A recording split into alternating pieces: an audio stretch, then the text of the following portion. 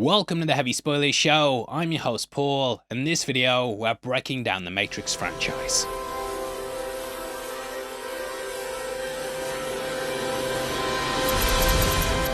The 1999 classic changed cinema and it influenced so many films that followed. Throughout this video, we'll be breaking down the movie along with all the sequels that came after. This will include Easter eggs, hidden details, and some making of trivia along with lots of stuff you probably haven't heard before. Also, just to let you know, we've launched our Matrix-inspired t-shirt which can be found at the store below. We've got single-sided and double-sided versions with the white rabbit and spoon design in the Matrix code. It's a brilliant shirt, but I've wasted enough of your time. Now let's get into the movie. He is the one.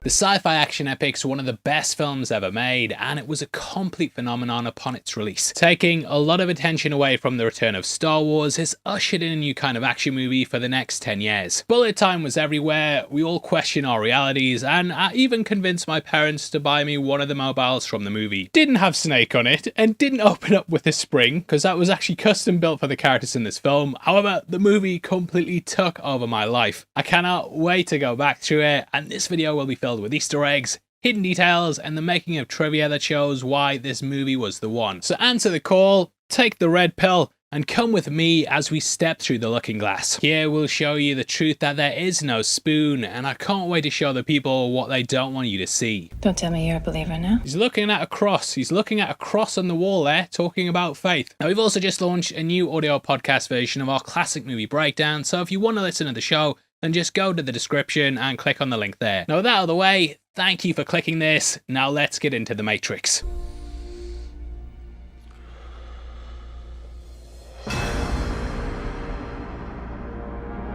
Although the movie released in 1999 and was set in like 2199, The Matrix itself takes place mainly in 1998. This is shown throughout a number of things, including the line of text that we first get on screen. It shows us 1998, and Neo's file later backs this up. This is pulled out by Agent Smith, with the last update on it happening in 1998. It also has his high school as Owen Patterson High, which was named after one of the movie's production designers. Interestingly, this file is written in OCR font, which is purposely designed to be read by machines. I see you. Now what we're watching here is a tracing program. Trinity asks if the call's being tracked, but Cypher says it's clean. Are you sure this line is clean?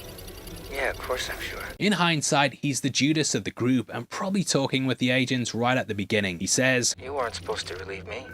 I know, but I felt like taking a shift. And later the agents talk about how they have an informant when Trinity escapes. Now I feel like he was talking with the agents and wasn't expecting Trinity to take over because he was having one of his nighttime conversations. He's clearly lying about it being secured and is downplaying any suspicion that something could be up. Now Judas betrayed Jesus for 30 pieces of silver, and Cypher betrays the group and all of Zion for the life of an actor in the Matrix. Also, like, Joe Pantoliano, like, he might have legitimately done this in real life, and we might all be in the Matrix, and that's a bit of theater, but it obviously makes you question your entire reality. Now, him being a Judas ties into the Christ metaphors which are laced throughout the movie. His betrayal leads to Neo's death and eventually his resurrection, just like the disciple. Cypher didn't believe from the off, with some of his first lines believing he was going to kill him. We're gonna kill him. You understand that? Beyond that though, we get several different signifiers which are laced throughout the movie. When we first join Neo, we see headphones around him and the subtitles reveal what this song is. That is Dissolve Girl by Massive Attack. Interestingly, the lyrics at this point in the song are, You are not my savior, but I still don't go.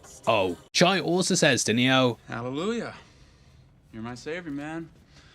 My own personal Jesus Christ. And there's also Keanu at the club saying, Jesus. Mouse says, Jesus Christ, he's fast. and Cypher says, You scared the bejesus out of me. The name Trinity also plays off the Holy Trinity, and he also dies and is then resurrected. Throughout the movie, we see as he performs miracles, and by the end, he has godlike abilities. Even his surname, Anderson, means Son of Man, and Jesus referred to himself as the Son of Man. This was to remind his disciples he was just like them, and you do get a feeling of humility from Neo. Neo is also an anagram of one, with a character representing the chosen one. What's even crazier is that in Latin, Cypher means zero. So Neo is the one, and the one who betrays him is zero, with ones and zeros being used in computer binary code. Cypher is a word associated with encrypted data, and even the name choices have deeper layers to them. Now it's from here that we travel through a zero, which is the point we begin at before we get to the one. This then takes us into the Matrix, where we start to uncover the truth. If you remember 1999, which I don't know how many of you were even born then, but if you were, then you probably remember a lot of the marketing was based around what is the Matrix? No one really knew, and this teased the idea of mystery to the movie. Nobody had any idea what was happening, but when we first seen it, we all went in blind. But what is the Matrix, and how did the Wachowskis come up with it? Well, it all started back in 1992 with a pair working on the development of a comic book. They loved Ghost in the Shell, Kung Fu movies, Alice in Wonderland, and also Eastern philosophy. I imagine that right now you're feeling a bit like Alice. The Ghost in the Shell inspirations are seen right from the off, with the title sequence of that also being green lines of code. There's also the shootout in the lobby later on, which clearly pulls directly from the anime. Placed alongside each other, you can see that it's clearly riffing off it, and this extends to several other scenes we'll talk about. On top of this, there's also clear ties to Buddhism, Hinduism, Christianity, and it all comes together in this great melting pot. Years later, Lily Wachowski stated that a lot of the Matrix was built around anger and breaking free of corporatized structures. It all came together, and in 1994, the Wachowskis took their script Assassins into the Warner Brothers offices. This was later made with Sylvester Stallone and Antonio Banderas, with Richard Donner heading it up. Warner Brothers also purchased 2 other scripts, with these being Bound and lastly The Matrix. The pair made their directorial debut with Bound in 1996, and the neo-noir crime film was pretty well received. Asking if they could direct The Matrix, the doors opened, and the rest is history. The word Matrix means mother in Latin, and at this point, almost all humans are born to it. Humans are cocooned in artificial wombs and used for the energy to power the machines. Although the film was massive, before going into it, people were pretty unsure about it at the time. This included Will Smith, who got offered the role of Neo. And they came in and they made a pitch for The Matrix. And as it turns out, they're geniuses. But there's a fine line in a pitch meeting between genius and what I experienced in the meeting. So this is the actual pitch that they made for The Matrix. So dude, we're thinking like imagine you're in a fight and then you like jump. Imagine if you could stop jumping in the middle of the jump. Say that again? But then people could see around you 360 while you're jumping, while you're stop jumping, right? And then we're gonna invent these cameras, and then people can see the whole jump while you stop in the middle of the jump.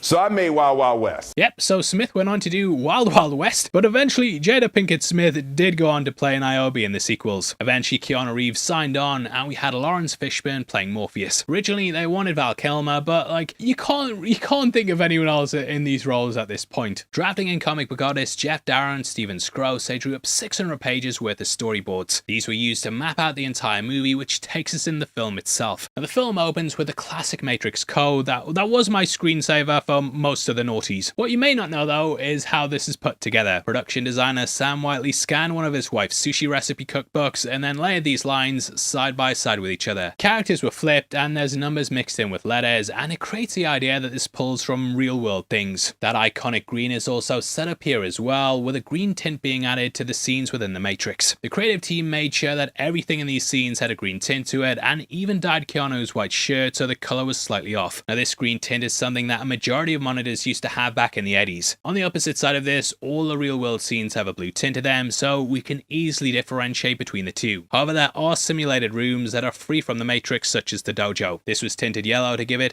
a slightly distinct look to the other two. Now the code falling also resembles rain, which is something that's present throughout the film. When Neo gets talked down in the office by the boss, we see that there's window cleaners working outside. When Neo's in the car, the rain behind him in the rear window also runs down the glass just like the code. Later on, when they storm the skyscraper with a chopper, we also see water running over the edge. This further cements the idea that the code is in everything, and it's something that gets picked up on a lot more in the later sequels. We won't talk about those yet. However, what we will talk about is the sense of paranoia and deception that's set up right away. That opening phone call has Cypher lying, and the pair are also being spied on. The world in the Matrix is of course a deception, and this is overseen by machines. It's something explored in things like 1984, where there's the constant idea that Big Brother's watching you. Machines are able to monitor humanity at all times because they've set up this fake simulation. So right away, we get that feeling with the authorities shining a light on everything. This is carried on into that opening moment where we transition directly into a policeman's flashlight. Thematically, it cements the idea the authorities are always watching and the characters have to run and hide in order to survive. Flashlights are actually used brilliantly throughout the scene, with them also appearing behind Trinity's head. However, later on we see similar iconography coming down from the ship when Neo exits the Matrix. This enforces the idea that the machines are in control and highlights the authority figures are just pawns to them. Now, the phone number itself denotes that this is in the Chicago area, which is confirmed by a number of key things. Though the movie was filmed out in Sydney, the picture in Neo's boss's office indeed shows the Chicago skyline. There's also the train at the end which says Loop, with signs for Wells and Lake popping up throughout the film. Chicago is the Wachowskis' hometown, so it makes sense that they'd want to set the movie here. Traveling through the Zero, the insides of it appear like columns, foreshadowing the towers that the Matrix slaves are trapped in. Now we learn that they're after Trinity due to the trace leading them here. This building ends up returning at the end of the film, and it's the one that Neo runs into just before his death. Looking at the door numbers, we can see this is 303, which is the same as at the end. This is how Smith knew where Neo was going to be because he'd already been there earlier in the movie. You can actually see the police tape next to the elevator, which is some amazing attention to detail. 303 has 3 numbers with the 2 3s representing Trinity. You know me. It's going to be lots of reaching in this video, I warn you. Either way, there's so much going on with it, and I love Hugo Weaving in this film. His delivery and cadence, it's so unique, with it being almost like a robot trying to mimic a human. Messed up that impression, but we'll move on. As the cars pull up, we can also see a sign that says Kung Fu, showcasing a big inspiration for the movie. So good, and at this point we get a moment that changed the course of action movies and games for the rest of time. That is bullet time, bullet time, bullet time. Dear me. Now the basis of this, it came along with the invention of the camera and the idea of time-lapse photography. First pioneered with the horse in motion, Edward Muybridge developed the technique. Butchered his name, and I'm not going to explain the entire history of photography to you, but the idea of this started all the way back in 1878. Muybridge placed a line of cameras in a line, and these were set up so that when the horse ran past, they trigger the shutter and capture the image. Thus a photograph of the entire motion of the horse running was created, which when projected created a motion picture. Now, in terms of the thinking behind it, that's exactly what happened in order to create bullet time. However, similar shots and ways of moving the camera or perspective were shown before this. One of the earliest noticed examples happens during the intro for Speed Racer all the way back in 1966. Go Speed Racer, go!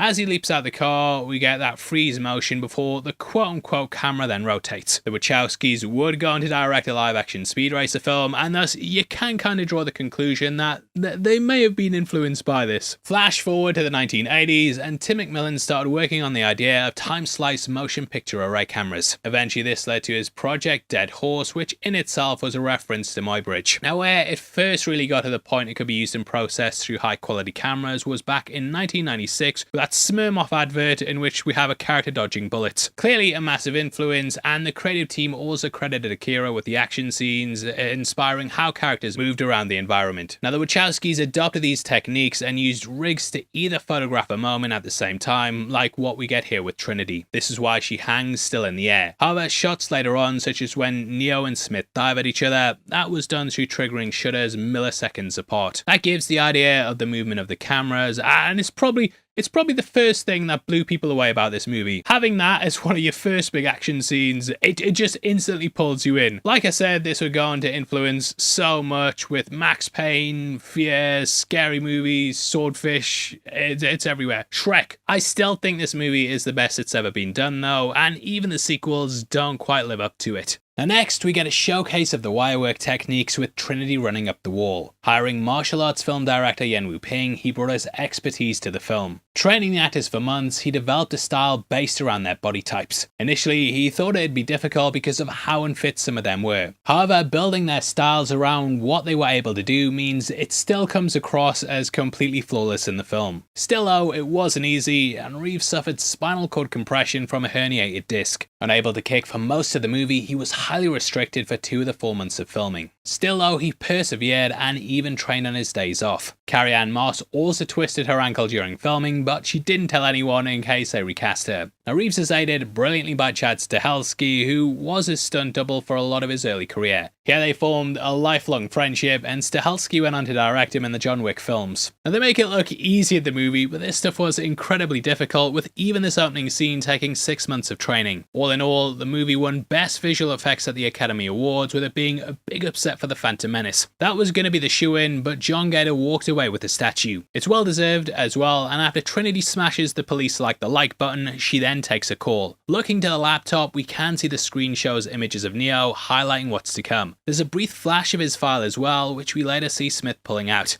As the agent steps out the elevator, we get some foreshadowing of the end. This corridor will of course return again, but whereas Trinity runs away from the agents, Neo runs towards them. Sprinting across rooftops, we see a sign with a Desert Eagle on it, which is the weapon that all the agents use. Subtly, it enforces the idea of danger as we see smoke coming out the barrel. Desert Eagles were chosen as their weapon because the recoil is difficult for most people to control, even when holding one with both hands. The agents always fire these guns with just one, subtly showing how powerful they are. Now, these rooftops are actually repurposed from the movie Dark City, with these being the same ones that John Murdoch runs across. Both films share similar subject matter, which I won't spoil, but yeah, it's great to see them in this if you think the world is fake. Trinity's clothing was also meant to resemble Mercury, with it creating an almost metallic feel. You can definitely see the Ghost in the Shell influences, and it feels like a live-action recreation of those anime. I think this entire scene is masterfully put together because we've seen how easily Trinity can beat the crap out of people. The fact she's now sprinting for her life, it just helps to tease how dangerous the agents are. I love where she rolls down the stairs and just freezes at the bottom like a deer stuck in headlights. The fear and trembling, it just lets us know how scary they are, and we see her finally get to the phone booth. We then have the mystery of where it is she went to, why that truck suddenly turned around to try and ram her, and again it instantly just hooks you in. A movie like this could easily just start off with a massive exposition dump, but instead we learn along with Neo. We'll need a search running. Going into the phone, we then pull out on his computer to see the word searching because they're searching for the one. The computer then tells him to wake up. This sums up the first act of the movie, which is about him waking up from this fake world. Neo being asleep is such a strong way to start it, and this is something that the Wachowskis repeated. In the two immediate sequels that followed, Neo starts off every movie waking up. On his computer, we see our first image of Morpheus and also learn he's been labeled as a terrorist. As we know though, one man's terrorist is another man's freedom fighter. The Arabic text here was also grabbed from a real-life newspaper, with it being about negotiations between Lebanese Christians and President al-Assad. We also learn Morpheus avoided authorities at Heathrow, with people obviously assuming he escaped on a plane. However, the most likely thing is that it was through the phone lines, and it also highlights he's a worldwide threat. The name Morpheus also comes from Greek mythology, where it belonged to the god of dreams. It was later adapted into Neil Gaiman's Sandman comic, and his mission in life is to wake people up. Now, one thing you might wonder is why everyone goes by their code names even when they're in the real world. This is because they view their real names like Thomas as their slave names, and thus they have their chosen ones to show who they really are. Neo then gets a knock that synchronizes with the messages on screen, and we look at his front door. He lives in room 101, which too comes from 1984. This is a prison chamber within the Ministry of Love that was used to break people down. It then got adapted into a comedy show, and I miss it. I used to love Room 101, I miss it. Now 101 of course signifies he's the one, and it also reflects the Room 303 that Trinity appeared in. You might also notice that all of Neo's clothes, like his suit, are slightly ill-fitting, and this was done on purpose by the production team. They wanted to show that he didn't really fit in, whereas the clothes he chooses later on all match his size perfectly. Learning that Neo is a hacker, he's the perfect person to possess a free mind because hackers don't play by the rules. They break into systems and move about cyberspace without sticking to the rules, with this being a characteristic that most of the freed people share. It also plays upon the idea of duality, as we later learn that he works in the corporate world. So we have someone with two sides to them, a man who's part of the system but also going against it. It seems that you've been living two lives. Neo then pulls the discs out of a book called Simulacra and Simulation. Written by Jean Baudelaire, this was given to all the actors to help them understand what the Matrix was. The work questions reality and whether we're in a simulation, and what that means for life itself if we are. Does one's life serve no meaning if it's all fake, or do we still have purpose even if the world around us isn't real? Philosophically, it also tackles several things that this movie does as well. The work asks whether capitalism has turned everything into a simulation of what it used to be. Nostalgia and member berries are a big thing now, with copies and simulations being prevalent throughout a lot of work. It discusses whether we're so used to copies that we don't even truly know what a real thing feels like. For example, we've all seen photos of the Mona Lisa, but not many encounter it in real life. I went on an art trip to see it when I was a kid, and yeah, it's totally different seeing it up on a wall in front of you over looking at it on a screen. However, that's how most will experience it, and thus we tend to see the simulation more than the real thing. Also, just being on a trip to Ibiza, which is why I look very orange, I look like an orange piece of shit. We did try and turn the saturation down, but if I still look orange, you know why. Too tan for me own bloody good. Now the book also has the desert of the real, which is where Morpheus takes Neo later on. Welcome to the desert of the real. Adding a deeper layer to this, the inside of the book's been hollowed out and filled with computer programs. This sums up the Matrix and how, though it appears to be real on the surface, it's actually full of programs on the inside. We can see the page on the left is about nihilism, pointing to Neo's thoughts about life at this moment. The work is also inspired by The White Room and the book Neuromancer, with the term Matrix appearing in both. Choi says, Hey, look, it just sounds to me like, you need to unplug, man. Which, yeah, foreshadows something coming down the line.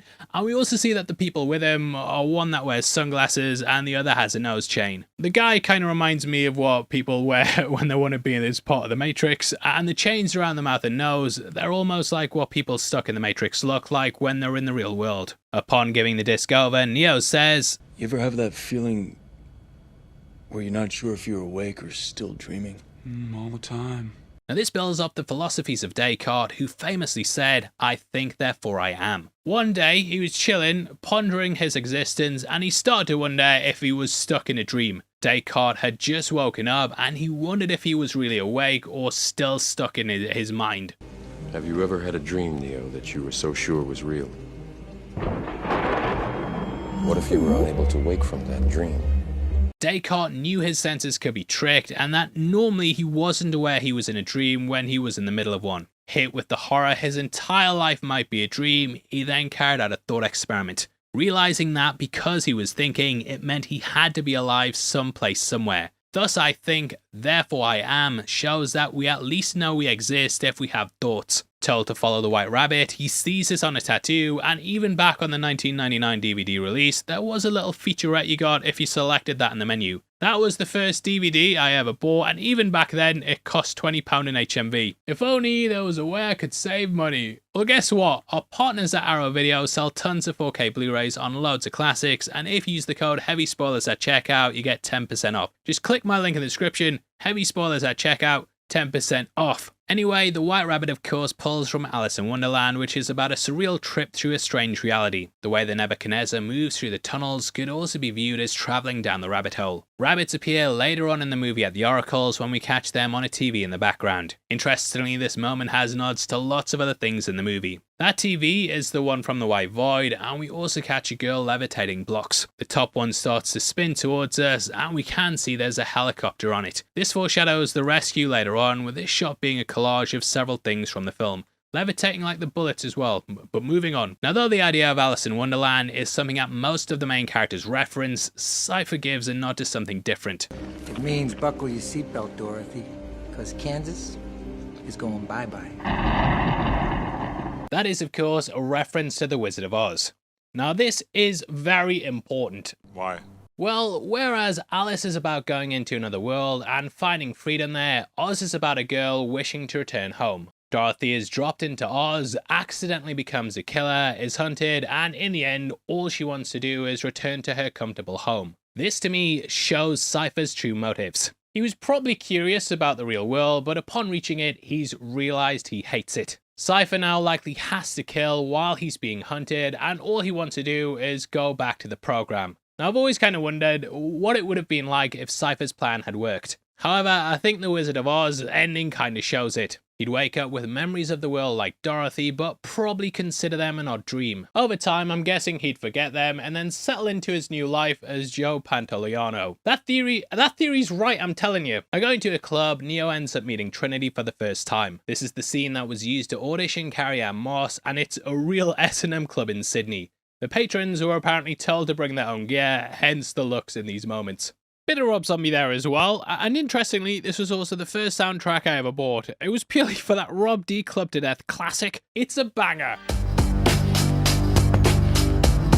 Now here we meet Trinity, who for me is one of the standout parts of the movie, with her being such an iconic character. Carrie said that she actually wouldn't be able to go out wearing sunglasses because if she did, she was instantly recognized. Now, you might be wondering why the agents don't just take over Neo at this very moment and start blasting away. Well, the Animatrix explains that people close to the truth aren't able to be taken over. Because their minds aren't enslaved to the system, they can't be grabbed as easily as regular people. Now in this moment, we also learn that Trinity hacked the IRS D-base. The expanded lore never really says what this is, but Trinity does say it happened a long time ago. My guess is that this was before she was unplugged from the Matrix, and it's a hint that she had a life before it. The IRS is of course a big part of the establishment, and it highlights that she wanted to take down corporate structures like Neo. Hacking the IRS is a massive thing too, and it likely drew enough attention to get the attention of Morpheus. And we learn that she too slept at her computer looking for him and also wanted answers. Neo ends up sleeping in, and we get another scene of him waking up with there also being a focus on the green numbers on the alarm clock.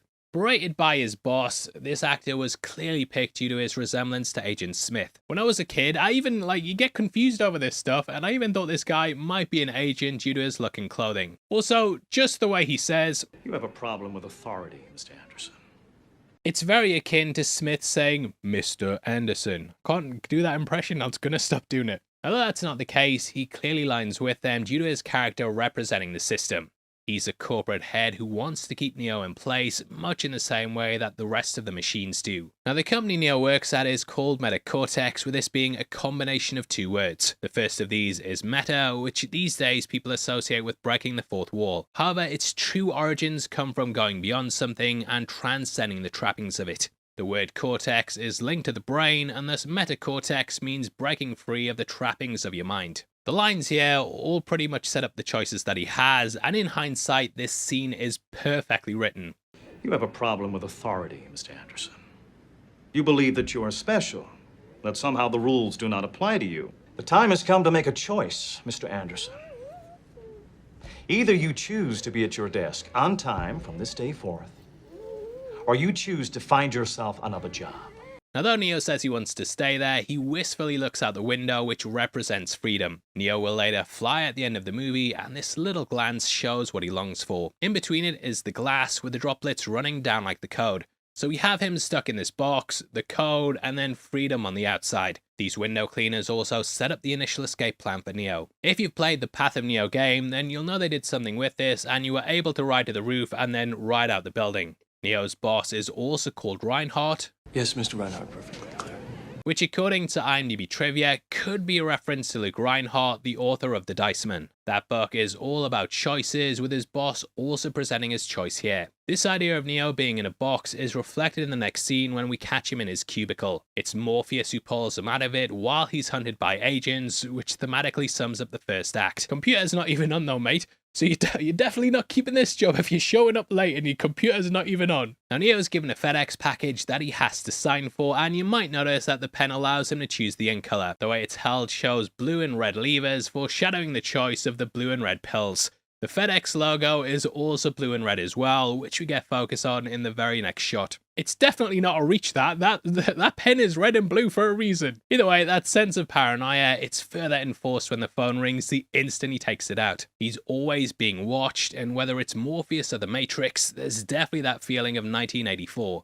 Like the book, not everyone just dancing around in nightclubs looking like Scarface. Now as Neo crouches and moves about the booth, we can also see he has yellow cloth lining the inside of his suit. This is something the agents also possess, and it subtly highlights that he's part of this system. And Morpheus then gives Neo the choice of whether he wants to get arrested or take the quote-unquote leap of faith and go to the roof. He refuses to do this though, and he gets taken in. Now at this point we see Trinity watching him getting taken away through the mirror on her motorbike. Mirrors appear throughout the movie, with Morpheus of course having mirrored sunglasses. Neo travels through a mirror to get into the real world, and we also see a mirror door handle right at the oracles. On top of this we have the spoon itself, which creates its own mirror. We also have several cuts in this moment with a woman in a red coat appearing throughout most of them. I kinda think this hints towards a lady in the red dress later on, with a bit of visual foreshadowing. Jumping to Neo in an interrogation room, we start off staring at him through monitors. We know from the second film that this is the architect, and it further enforces the idea of Big Brother watching. Now, originally, they were going to have the reveal that Neo's actually just the one of many ones, with the architect appearing in earlier drafts. However, they ended up going with more of a sincere ending. Still though, this moment could be a leftover scene from an early version, and either way, it works well as part of the trilogy. Sorry, Quadrilogy now. Now this would explain why the agents didn't immediately kill him, as if they've been through this before, then they know the one's not that important. What is important though is tracking down Morpheus, which comes with the bug. However, Neo does get a choice. Just like Morpheus gives him one, Smith says he'll wipe the slate clean as long as Neo helps. He gives the finger instead of the thumbs up like you should, and we then get some surreal body horror instead of him getting his phone call. Neo's mouth ends up closing up, and according to IMDb trivia, this is a reference to Harlan Ellison's "I have no mouth and I must scream." Accomplished using CGI and practical effects, the site says his lips were joined together with CGI before they then switched to plaster and prosthetics. The bug is planted into his belly button, and the design of it of course foreshadows the look of the Sentinels. Neo once more wakes up, but this time it seems like a nightmare. Whereas he's peacefully came to in the past, he now sees the horror of the Matrix and exactly what he's trapped in. Getting the phone call, which yeah, nice way to build off the last scene, Morpheus says, "You see, you may have spent the last few years looking for me, but I've spent my entire life looking for you." Now obviously he's not spent his entire life if we're looking at it literally. Guy was obviously a kid at some point, but I take the meaning here that he means his entire life as being from the moment he was freed. Picked up under a bridge, we too get rain falling from the overpass, creating the idea of the code. Now in the car, he's once more given a choice as he's held at gunpoint by Switch. Switch was originally going to be a man in the real world and a woman in the Matrix, hence the name Switch. However, the Wachowskis felt like this was a bit too progressive for the studio to accept. Years later, both would transition, and because of this, many people have chalked up Switch as being a representation of this in their subconscious. APOC is here as well, with his name being short for Apocalypse, aka the end of the world. In the expanded lore, we know that APOC wrote something known as the Four Horsemen virus, which brought famine, pestilence, war, and death. He gives Neo his first gun after the visit to the Oracle, and this ushers in the journey to the ending of the world / Matrix. Now the reason Switch is pointing a gun at Neo throughout is because he has the potential to become an agent. She says, "Listen to me, Copper Top." Which is a jibe about how Neo's a battery. Duracells especially have orange tops, and as we later learn, all those in the Matrix are used as batteries to power the machines. Taking the bug out his belly, this too was a combination of practical and CGI effects. The stomach itself was a prosthetic, including the snail trail with the bug being digital. It basically built this bug suction thing, apparently, and Frankensteined it together from parts that came from a factory. Pulling up to the hotel, we see the rain running down once more, and Trinity introduces us to Morpheus. Now this is how you shoot an entrance, and I love the way the lightning crackles in the background. Though it's a bit melodramatic, it really adds some atmosphere to their introduction. Morpheus then brings up how Neo's likely felt like something's off with the world. I think it's something that a lot of people can relate to, and the idea of not fitting in, it's pretty universal. It's something that grabs you, and then the twist it's a simulation, it capitalizes off it to just blow your mind. Morpheus says, "It is the world that has been pulled over your eyes to blind you from the truth. Like everyone else, you were born into bondage. Born into a prison that you cannot smell or taste or touch." Now the movie has been likened to Plato's allegory of the cave, which too is about reality and perception. It described a situation in which people from birth were chained up in a cave facing a blank wall. If there was a fire behind them that projected shadows onto the wall, then they would start to give them names and think this was reality. However, it's not the real world, and it questions the effects of education and knowledge in how it helps us shape things. It can be applied to all systems of belief which are formed without evidence, and shows how humanity will often try and create an explanation for something if they don't know the true answer. In the allegory, the prisoners are eventually freed, and their eyes hurt from seeing the sun for the first time. This is why Neo's eyes hurt later on in the movie, as he's seeing the true world for the first time. Plato also theorized that some people will have found comfort and stability in the cave, and that they'd want to return it. Highlighted in Cypher, he sees ignorance as bliss. Ignorance is bliss. Now, the ignorance of remaining in the Matrix is offered to Neo in the form of 2 pills. I love how we have them reflected in Morpheus's glasses, and just Neo's hand hovering above one is such an iconic shot. Now, it's possible that this is a reference to Total Recall without questioning reality as well. Quaid there is also offered a red pill, which in that movie is said to return him to reality. We're then meant to question the reality here too, as we can see that Neo's hand's lowered in one of the lenses, whereas it's raised in the other. The raised hand highlights the reality exists with the red, whereas the illusion is locked in with the blue. It turns out this pill is actually a tracer that will allow them to track where his pod is so they can rescue him when he's unplugged. Morpheus says time is against them, and in reality, he's coming close to waking up. Guy's gonna get flushed. Touching the mirror, this then alters reality around him, and it's all building off the back of Alice going through the looking glass. The mirror is broken, but it then fixes itself, with Neo's reflection being repaired because of it. The fractured person he once was is now gone, with there being nothing but clarity. We then see tunnels on the screen once more, calling back to that idea of rabbit holes.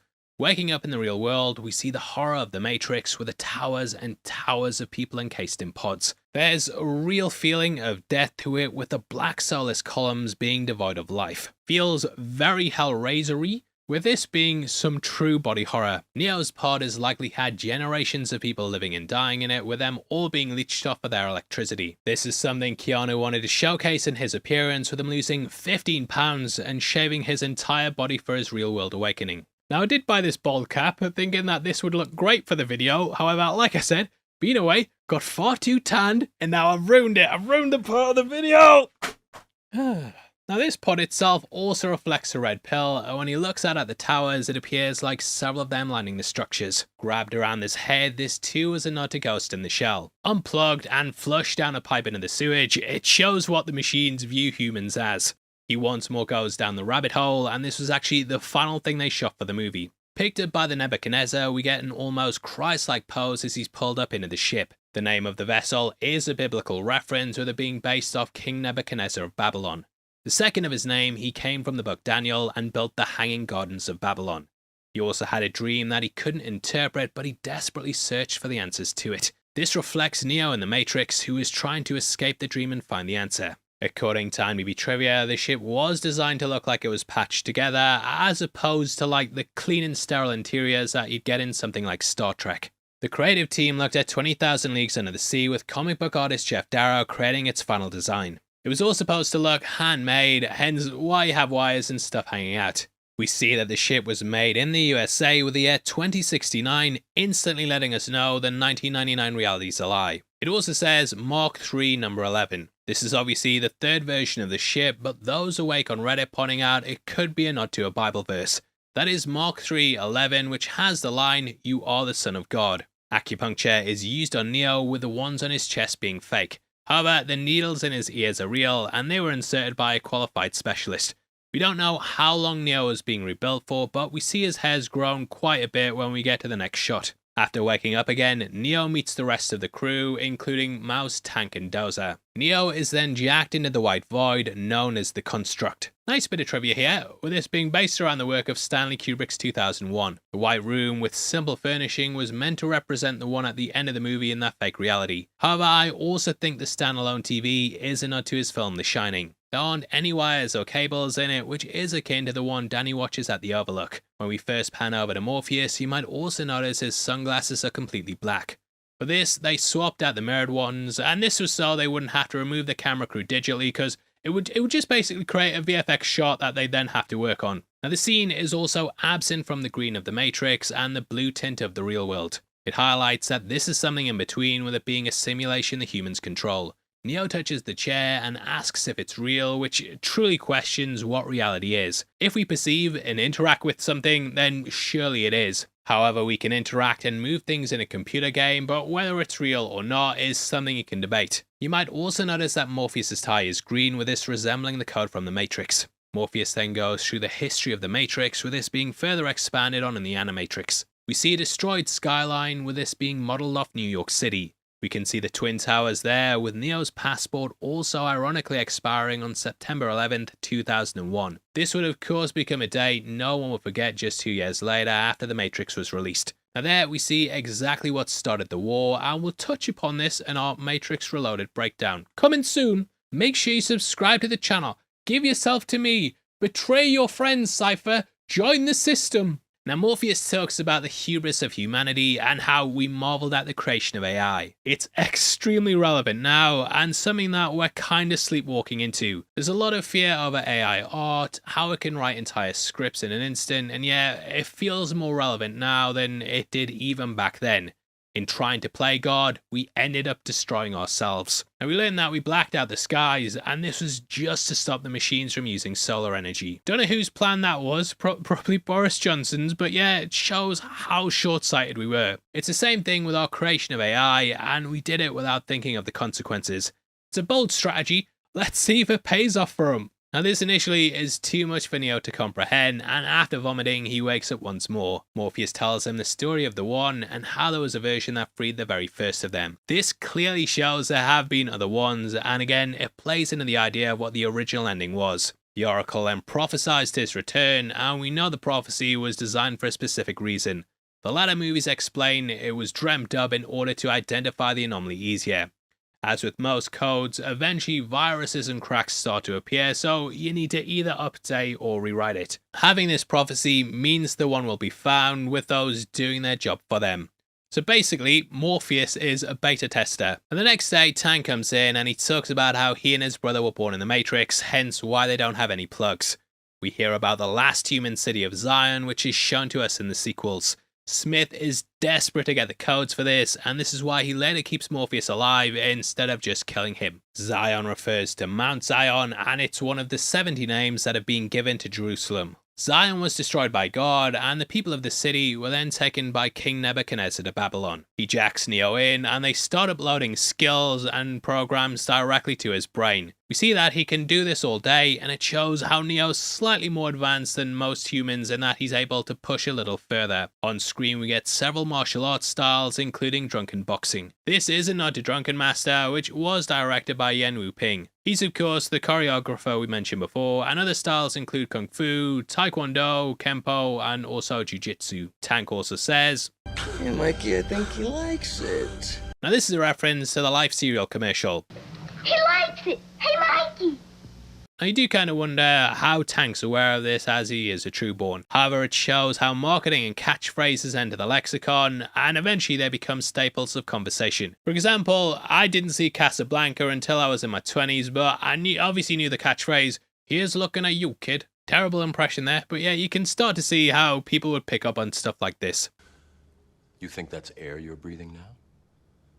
Taken to the dojo, I love how Morpheus makes Neo further question his reality throughout the fight. His questioning of things around him is what further frees his mind, and it allows him to defy gravity and move even faster. There's lots of little nods to kung fu films, including Keanu's nose rub. Directly referencing Bruce Lee, this was improvised and added on the day by Reeves. Ironically, Brandon Lee was who the Wachowskis initially had in mind for Neo, but unfortunately the actor died during the production of The Crow. Now, this dojo scene had numerous changes over the days of shooting. Both actors earned a lot of bruises, and it really took a toll on them. However, Yen altered things after a couple of days of filming to have the actors instead pulling their punches. This would give it more of a training feeling and also mean they weren't beating the shit out of each other. Like for days on end, just smashing each other in the face. Now what's a brilliant overhead shot, we see the pair going at each other and get imagery that looks like a yin and yang symbol. Neo gets knocked back against the wall, and he later on does a stance that involves him moving his arms in preparation. This is later echoed in the fight with Smith, where he gets back up and prepares himself in a torn from Hapkido.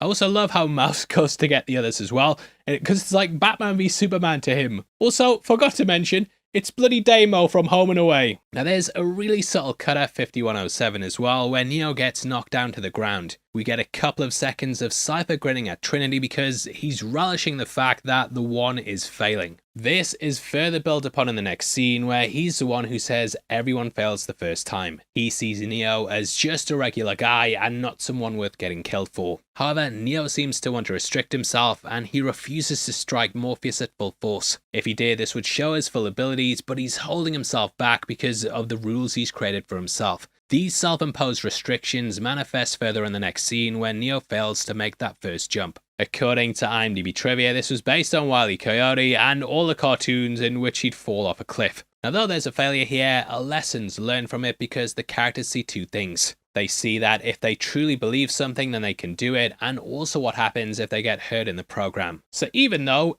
everyone fails the first time, they still keep this program as part of the itinerary because of what you learn from it. Neo once more is shown being asleep, and this symbolically highlights this idea of failure. He's then taken to the Sentinel program, in which we meet the woman in red and then the agents. We later learn this program was created by Mouse, and you can catch a lot of copy and pasting. In the wide shot, we see several duplicates showing that Mouse just copied the NPCs quickly. In real life, they used a lot of twins for this scene, where there being 2 sailors and also several nuns. Morpheus confidently strides through the crowd, whereas with Neo, they shoulder barge into him. This shows he's not fully confident in going through the Matrix, whereas Morpheus is. Distracted by the woman in the red dress, Neo ends up looking again to see a gun pointed in his face. The woman in the red dress is now completely gone, and it highlights that agents can turn into anyone. Morpheus tells him that sooner or later someone's gonna have to fight them, and in his glasses we of course have it highlighted as being Neo. Called back to the ship, we then see the threat outside in the real world. These 2 scenes beautifully coupled together to highlight that they're not safe anywhere. It also sets up the EMP, and yeah, just a great scene to introduce what comes at the end. Also, Lawrence Fishburne gets to wear a little beret.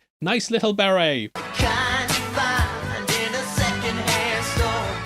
These are often worn by the military, and it highlights their fighting a war, and it's just extremely tense in these moments. Now that night, Neo goes to Cypher looking over the code. In the top left screen, you can catch blueprints to a building, and later on we see Tank flicking through this in the build up to the lobby. So Cypher was looking at these plans, showing that he was in contact with the agents. He closes the monitors down, and it's like his parents just walked in and caught him watching some lady in red. He says, "All I see is blonde, brunette, redhead." Which is some amazing foreshadowing. This is because when we cut to the restaurant, we can see women with these hair colours sitting around him and Smith. So this is him here setting up the meeting location, which he then goes to in the next scene. Now there was originally going to be a line where he'd tell Neo that Morpheus had actually recruited several ones in the past, but that they all died fighting the agents. This got cut from the movie, but I think it still explains so much about his character. Why, oh why didn't I take the blue pill? Just those snarky looks, the lack of faith in Neo, it all makes sense knowing that line was in the script. It might even be why he says, "We're gonna kill him. You understand that?" Now he's probably gotten to know these people and has seen it fail time and time again. We learn in the restaurant he's been there for 9 years, so almost a full decade of his life. Maybe he fell in love, maybe he liked and subscribed to another, but all of that, it's been taken away. Going through the recruitment and deaths that would ultimately make you doubt it, so he's hit a point where he just wants to go back. He's the complete opposite to Morpheus, who believes that one day Neo will fight and beat the agents. Little piece of advice. You see an agent, you do what we do. Run. You run your ass off. He's telling him not to bother standing there fighting because it's gonna lead to his death. It actually shows he's probably looking out for Neo and might not wish death on a dude who's been pulled into a cult. Now I believe that Cypher believed in the prophecy at some point, and he also clearly wanted to be free too. However, it's taken a toll, and the guy just wants to go back to playing with his Tamagotchi in the 90s and watching X-Men 97. Like actually X-Men in 97. Now at the restaurant we learn that Cypher's real name's Mr. Reagan. Whatever you want, Mr. Reagan. So that Joe theory, mate, that's wrong, mate. However, I think the name Reagan has another layer to it. Now, most theories are that this is after Ronald Reagan, who started his career as an actor. He then became president, so the idea of importance could be seen here. However, I dug a little deeper and found something that's a bit of a little-known fact. Reagan was actually an FBI informant, and he testified on the Un-American Activities Committee. This was against his fellow creatives in Hollywood, so they could be tapping into that idea of betrayal. Smith refers to both Cypher and Neo by their Matrix names, and it also shows the lack of respect he has for them as people. Now this scene perfectly makes you wonder what you'd rather do. You could live in a world of splendor and luxury, or be out in the real world, which it's a bit of a nightmare. If reality is what your senses tell you, then you can see why some people wouldn't care and would rather live an easy life than one filled with despair. The Wachowskis even said in an interview if they were offered the choice, they would have taken the blue pill. That's why I think Cypher's such a good villain. Like, we don't really like him, but the older I get, I'm like, Cypher was right. Anyway, let me know what you would do below. Write red or blue, and I'll know exactly what you mean. Now, one of the creepiest details I noticed when going through the 4K Blu-ray is that you can see the agents reflected in the glass. Just over the table, you can see the pair standing there watching. It gives the idea that those in the program are never truly free. Cypher loves it though, and I do actually trust the machines would have kept their word. They're all about ones and zeros and wouldn't lie in the same way that a human would. Also, it's not exactly difficult for them to turn on the infinite money glitch, so they could easily give Cypher what he wants. But would he be happy? Probably not. Now next we cut to the tasty wheat scene. One really cool detail here is the fact that when we see the bowl of slop getting put down, we can see that the spoon's being bent. Mouse also offers Neo a night with the lady in red. Is dancing with me. But he's basically like a digital pimp. Now Neo is taken in the Oracle, and though we don't find out what Trinity was told just yet, we find out later on.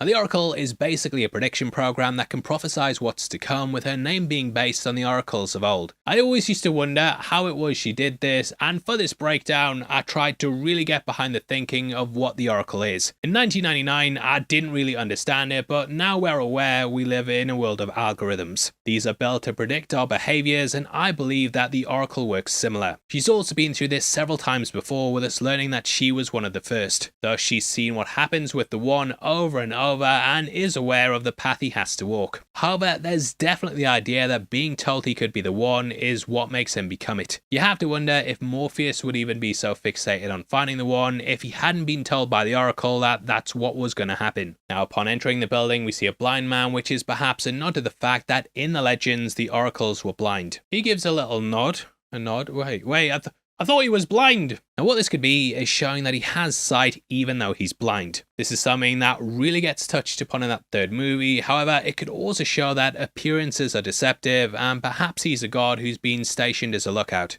The appearance of the Oracle also isn't what it seems to be, and yeah, it's a nice way to set up what's about to happen in the scene. Going up in the elevator, we also see the name Kim scratched behind Neo. Shoutouts to Green Creature on Reddit for pointing out that this is a nod to production designer Kim Barrett. Now Morpheus goes to grab the door handle, and if you pause the movie, you can see the camera to the left. They even created a fake coat and a tie, so it looks like Morpheus's clothes just continue past it. Neo then meets the other potential ones, highlighting the fact that many people can possess his characteristics. This again shows he's not special, and ties into that original twist at the end. This is further alluded to in the spoons that we see on the floor. There's 5 already bent, with him bending the 6th, which was meant to reference how he was the 6th one. Also love how as they walk in as well at the hour 11 mark, you can see spoons hanging up on the wall. Probably goes through a lot, mate. Now I might be reaching, bit of a warning there, but this spoon bending could be a nod to Uri Geller, who used to perform this trick and try and prove he had psychic powers. Going into this kitchen, we see the Oracle wearing green and orange, making her kind of blend in with the background. This kitchen itself is part of the Matrix, and that highlights to me that she's part of it too. Orange and green also has ties to R, with Michelangelo's Delphic Sibyl wearing it as well. She was an oracle figure that predicted the coming of Jesus, so you can see how this all ties together. Now the sign above the doorway translates to Know Thyself. This is inscribed at the Oracle Temple of Delphi in Greece. She says, no one can tell you you're the one, you just know, and thus it ties into this idea of knowing thyself. You know what that means? It's Latin. Means know thyself. Now, I love rewatching this conversation with the Oracle, and the knowledge that everything she's telling him further pushes him on the path to be the One, and telling him he's not special and that he has to save Morpheus, it inevitably sends him down that route. It's sort of like how he knocks over the vase, which only happened because she told him not to worry about it. It asks whether he actually ever had free will, or if this is all part of some big grand plan. She says, knowing you're the One is like being in love, you just know it. Obviously, he falls in love on his path to become the One, and yeah, nice little tie together. Now you can also see City Phone on the boxes on top of the fridge. These popped up in Neo's cubicle at work, and it might highlight that she is part of the system. She says, you got the gift, but it looks like you're waiting for something. Your next life, maybe. Who knows? That's the way these things go. Which highlights that Neo will have to die first before he can become the One. In the background, we can also hear the song and beginning to see the light, and it's from this point that things start to change. Now, the Oracle also gives Neo a cookie. Cookies are used in programming terms, with your browser storing cookies from the website you visit. I know you've been looking at Screen Crush, mate. You naughty boy. Now, she delivers the devastating news that Morpheus believes Neo's the One so much he'll sacrifice himself for his life. One of you is going to die. Going back to the hotel, this is actually the same building that they unplugged Neo at. As they pull up, we can also see the license plate says AA034. In medical terms, this stands for Alert, Awake and Orientated, which are excellent Easter egg, guys. At this point, we get the Deja Vu cat, which showcases a glitch in the Matrix. This shows there's no real animals plugged into the program, with glitching birds also being present in the Animatrix. Black cats are of course seen as being unlucky, and this could explain why the superstition's built around them. If they're changing the Matrix, then something bad's probably about to happen, and the cat being a signifier of this could be showing the coming event. All exits and entrances are sealed off, even the window in the bathroom, which is now completely bricked up. Instantly, the group go into high alert, with Morpheus asking for Cypher's phone. Cypher fumbles about in his pocket because, as we know, he dropped it before they went to see the Oracle. Trinity hands him hers, and from here, it all kicks off. Mouse ends up being cornered by a SWAT team, and he ends up firing wildly with 2 automatic shotguns. These were built specifically for the movie, with them operating 25-round drum magazines. Cutting to Mouse, it's so heartbreaking seeing him reacting to the shots. I can't imagine what it would be like being an operator watching your mate die beside you and there's nothing you can do about it. Going into the walls, we see pipes surrounding them, similar to how they have to hide in the sewer tunnels of the real world. Cypher is the one who sneezes and gets them caught, which might have even been on purpose. From here, we then see a SWAT team member turn into Smith, and I love how you can see the code moving down his face as the program begins to alter him. Morpheus ends up throwing himself at him to buy the others time, and they descend the building much like the falling of the code. Morpheus ends up going toe-to-toe with Smith, and we see how powerful the agents really are. We've already seen how tough Morpheus is in the dojo, but he completely beats him with ease. Now, originally, there was going to be a moment where we'd see the group fleeing through the sewers being chased by the SWAT team. This was storyboarded, and it was eventually used as a level in the path of Neo. They kind of allude to it with Trinity crawling out the sewers, and we see Cypher at the scene of a crash. The blanks here were going to get filled in, but maybe the budget just got too much. Either way, I love how Tank just answers as the operator in case somehow someone from the Matrix reaches him. That could be a regular Joe who potentially gets them discovered, so he's got to keep things professional. Back in the real world, Cypher ends up killing most of the crew, and not like these, not like these, not like these. Not like this. Said that probably a million times in my life. Now, Cypher obviously has Morpheus at his mercy, but he can't kill him due to the deal with Smith. Cypher hates Morpheus the most, I think, because he hasn't really got the freedom he sold him. Instead, he's a soldier who has to follow Morpheus's orders, so the choice has further been taken away. Anyway, we get further proof that Neo's the One, as Cypher says, I mean, how can he be the One if he's dead?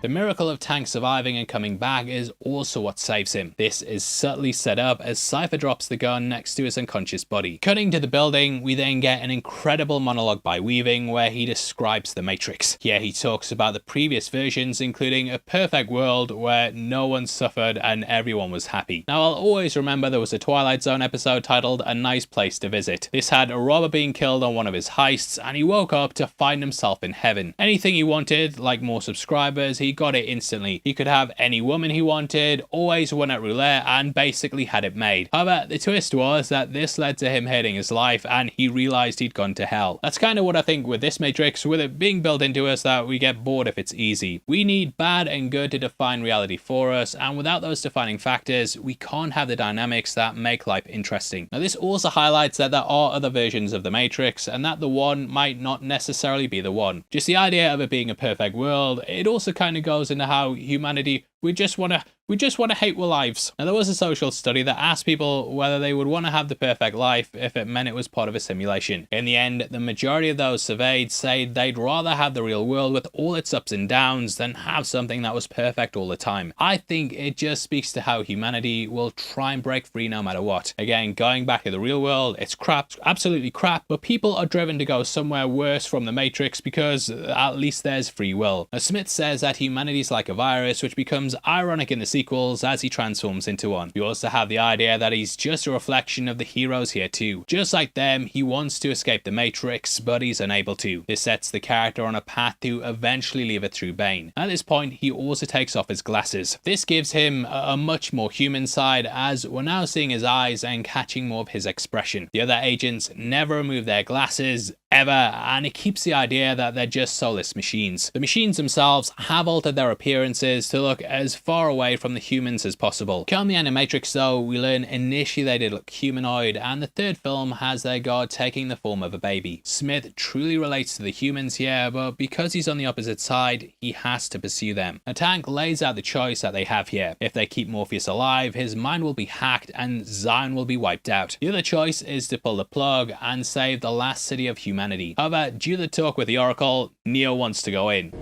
I'm not the one, Trinity. I'm just another guy. No, Neo, that's not true. It can't be true. As we know, Trinity knows he's the one because she loves him, and it's such a good line on multiple watches. Great scene overall, and I love when he wants to go in alone and Trinity says, Let me tell you what I believe. And since I am the ranking officer on this ship, if you don't like it, I believe you can go to hell. Let's go! Guns. Lots of guns.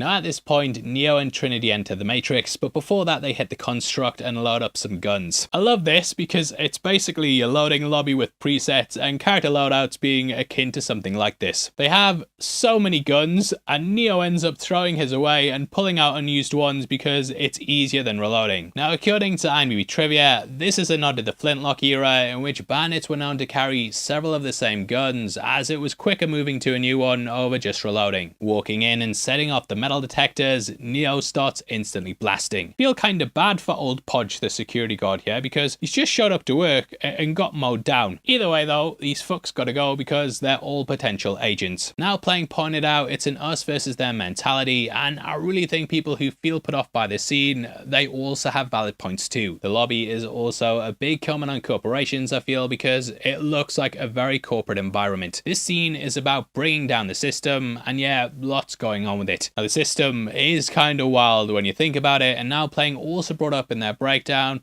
something I'd never considered about how the world works. You have figures like Che Guevara who opposed the system, and nowadays his face gets sold on t-shirts for money as part of that system. The Matrix even feels like it's a movie about rebellion, but now we look and see that it's just getting turned into more corporate slop with more sequels planned.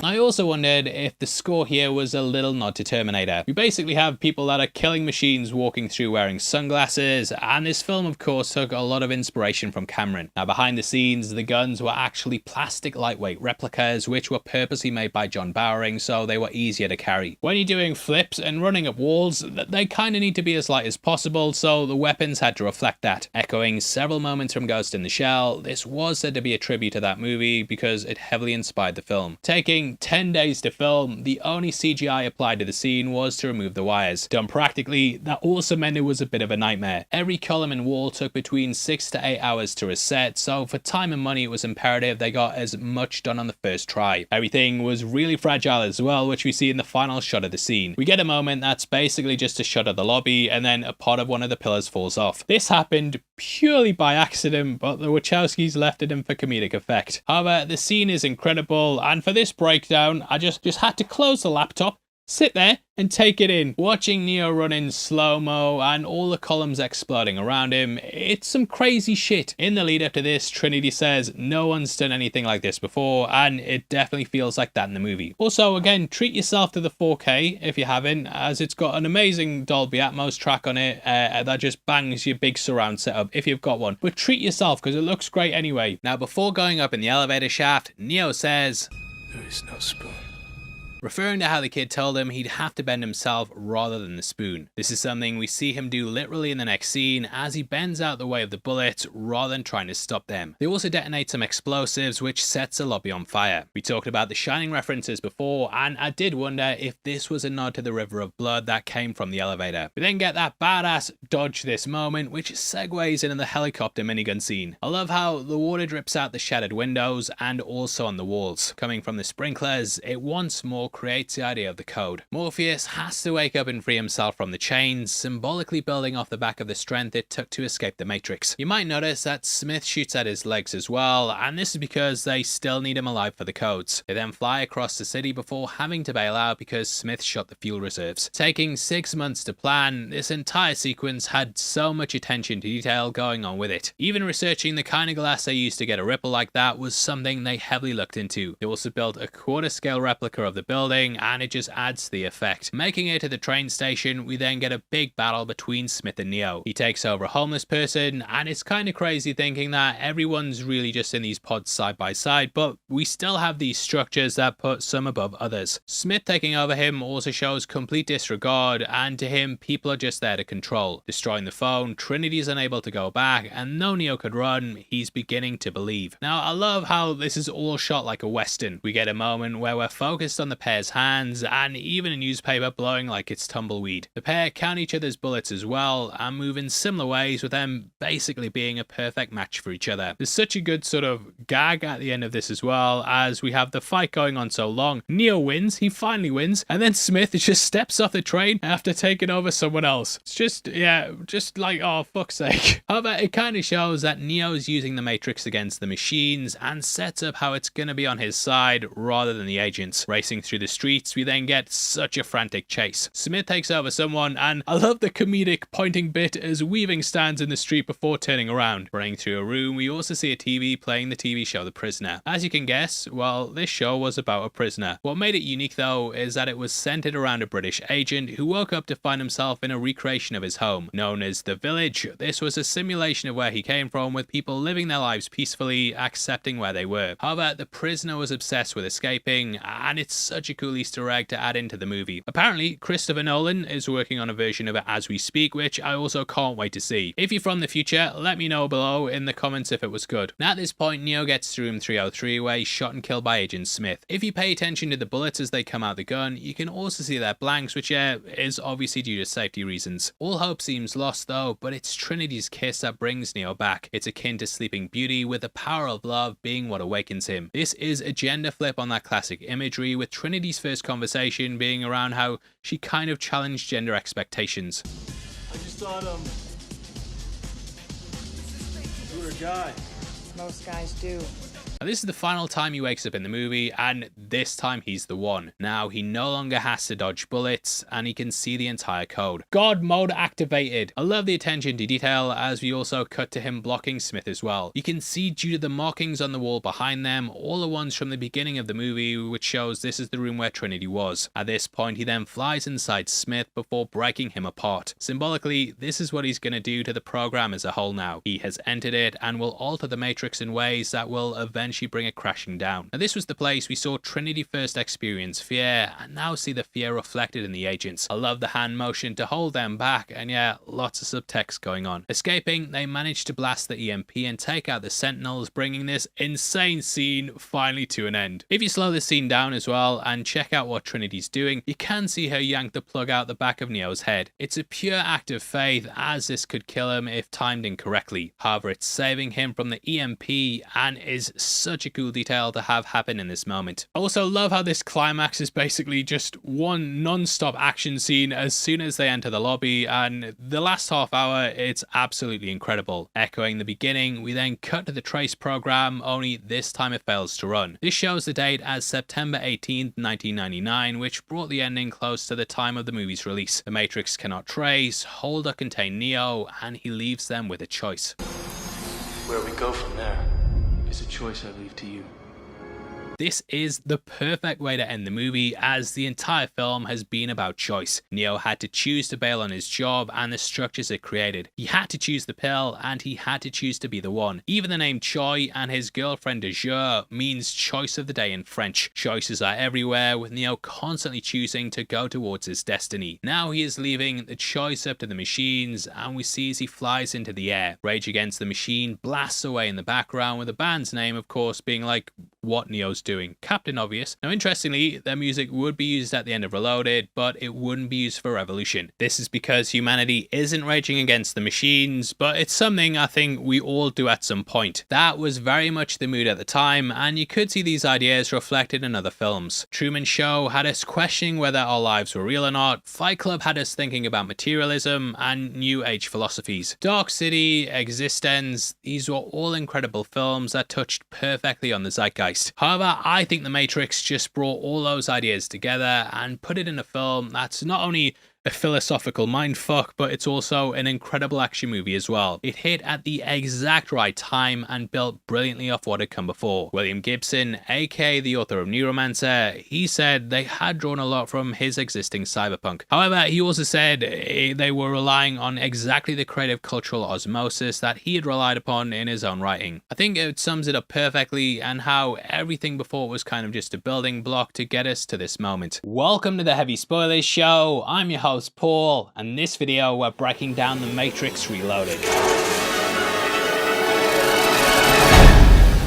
Releasing in 2003, this is a movie I was Matrix mad for. The first film I absolutely love, but in the build up to this I was completely obsessed. The Wachowskis really made this movie an event, and there's very few films I was more hyped to see. I'd rank it up there with things like The Phantom Menace and Endgame in terms of how excited I was for this to drop. We heard our actors had signed on without reading the script, they were doing VFX shots that had never been pulled off before, releasing parts 2 and 3 back to back, and it was meant to be bigger and more expansive than that first film. At the time, yeah, I was completely swept up in the hype and eagerly picking up everything I could. Every time you can think of, I had it. I watched The Animatrix on DVD, almost on loop on my PS2, and only stopped when Enter the Matrix released. I couldn't have been more excited for this film, and throughout this video, I'm going to go back through it and talk about everything involved with it. This will include the ties to the aforementioned spin-offs, Easter eggs, and making of trivia that will hopefully help you appreciate the film more. If you enjoy it, please hit the thumbs up and make sure you subscribe for all our breakdowns on the franchise. With that out of the way, huge thank you for clicking this. Now let's get into The Matrix Reloaded. Why am I here?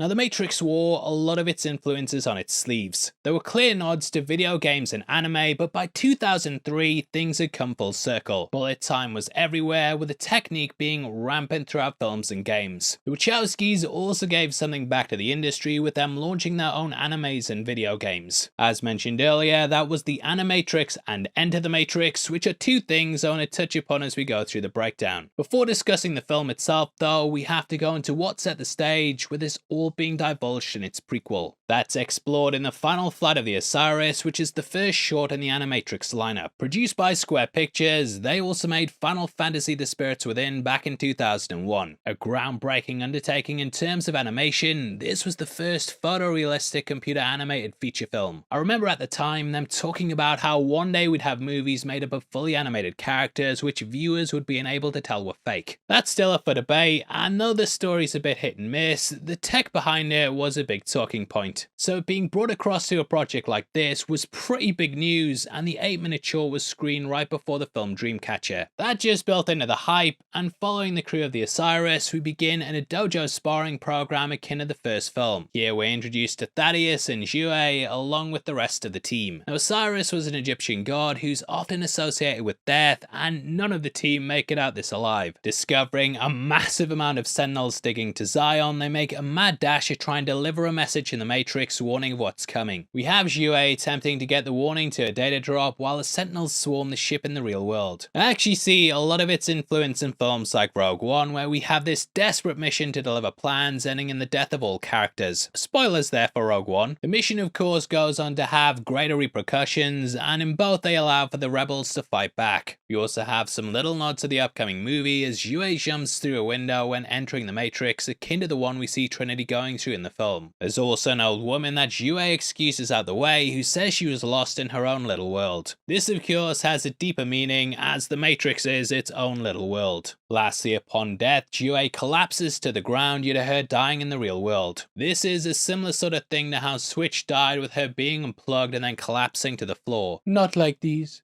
Not like these. We also see her phone drop to the ground, with this also being used in live action throughout the film. This was the Samsung SPH N270, which is something you could buy in real life. Realizing Nokia made a killing off their phones being in the first film, Samsung wanted to get in on the hype. They produced 10,000 cell phones for this model, with them selling out completely in a couple of months. Anyway, that takes us to the movie itself, with us once more getting the green Warner Brothers logo. However, if you play the clip here,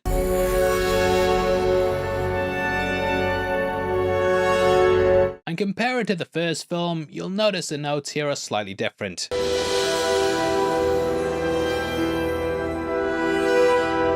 They're further up the scale in the prior version, with this creating the idea it's a step up. This is something that Revolutions would have too, giving this idea of Ascension. As the logo comes in, we then once more travel through the O. This is similar to how we travel through the Zero in part 1, but here we see the building blocks of the Matrix itself. This includes code that looks like a constellation, with it giving the idea of there being worlds within worlds. The Matrix is a world within a world, and in this movie we learn how it really works. So it's fitting seeing the construction of all the nuts and bolts here, which in the end we see is code for a clock. As we pull out, it hits midnight, but the clock itself has a very peculiar shape to it. It appears black and almost like a screen, with the surrounding box being like a TV. If we place it next to what the screens of the architect look like, you can see that they are visually similar. We then cut to a security guard watching screens, which are divided into 4 angles on each screen. So you have this constant idea of screens, which thematically ties in with the architect. On top of that, we've just seen how everything works, and the architect will later explain to us how the Matrix is constructed. We also see the shift card as City Power written on it, with this movie slightly altering how the Matrix is. Now in the first film, I was always under the impression that the Matrix was a perfect simulation of our world. This is due to things like Heathrow being mentioned in the newspaper at the start. However, come the second film, things had shifted, with the Matrix now being thought of as being city-like. The location of where most of the movies take place is called Mega City, so the name City Power feels more relevant. Now the piece is quickly interrupted by the arrival of Trinity on a speed SSS. It's a big entrance, with her back flipping off it as she sends it crashing into a guard post. Similar to how her martial arts skills kicked off the first film, we see a similar moment with her taking everyone out. Scorpion kick! Cutting to her leaping out of building, being chased by an agent, we then see as the pair go over the edge firing at each other. It's a massive way to start the movie, with this also setting up a big mystery. I also feel like this is sort of a nod to the first film, as we had Trinity being chased by agents, which is when she dived through the air and then spun around. Instead of crashing out of a window, she ended up crashing through one and pulled out 2 guns during both. Now we get the reveal that this is in fact a prophetic dream in which Neo watches Trinity die. Neo waking up builds off the back of the first film, as we join him at the start of the movie waking up there. Neo constantly woke up throughout the film to play into the themes of waking up from the Matrix. Here it's a similar setup, and we then journey through the ship and meet Link. Replacing Tank from the first film, we're told the character died between the 2 movies, on the way to his home planet. However, the real reason for this was because stuff got heated behind the scenes. Now a lot of this is hearsay, because in the end both sides settled out of court, and thus we don't know all the ins and outs. However, according to what I could dig up, Marcus Chung was offered $400,000 to star in both Reloaded and Revolutions. However, Chung wanted $1 million, and instead of playing ball, the suit said no. Chung was also arrested in October 2000 for making threatening phone calls to the Wachowskis. He claimed that wasn't the case and filed a defamation lawsuit and said he'd been blackballed in the industry. Again, they settled out of court, so we don't know the ins and outs, but Chung made his own documentary on YouTube titled The Marcus Chung Story. It's a let's say interesting video, lasting 45 minutes. I remember watching it a couple of years ago because it got shouted out on the Weekly Planet. In it, he paints out everyone but himself in a pretty bad light and accuses Keanu Reeves of stealing money. We then end with a montage to Live and Let Die, over the top of headlines about other people involved in the film. This includes Joel Silver getting kicked off the lot at Warner Brothers, the death of casting director Mally Finn, Lawrence Fishburne's daughter going into adult movies, the tragic things in Keanu's life, and then the Wachowskis transitioning before cutting to a montage of pics of Marcus smiling. Go watch it for yourself, because yeah, there's way too much to talk about in this breakdown, but it's a very, let's say, illuminating look at why he didn't get asked back. Either way, we see that a meeting's happening in the Matrix with a crew of the other ships all in attendance. This scene opens with Niobe placing the Osiris files down, with this being a direct tie into the game. Takes me back, mate. Takes me back, and the game actually begins with Niobe and her first mate Ghost, who are part of the Logos alongside Spock's. The opening mission takes place at the post office, and it has you breaking in to retrieve the message. You get chased by agents, and at the end call together the ships for this meeting. Ghost is also a playable character too, and yeah, might go play the game now. Whew. Now, if you've seen our first breakdown, then you'll know that Will Smith was originally offered the part of Neo. So his wife, Jada Pinkett Smith playing Niobe, it felt a bit poetic. We also get a wide shot of the sewer, with it being akin to the tunnels in the real world that the free minds like this also travel through. I also like how they meet in the Matrix rather than the real world, as that would be more dangerous due to the amount of ships and soldiers that would have to cluster together. The warning falls on deaf ears though, with the other captains denying that it's possible. This idea of disbelief thematically plays into the movie, with the power of faith and belief being a strong driving force. In the end, it's Morpheus who shuts it down, as he believes that it's true. The other captains didn't think it would be the case due to the amount of sentinels, but he says, "A sentinel for every man, woman, and child in Zion." Now this also shows the machines are aware of how many people there are in Zion. They have a limit where it hits critical mass and must be reset, so they would be aware of all the people there were. In this film we learn what the One really is, and they're described as being an anomaly. Now what this really means is something I didn't fully understand when I was a kid, because I wasn't familiar with computers. However, we're all kind of up to speed with them, and hopefully this will make more sense to you. Now you see, when a program runs, we all know that over time it has to be updated and rebooted. This is because certain bugs will start to show up that could eventually lead to it being corrupted. New features are also added in too, so it's a good idea to keep most things up to date, unless it's changing Twitter to X. Either way, the One is basically a bug that at some point will show up in the Matrix code. The machines will see this anomaly and realize it's time to wipe the system, which will then start the program again. The architect tells Neo he must return to the source, where his code will be disseminated in order to find a way to fix the virus. This will then mean that the anomaly doesn't get carried across to the next Matrix. If this doesn't happen, then the entire Matrix will be corrupted and shut down. Thus, it's very important to avoid this cataclysmic system crash and have the One return to the source. This is why the Oracle says, "You can save Zion if you reach the source, but to do that you will need the Keymaker." Some people will be allowed to survive the initial wiping, and then they'll be the first people of Zion. From here, they'll then start to rebuild until the bug inevitably shows up again. However, the Oracle suggesting this, it kinda shows she's part of the system, and it's up to Neo whether he chooses to trust her. Now you guys love watching movies and you're here, so I'm guessing you like hearing about movies on a deeper level. This channel is where we do all of that, and you can stay up to date with our videos absolutely free by hitting the subscribe button. We're also partnered with Arrow Video, who do a wide range of movies on 4K and Blu-ray. They're just releasing Silence of the Lambs now, which will be coming to 4K on the 26th of August. You can pre-order it or wait until it's out and use my code HEAVYSpoilers at checkout to get 10% off. That code works site-wide on all the Blu-rays and 4Ks currently available, so get yourself a bargain by clicking my link and using the code HEAVYSpoilers for 10% off. Shabow! Anyway, we see a black Audi pulling up, and there's a really cool detail in the license plate. It says IS 5416, which is a reference to Isaiah 54:16 from the Bible. The verse here says, "Behold, I have created the smith that bloweth the coals in the fire, and that bringeth forth an instrument for his work. And I have created the waster to destroy." Back to do my House of the Dragon voice. Now this obviously has much deeper layers and ties to Smith, with him destroying the Matrix. However, what it also does is give us the point of view of God talking about their creation. In the Matrix, the architect is God, and he created the instrument of destruction in Smith. Neo picks up on the anomaly in the code and then goes to investigate it. Neo and Smith are both anomalies now, and the pair are perfect opposites to each other. Smith was freed by Neo at the end of the first film, and he's now going through the Matrix and freeing others. Well, I say freeing others.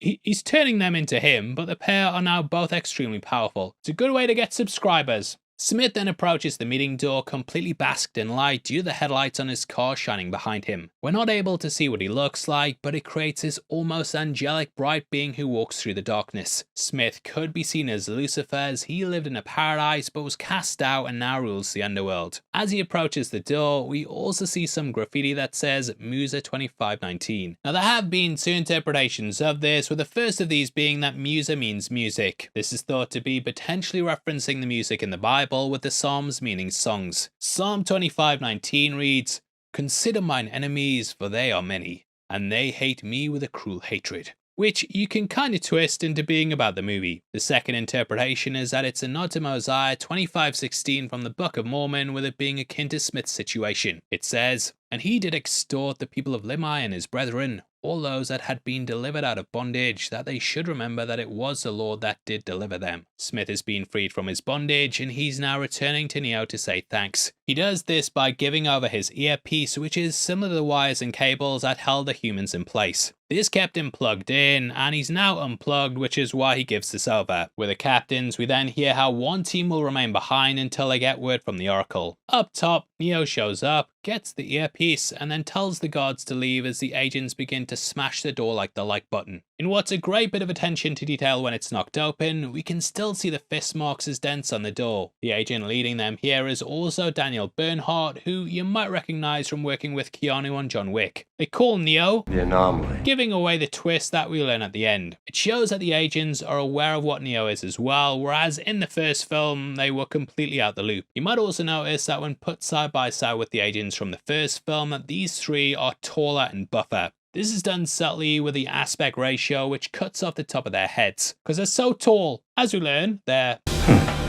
upgrades, which is a nice little line. Now the Sentinels, they could have upgraded the original agents to be powerful enough to kill the free minds with ease. However, they needed to allow some people to escape in order to allow them to be enough people to identify the anomaly. This will mean they put the upgrades in place so the playing field's more level, but it all leads to the same outcome. And this takes us into a brilliant fight scene to some music by Rob D. This is Furious Angels, which is a banger, and the guy also released it as his own song with vocals over the top of it. Definitely give it a listen, as I think it'll help you appreciate the music even more here. It does sound a bit jarring at first with vocals being over the top, but yeah, I promise you it's a banger. Now Neo kicks one of the agents into a lamppost, and at the top we can see the name Darrow Industries. This is a nod to Jeff Darrow, who worked as a production designer and storyboard artist on the movie. It's also potentially a nod to the game Deus Ex, with Darrow Industries being a part of that as well. The game released in the year 2000, with it taking clear inspiration from the original movie. So it could also be a callback to that, and the God Machine at the end of the third film is called Deus Ex Machina. Now Neo then does as Superman, and it was said that the effects work on this film are what pushed Warner Brothers towards rebooting the Man of Steel, as they realised they could pull it off for Superman Returns. We then get the reveal that there's two Smiths and see Morpheus and Trinity driving through the streets. Their license plate reads AA034, with this being a reference to batteries. Throughout the first film, they repeatedly talked about how the humans had been reduced to them, so the AA here could be a little nod to that. Neo then flies to the Oracle's apartment, which is brought across from the first film. This time though, it's completely empty, and it adds another mystery to the movie. Cutting back to Link, we see him entering Zion with the security being controlled by a construct. Just like the first film, the Matrix has a green tin, whereas everything in the real world has a blue one. Constructs like this though are completely clear because it exists in between. While it's a simulation, it's not controlled by the machines, and I did wonder what this scene was put in for, as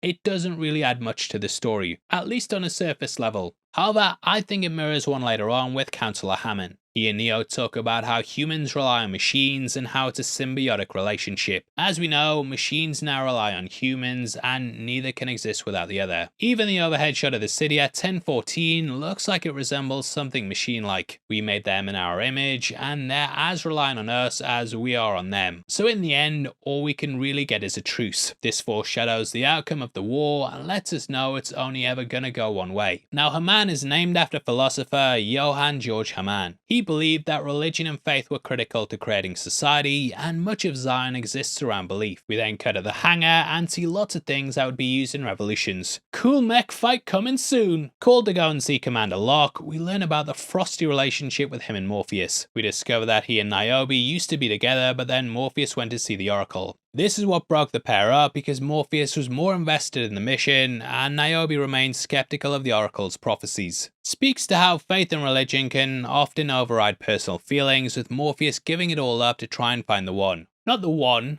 for him, like the one, not like she's the one. Either way, Locke's name is a reference to a philosopher as well, with him being a nod to John Locke, not from Lost. He believed that all we are is built from our perception and experiences. Locke said we all start as blank slates, and then the person we become is defined by what's around us. So the reality we're in creates the person, with reality being a theme throughout the films. As we learn, Locke is rational, whereas Morpheus operates on belief. This in itself ties in with John Locke, who said it was only real experiences that defined us. This is why he and Haman, they kinda butted heads, as both their philosophies sorta contradict each other. Anyway, at this point we meet Kid, who's another character that comes from the Animatrix. Introducing Kid's story, we begin with a blurry shot of a bird and cuts of Kid plummeting to the ground. This is the culmination of the tale, with him taking a literal leap of faith in order to be awakened. The idea of waking up is then shown to us through a flashback in which he wakes up in his bed. Now I say flashback, it's also possible that this is a premonition akin to Neo's visions.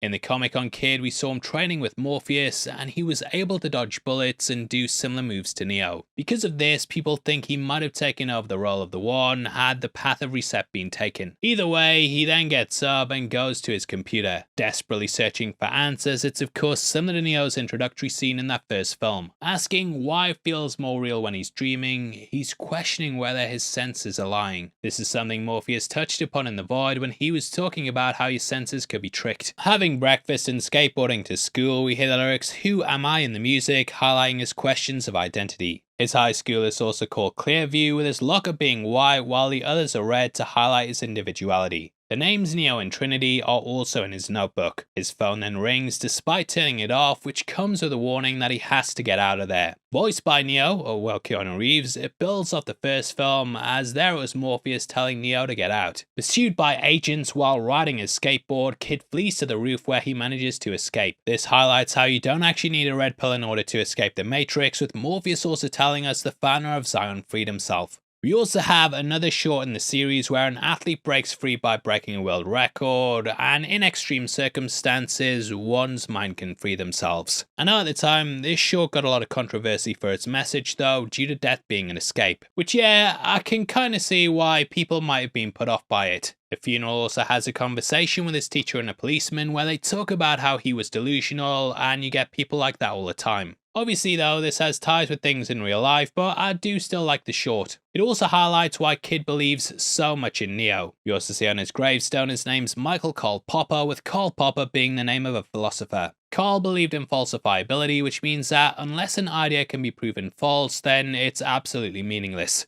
So it ties into what you believe, and we end with Kid waking up on the Nebuchadnezzar. He thanks Neo for saving him, to which he says you saved yourself. This then ties in with the scene in which they speak here. You got me out. You saved me. You saved yourself. Morpheus then meets with Locke in the council, and we learn there's several people who doubt him in the One. It adds a new layer to the movie, with it being an extension of Cypher in the first film. They aren't willing to kill or betray each other though, but there are people who don't believe in Neo. This is then juxtaposed in the elevator scene with people wearing religious clothing seeking his blessing. These are all based on real world religions, and as we know, the real world was not too dissimilar to our own at one point. So it makes sense that these religions would come across and that they'd also view Neo as a deity. You have to wonder whether if you were religious in the Matrix, whether being removed from that would make you more or less invested in your faith.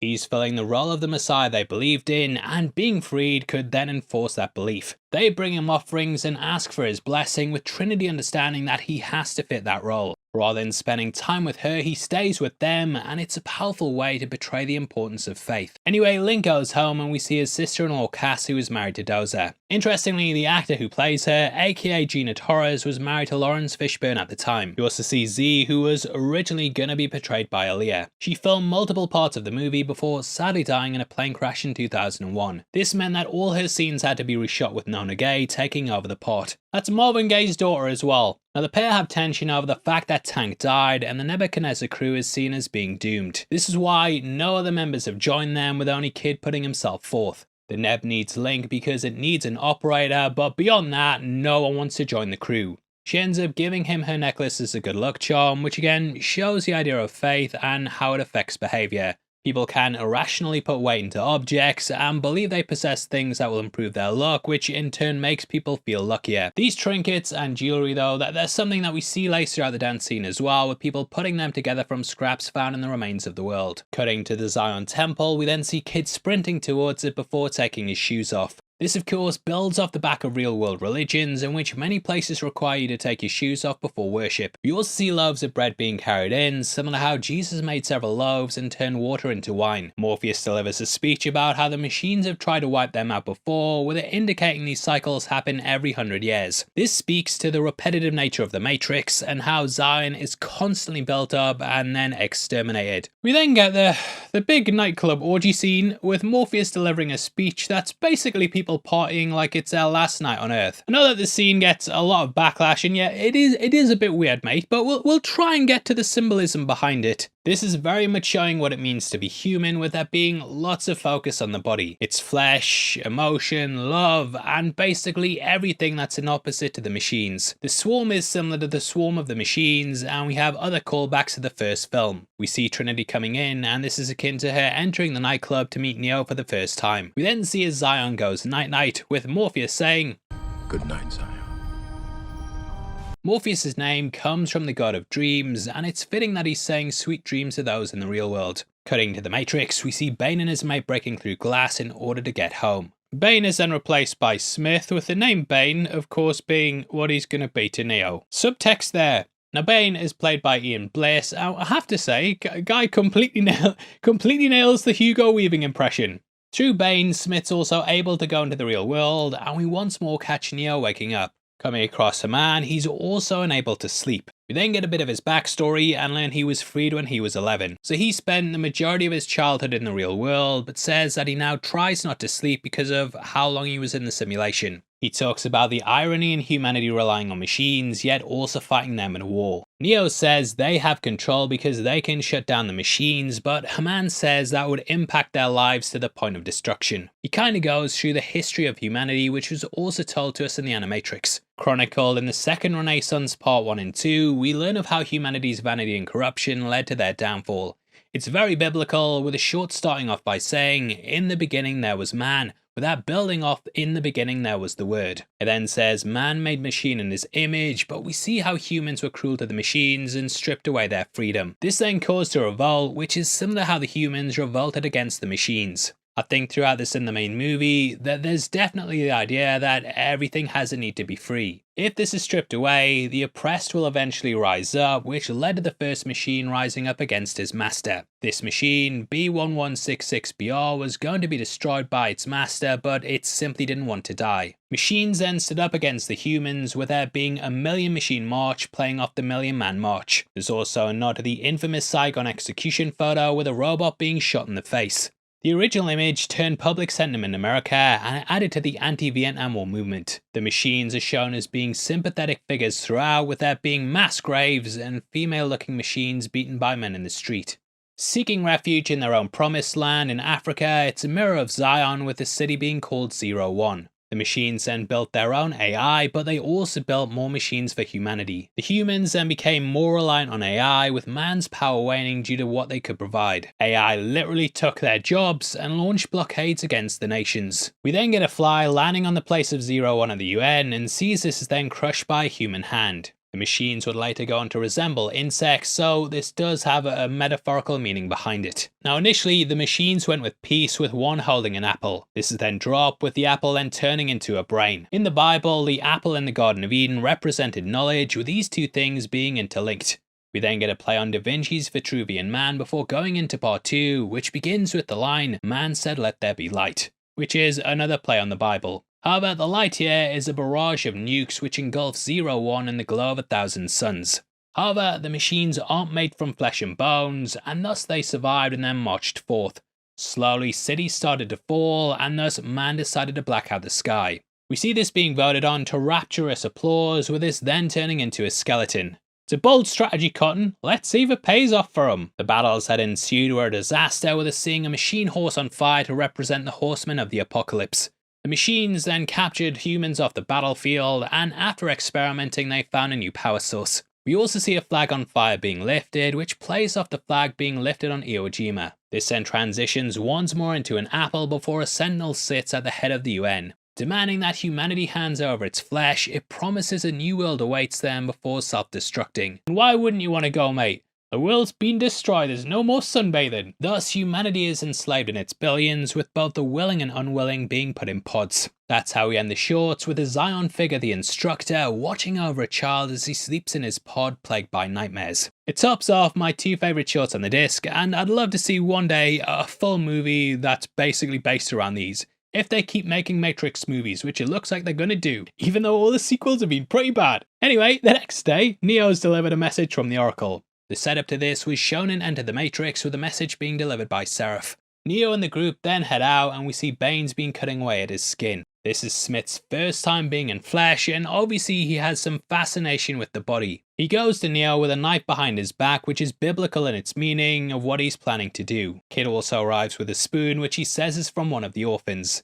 This is of course the kid from the first film who helped to show him there was no spoon. Elsewhere, Locke berates a man for allowing the Nebuchadnezzar to leave because he needs all the ships he can get. However, though Haman is skeptical, he sees Neo as being a necessity. He compared him to a machine that recycled humanity's water, but admitted to not knowing how it worked. However, the humans need it, and though he doesn't understand how Neo works, he understands the necessity. On the ship, we see Trinity kissing Neo, and it's a similar setup to the Sleeping Beauty sort of thing they did at the end of the first movie. This comes full circle at the end, with the positions being flipped when Neo saves Trinity. Now we then see Neo walking through a market with lots of religious imagery and figures throughout the stalls. This shows how religion exists in all aspects of life, with this Messiah figure walking through the middle of it. Meeting Seraph, shout out to the Matrix Explained for going through his history in his Matrix video breakdowns. Now we know that Seraph was originally an agent in the Paradise Matrix, which explains his luck and also his fighting skills. Jet Li was originally offered the role, but he didn't want his moves recorded digitally. The part was then offered to Michelle Yeoh, but she was unable to commit due to scheduling conflicts. Colin Chow is great though, and Seraph's seen as being a metaphor for a computer firewall. The name Seraph also derives from the word seraphim, which is seen as a flaming angel. When first meeting him, this is how he appears in the code, and it further adds to the religious illusions. Fighting him to see if he's worthy, it's a great scene in which he tests if Neo is actually the one. Going through literal back doors, this builds off the term that's often put in computer programming to allow people to quickly navigate a system. Coming across the Oracle on a bench, we then see the pair talk about predestination. Now I feel like because the Oracle's lived through this process before, she's able to predict the future accurately. I've always seen her as a behavior algorithm in which she can correctly guess certain outcomes based on probability. We learn from the architect later on that she was programmed to investigate the human psyche, so it makes sense that she'd have this skill set. She is after all adept at manipulation and telling people exactly what they need to hear. She is also a mother to the Matrix, whereas the architect is the father. Neo correctly says she's not human, and in the script it's got a moment in which he sees her code. This is said to be golden like seraphs, and it lets him know instantly she's part of the machine. Now you might also wonder about birds and animals in the program as well, and we know these are in fact machines too. Every animal here is just a mimic of the real world, and everything other than humans are extinct. She also offers Neo some candy and opens up a piece for herself. If you look closely at it, you'll see this resembles the red pill, playing off the idea that she's a path to escape. Neo wrestles with whether to trust her, but she tells him he's already made the choice and now just wants to understand the why. We can also see graffiti saying one. On top of that, we learn about vampires, werewolves and ghosts being rogue parts of the program. Now it is thought that the Merovingians' exiles were previously agents, with them being parts of other versions. Matrix Explained talked about how Cain and Abel are said to be werewolves, with it being thought they're from the Nightmare Matrix. The Oracle then talks about how most programs choose exile instead of deletion, and Neo asks why one would be deleted in the first place. She basically talks about updates and upgrades and how better programs are often created. Now we know Smith was supposed to go to deletion, but he decided not to do this. However, those that do wish to be deleted have to return to the source code, as they can't just be wiped out the program. These programs were created independent of the Matrix, and thus they exist in the platform rather than being part of it. Matrix Explained discussed how this shows why Neo just doesn't destroy the agents with a wave of his hand. Now because they're independent and not part of the platform, it also means the architect can't just wipe them out. Why this could be the case is because if they were controlled, then they would be enslaved by the Matrix, and in doing this they might rebel as well. The architect hopes that in giving them freedom they won't rise up like the humans or prior machines. However, in doing this you get characters like Smith and the Oracle who act how they want. They still see themselves as being prisoners, which is why Smith says, "We're here because we're not free." Neo isn't free either, and he's all still part of a purpose and part of the Matrix. Also, it always kind of kills me rewatching the scene because I will always remember the MTV Movie Awards parody. I'm so sorry to interrupt you guys, but I'm really lost. Wait a minute. You're that boy from NC. You know them boys, right? I've never heard of them. You never heard of NC? No. Those boys can dance. Come on, man, show them your moves. You have to? I'm the Oracle, damn it. Yeah, work it. Come on, Neo, get in there, man. Do the robot. Why? Come on, man, you the one. You the one. You can do it all. No. Come on, man. No more arigato, Mr. Roboto.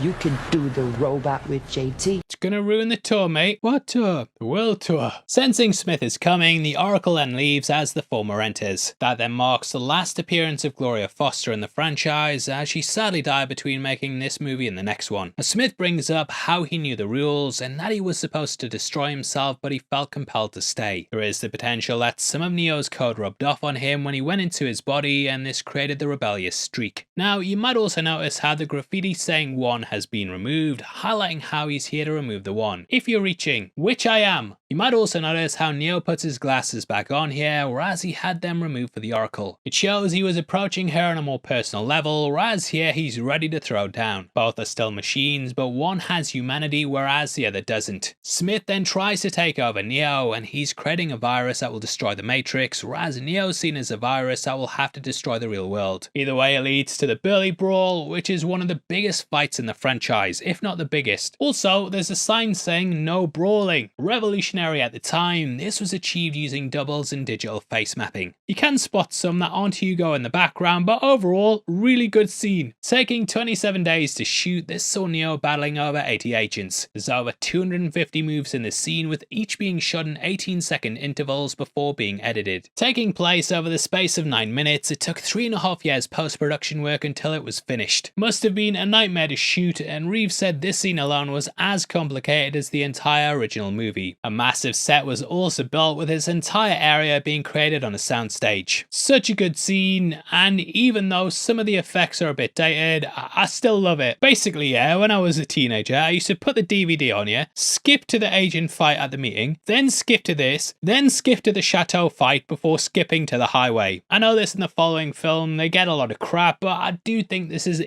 easily the best sequel for the action alone. Just Neo getting the pole and then moving his hand out, it's reminiscent of the taunt during his fight against Smith in the first film. It adds real personality, but on top of that, there's so much else they do. Not only is it brutal, happening really fast, they also do lots of comedic stuff, like the sound of bowling pins getting knocked over.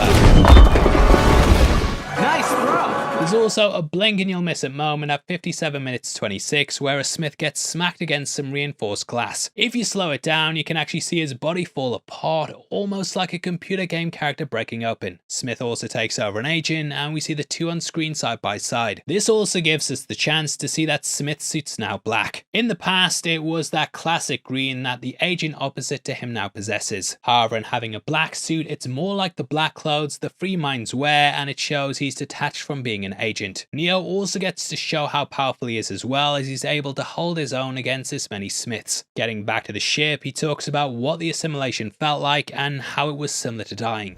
It felt like dying. Smith was also the one who killed him in the hallway, and we know down the line he kills him again. So this gives Neo the idea he has to die again in order to save humanity. Back with the council, we then hear Zion's got 72 hours. This detail might seem pretty perfunctory, but it actually comes from Enter the Matrix. Then Niobe encountered the train man at the train station like the one from the first film, and he told her they had roughly 72 hours. 72 hours. Stunts. This was the train man's first appearance, with him later showing up in the sequel. It is thought that he was the first architect, with him helping exile programs get safe harbor. The council then put orders in to go and look for the Neb, and they end up requesting 2 ships. One of these is of course Niobe's, with the others being Bane's crew. Niobe and Ghost's mission from this point on would then take her to the Merovingian, where she'd come face to face with Persephone. She'd kiss her like how she kissed Neo, and I tell you, 15-year-old Kevin spoilers, mate. My favourite level, Monica Bellucci. Ow! Persephone is also the name of the goddess of death, who's said to rule over the underworld. So you can see how that name applies here, and the group in the movie then go to the Merovingian's restaurant. We get an establishing shot with a clock in the top of the frame, and then the trio moving below it. You might also notice they're moving against the crowd, which highlights how they're free thinkers. It's also a nod to the agent training program in part 1, in which Neo and Morpheus walk down the street against the crowd. They then enter the elevator, with Trinity pressing the button 101. This is the same number as Neo's apartment, with it showing he has some detachments similar to Neo. You might also notice this button's on its own level, again highlighting how the Merovingian's above all. Now he's thought of everything, including wiring the entire building with explosives. The code has also been modified, which Neo points out.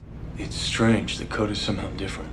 This is so the architect can't manipulate it and wipe it off the map. As we explained earlier with the programs themselves, they can't be deleted, but buildings can. This is how things happen in the first movie, with the whole deja vu thing and the walls getting bricked up. However, the Merovingians altered this code, and it also explains how he's able to go from the chateau to the mountains. Now as they enter the restaurant, we also see Ramachandra. This sets up the character in Revolutions, where he explains his deal at the train station. This is presumably him arranging it here so he can get safe harbor for his family. That includes Sadie, who shows up next time and becomes a big character in Resurrections. Sitting at the table at the back, we then get a shot that seems to echo the Last Supper. The Merovingians were the first dynasty of kings in France, who themselves were said to be descended from Jesus. Apparently they came from the child that people thought Jesus had with Mary Magdalene, who's said to have fled France after the crucifixion. The Merovingian is steeped in history, and this is seen in his chateau and also his garage. Ooh, garage. According to IMDb trivia, that contains 18 Cadillacs, which are all said to be from various eras. Now these callbacks include the weapons in the chateau as well, which too come from a multitude of time periods. It also has statues and busks with horned helmets, with these resembling the real life Merovingians. Now he mocks the one and later talks about how he survived his predecessors. You know, your predecessors had much more respect.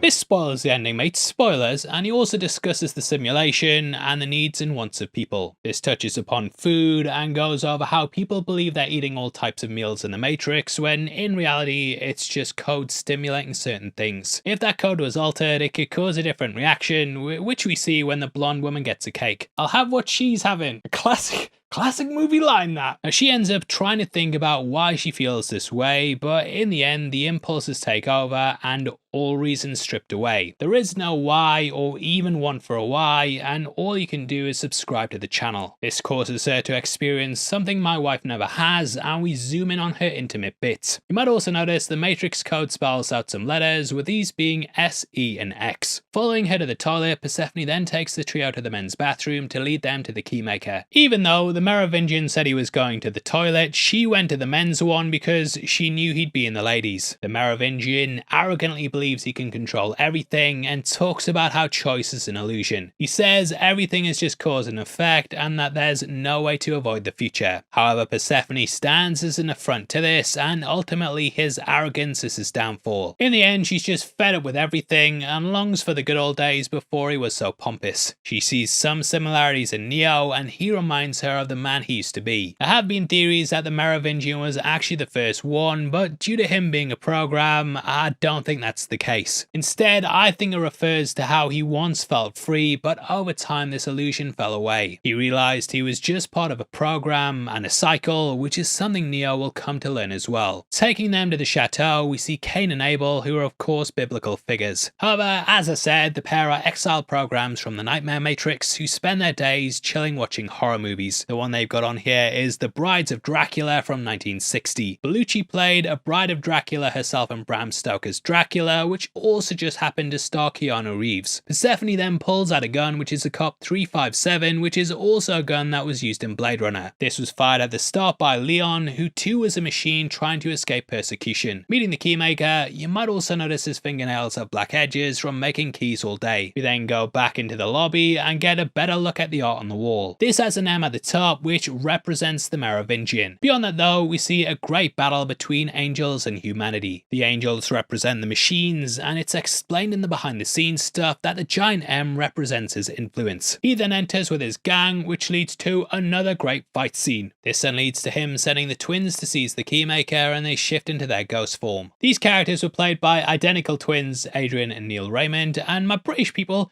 you might know them from Better Homes. Now when creating the effect, they looked at jellyfish, and you can definitely see this in the design. Neo initially blocks countless bullets with his hand, and it shows how much more powerful he is over the first film. We also get the feeling that Neo is far more powerful than the ones that have come before, as the Merovingian's surprised at just how good he is. Okay, you have some skill. He's also able to block swords with his hand, but in the end, he still bleeds. If it bleeds, you can kill it. It shows that Neo's still a man, and it leans into the idea of him not being all powerful. Neo also force pulls some twin size off the wall by calling them to him. This is thought to be a nod to Luke summoning his lightsaber in Empire Strikes Back, with him also being a cut above the rest in his respective franchise. Another thing that I love here is that the fight ends exactly where it started. Even though we had this big battle that goes up, down, left and right, we still have the fight ending exactly where it started. Anyway, the chase with the Keymaker continues, with the twins working almost like a hive mind. The pair talking broken up sentences, and it's possible the pair were a program split into two. Using a straight edge razor to hold Trinity hostage, we see how their strength is also their weakness. When in ghost form, they can't hurt someone, so in shooting them, Morpheus is able to free her. Leads into another great bit of action where Morpheus slices at them with his sword while they phase in and out of forms. Locking Neo off, we then see as Trinity drives out of the garage chased by the twins. When they fire at the back of the car, we can also see the license plate is DA203. This is thought to be a reference to the Bible verse Daniel 2:03, which says, "I have had a dream that troubles me, and I want to know what it means." As they drive through the fence, we can also see a sign that says steak, which is basically just advertising it as a food. I kind of felt this was a bit of a nod to They Live, and it's just something that keeps people wanting to stay in the program. Cypher ate a steak at the restaurant in the first film, and it was one of the things that made him realize ignorance is bliss. We then get another standout scene from the movie, and this is the freeway chase, with it being the largest movie set ever created. The production team alone spent 60 days just filming it, with them building a 1.5 mile stretch of road. Costing $2.5 million, it was built on a decommissioned naval base. General Motors also donated 300 cars, with all 300 being wrecked by the end of it. It's balls to the wall throughout, with people fighting in cars, jumping on motorbikes, going with and against traffic, fights on top of trucks, and so on and so forth. It's still one of the best car chases ever put to film, and there are lots of Easter eggs laced throughout. One of the exits is Paterson Pass, which is a nod to production designer Owen Paterson. Originally in the theatrical release, a lot of the signs had passwords on them for Enter the Matrix, but sadly they ended up removing these for later releases. You can actually play this scene in the game as well, with you being either the driver or gunner, depending on if you choose Ghost or Niobe. The level ends with you catching up to the truck and saving Morpheus from falling, which also explains how she arrives in the scene. Described as being a death trap, this is because there's no hardline and hundreds of people that can be taken over by agents. We see this happening as well, with there being so many parts in which characters are almost killed. They end up being caught behind a car and a big truck, and on the side we can also see a sign that says Big Endian. Big Endian is a computer term with it dealing in the transfer of bytes. I think not up to speed over that, which is why I'm a YouTuber and a failure at life. Morpheus also ends up killing the twins in an explosion, but due to them being in ghost form, I always thought the pair survived. In the Matrix Online, we learned they were rendered offline, but that the Merovingian managed to bring them back through restarting their RSI. Morpheus also ends up fighting an agent, and he takes off his glasses before it begins. Lawrence Fishburne said he did this purposely, so the fight seemed more similar to the one against Smith in the first film. You might also notice that he starts off this fight without a gun. However, he has one at one point, which the agent knocks out his hand. If you pay close attention, he actually steals this from the agent's coat when fighting him, which is something you only really notice when you slow the footage down. Carrie-Anne Moss also did all her own stunts, including riding the bike without a helmet at top speeds. If I was the Keymaker, they'd be calling me the P-Maker, hey? We then have two agents taking control of two semis and crashing them into each other. Neo comes in to save the day, and we end the scene with a big savior moment for him. It highlights how fast Neo can move as well, as he's able to still move at regular speed while everything's in slow-mo. However, they're not out of the woods yet, and at Zion we learn the progress of the dig. Machine machines have hit some iron ore, which has slowed them by an hour, and Zion now has 9 hours left. We then get a shot that looks better than most of the CGI today, with sentinels crawling over the surface while the drills are in the back. Better than most stuff today, that, mate. Bloody great. Cutting to the room from the first film, we once more see the red chair where Morpheus sat and offered the red pill. The Keymaker then fills them in about a secret floor in a skyscraper that has a special doorway that leads to the source. Neo then has a vision of the building exploding, and this ends up happening with the entire floor later being destroyed. This destruction and the way the glass moves is a clear reference to the helicopter crash during the first film. Beyond that though, the fire points emerge looking like the eyes of a sentinel, highlighting what's really lying here. The Keymaker says the separate teams will all need to work together, and we saw things from the logo's point of view during Enter the Matrix. This involved destroying a power plant, which we later see in the film. If you watch the scene in slow motion, you might also notice that the green code lines some of the structures before they're destroyed. Who fails in the end though is Captain Soren, with his entire crew being killed by sentinels. This is shown to us while Morpheus talks about how there's no such thing as chance and that he believes in destiny. Neo asks Trinity to stay out the Matrix, but in the end, Destiny has other plans. Thus, Trinity has to go and finish the mission, as Neo and co will die if things aren't disabled. There's lots of things here that are similar to Pascal's wager, which is another philosophy. Niobe asks, what if the prophecy's BS and all of this is for nothing? Morpheus says that if it is, then tomorrow will be the same as any other day in which they could end up dying for no reason. Pascal came up with a diagram that said if you don't believe in God and you're right, then when you die you go to hell, and if you're not, then nothing happens. If you believe in God and he doesn't exist, then nothing happens when you die, whereas if he does, then you die and get to go to heaven. So Pascal thought it was better to have faith, as having faith led to the only good outcome. Trinity also does some real-life hacking that has her starting Nmap, which is a real program that allows hackers to access a network. This is something real-life engineers use, and it's a great bit of attention to detail. According to IMDb trivia, the creator of the tool was so overjoyed at seeing this in the movie that he stood up and cheered when watching the film in the cinema. On screen we can also read the root password, which is close to Zion 0101. Again, we have that 101 with binary code being made up of ones and zeros. Entering the back corridor, they're then met by Smith, which is also something that happens in Enter the Matrix.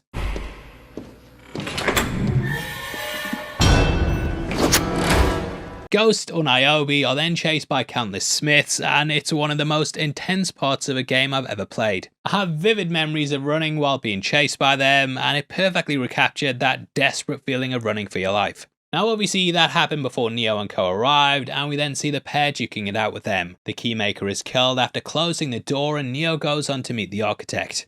It's very much playing off the idea of meeting your maker, as we see the doorway turning into a bright light. People describe seeing a light when they die, and this is a transcendence for the character. This then takes us to the stars, with the universe then being shown to us before we fade into the TVs. These were shown to us during the first film, with them watching over Neo as he was interrogated. The first thing we pull out to is then a pen, with this being a Lamy Swift rollerball. In doing my research for why this might have been, I learned that architects on the whole prefer pens over pencils. This is because the lines are permanent, clearer and crisper. Beyond that though, the pen is said to be mightier than the sword, and the Architect is the strongest of all the threats Neo has faced. We feel like fighting him would be futile, which is something he also touch upon in Resurrections. So Sean Connery was originally asked to play him, but he turned down the role as he didn't understand it. This is something he mentioned on the League of Extraordinary Gentlemen commentary, which is a movie he picked to do instead. Ooh. He also turned down Lord of the Rings, and yeah, guy was making some wild decisions. He's Bond, he's a rogue, James Bond. In the end, they hired Helmut Piccardis, who said he modelled his voice on Orson Welles. The creative team also based his look on Vinton Gray Cerf, who's thought to be one of the fathers of the internet. Either way, it's a philosophical conversation that begins with Neo asking why he's there. Now this is thought to be one of the founding questions of society. As man stepped out of the animal kingdom and started building civilizations, he then looked up to the stars. He wondered why he was there, what everything meant, and what was the point of existence. Man then created religion and desperately searched for these answers. A shout out again to the Matrix Explained channel, who said the Architect says this is irrelevant because if there's no real higher power, then there's no real reason for existence, and thus there's no need to ask the question, why am I here? They also show Neo's entire life in the screens behind him, which includes his childhood. Now, from the behind the scenes stuff, we know that Neo was an only child who was bullied at school, and then he took an interest in computers. Eventually he became a hacker and worked his way up. We also see versions of Neo arguing and screaming, with one of these big rants being on the behind the scenes Blu-ray extras. Guy goes off on one swearing for about half a minute, and they spent a couple of days getting all of these takes. In the script, it's explained that these are supposed to represent all the choices Neo could make at any given moment. One of them states that God is dead, and this is playing off the theory of Friedrich Nietzsche, I think it is. Now, he believed that in order for humanity to ascend, we had to erode away our religious beliefs in gods and higher powers. Neo at this point is realizing he isn't really a god or a deity, and is in fact just part of the system. Either way, the conversation is one of the most complicated in film history, with it being a lot of high-level philosophy. What you're able to learn from this though is that there's been 5 versions of the Matrix before. This is something Smith of course touched upon in the first film, but we learn here that it's all part of the plan. The Matrix and Zion are still just part of a controlled system which is overseen by the machines. Those that want to feel free and escape the system are given the opportunity to feel like they have. In reality, Zion's just another level to it, where the machines give the humans the illusion of being free. It will grow organically to a certain point where the one is discovered, and then the machines will come and wipe it out. Now, the Oracle was brought in to study behaviors because the machines didn't fully get how humanity worked. Initially, they built a simulation that was a paradise, but humanity rejected it because there was no conflict. Next, they built a nightmare world, but this worked in the opposite way. The Oracle in the end realized that 99% of people accepted the program if deep down they knew they had a choice. This had to be at a subconscious level where it was possible to refuse the program. Not me though, give me memes and "Hock to a girl any day, I'll stay forever." In the end though, choice is an illusion because the outcome's always the same. This is why the Oracle constantly gives Neo the choice, because it will help him believe he has control. In reality though, he's just being given one of 2 choices and they're still held in place. Now there's actually a little nod to Neo being the 6th one if you go back to that first film. We see 1967's The Prisoner shown on screen at one point when Neo's being chased by the agents. This is on a TV in one of the apartment blocks, with the Wachowskis adding it because they were massive fans of the show. There it was about fighting the system, with the main character being known as Number 6. Now Neo is said to be different than his predecessors, and thus the architect gives him a choice, or at least the illusion of it. He can go through with the wipe and then start again, or return to the Matrix and go and save Trinity. Again, it's this idea of choice that's laced throughout the franchise. Neo can choose to stay in the car or get out in the first film. He can take the red pill or the blue pill, save Morpheus or not, and run or fight the agents. Now he has 2 doors, one of which leads to the source code and the other one to Trinity. He chooses the latter, however this puts him at odds with being a savior. Choosing to save Trinity damns every human in the Matrix to death. So really he's a false messiah who isn't the savior people think he is. The previous ones didn't have love for a singular person, and instead they just had a general love for humanity. So them choosing to save humanity made sense to them. With Neo, the machines will start to get rid of all the bodies and then farm new ones from the field. So his choice of choosing Trinity is still seen as being selfish. Still though, this is what he goes with, and in the Matrix we see the agents trying to take her down. This main one completely kicks the crap out of her because this guy's an upgrade whose sole purpose is to deal with the one. So it's very one-sided, and Carrie-Anne Moss actually ended up getting punched for real for the first time in her career during this scene. Another agent shows up, and thus it's 2 against 1, so yep, smart thing to do, just jump out the window and hit the thumbs up on the way down. Now this stunt was done for real, with both actors wearing a harness and jumping out of a specially built high-rise. Flying so fast he pulls cars behind him, Neo's breaking the laws of physics in the program. However, these cars would likely have people in them, so he's happily killing people to save the person he cares about. It kinda speaks to the character as a whole, and how he's rightly or wrongly put Trinity above all. This is something we also touched upon in the first breakdown, as in order to save Morpheus he had to kill all those gods in the lobby. The moment from the vision then sort of plays out, but we have the agent hitting the car instead of Trinity. Taking her to a building, Neo then removes the bullet. Entering a body like this is akin to how he entered Smith in the first film, and it means he can adjust the code without her dying. Trinity still dies though, but in what's a flip on the first film, Neo tells her she can't be dead. In The Matrix, Trinity stood over him after Smith had killed him, and her love's what helped bring the character back. That's the same thing here, with Neo touching her hard, which revives the character. Here he's used the code of the anomaly and has altered events going forward. This love for one person has put them on a different path that the machines weren't quite ready for. Explaining that the one is a lie, we then see Morpheus in complete denial. This is something the architect touched upon, and denial can be something that removes one from reality. Neo learned about the truth of the one, and he went into complete denial. This is because it went against everything he believed, even though it was actually the truth. Denial shuts you off from the truth, and it can be something that stops you from thinking rationally. Morpheus is now filled with doubt, and in the end, he realizes he's been a prisoner to his faith. He says he just doesn't get how it's happened like this, as they did everything according to the prophecy. So the war should be over, and yet it isn't. Neo then says, how can the prophecy be true if the war isn't over? And yeah, he's kinda got you there, mate. Maybe you're in a cult. However, whereas a lot of people would double down their beliefs and maybe say the one's still out there, he accepts that Neo's telling the truth. We then learn that Sentinels are attacking the area and the crew flee before the Neb's destroyed. I have dreamed a dream.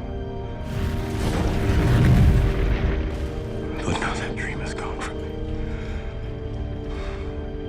This is a nod to the book of Daniel, where King Nebuchadnezzar has a dream that Daniel interprets. In the context of the movie, Morpheus is now losing everything. However, it's also been thought that Morpheus's Matrix name may have been Daniel, and that he guided the Neb similar to Daniel in the Bible. Running away, we then see as Neo begins to believe and watch as he raises his hand to stop the Sentinels. This is meant to mirror the first film in which he raised his hand to stop the bullets. Now at the time, I had a theory time.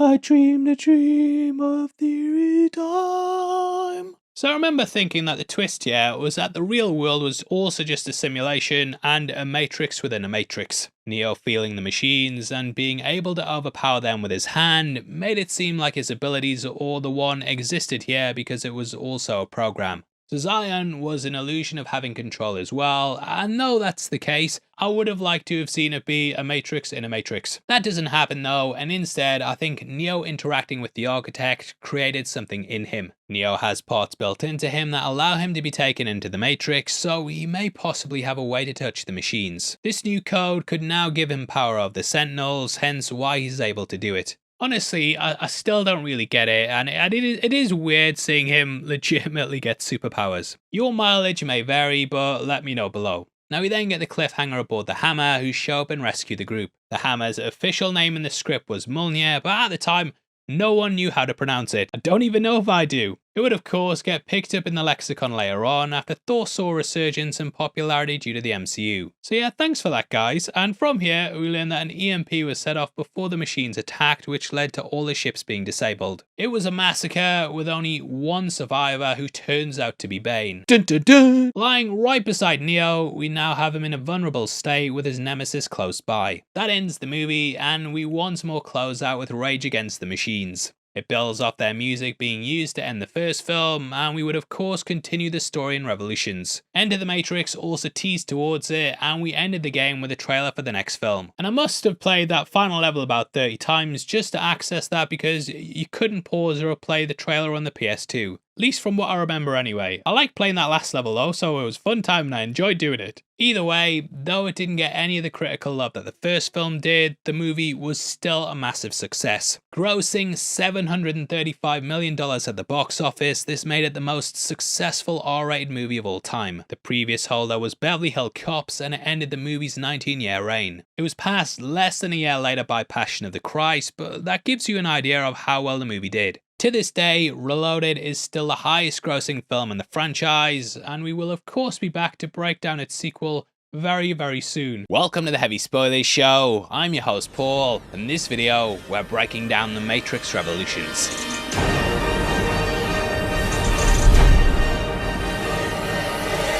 Arriving in cinemas just 6 months after Reloaded, this was a massive event at the time. It felt completely unprecedented, and I remember leaving Reloaded just counting down the days. That arrived on VHS and DVD just 1 month before it, and I was so hyped for this final entry. Like final.mp4 May need a final draft of the final film later, but we'll get to that down the line. However, when it comes to this, they very much made it a worldwide event. It was even released around the globe at the exact same time. It hit cinemas at 2 PM GMT around the world, and thus everyone got their first viewing at the same time. If you're as old as I am, and from the UK, then you might remember that movies had staggered releases. So things would often release in America sometimes years before they hit the UK. You'd often hear about how good films were, and couldn't call up your mate from Slots Light and get the film right away. You had to either get a flight or wait until it was released over here. So this was a groundbreaking thing, even though it's something, we expect as a standard today. A third film coming this shortly after felt like a major thing as well, but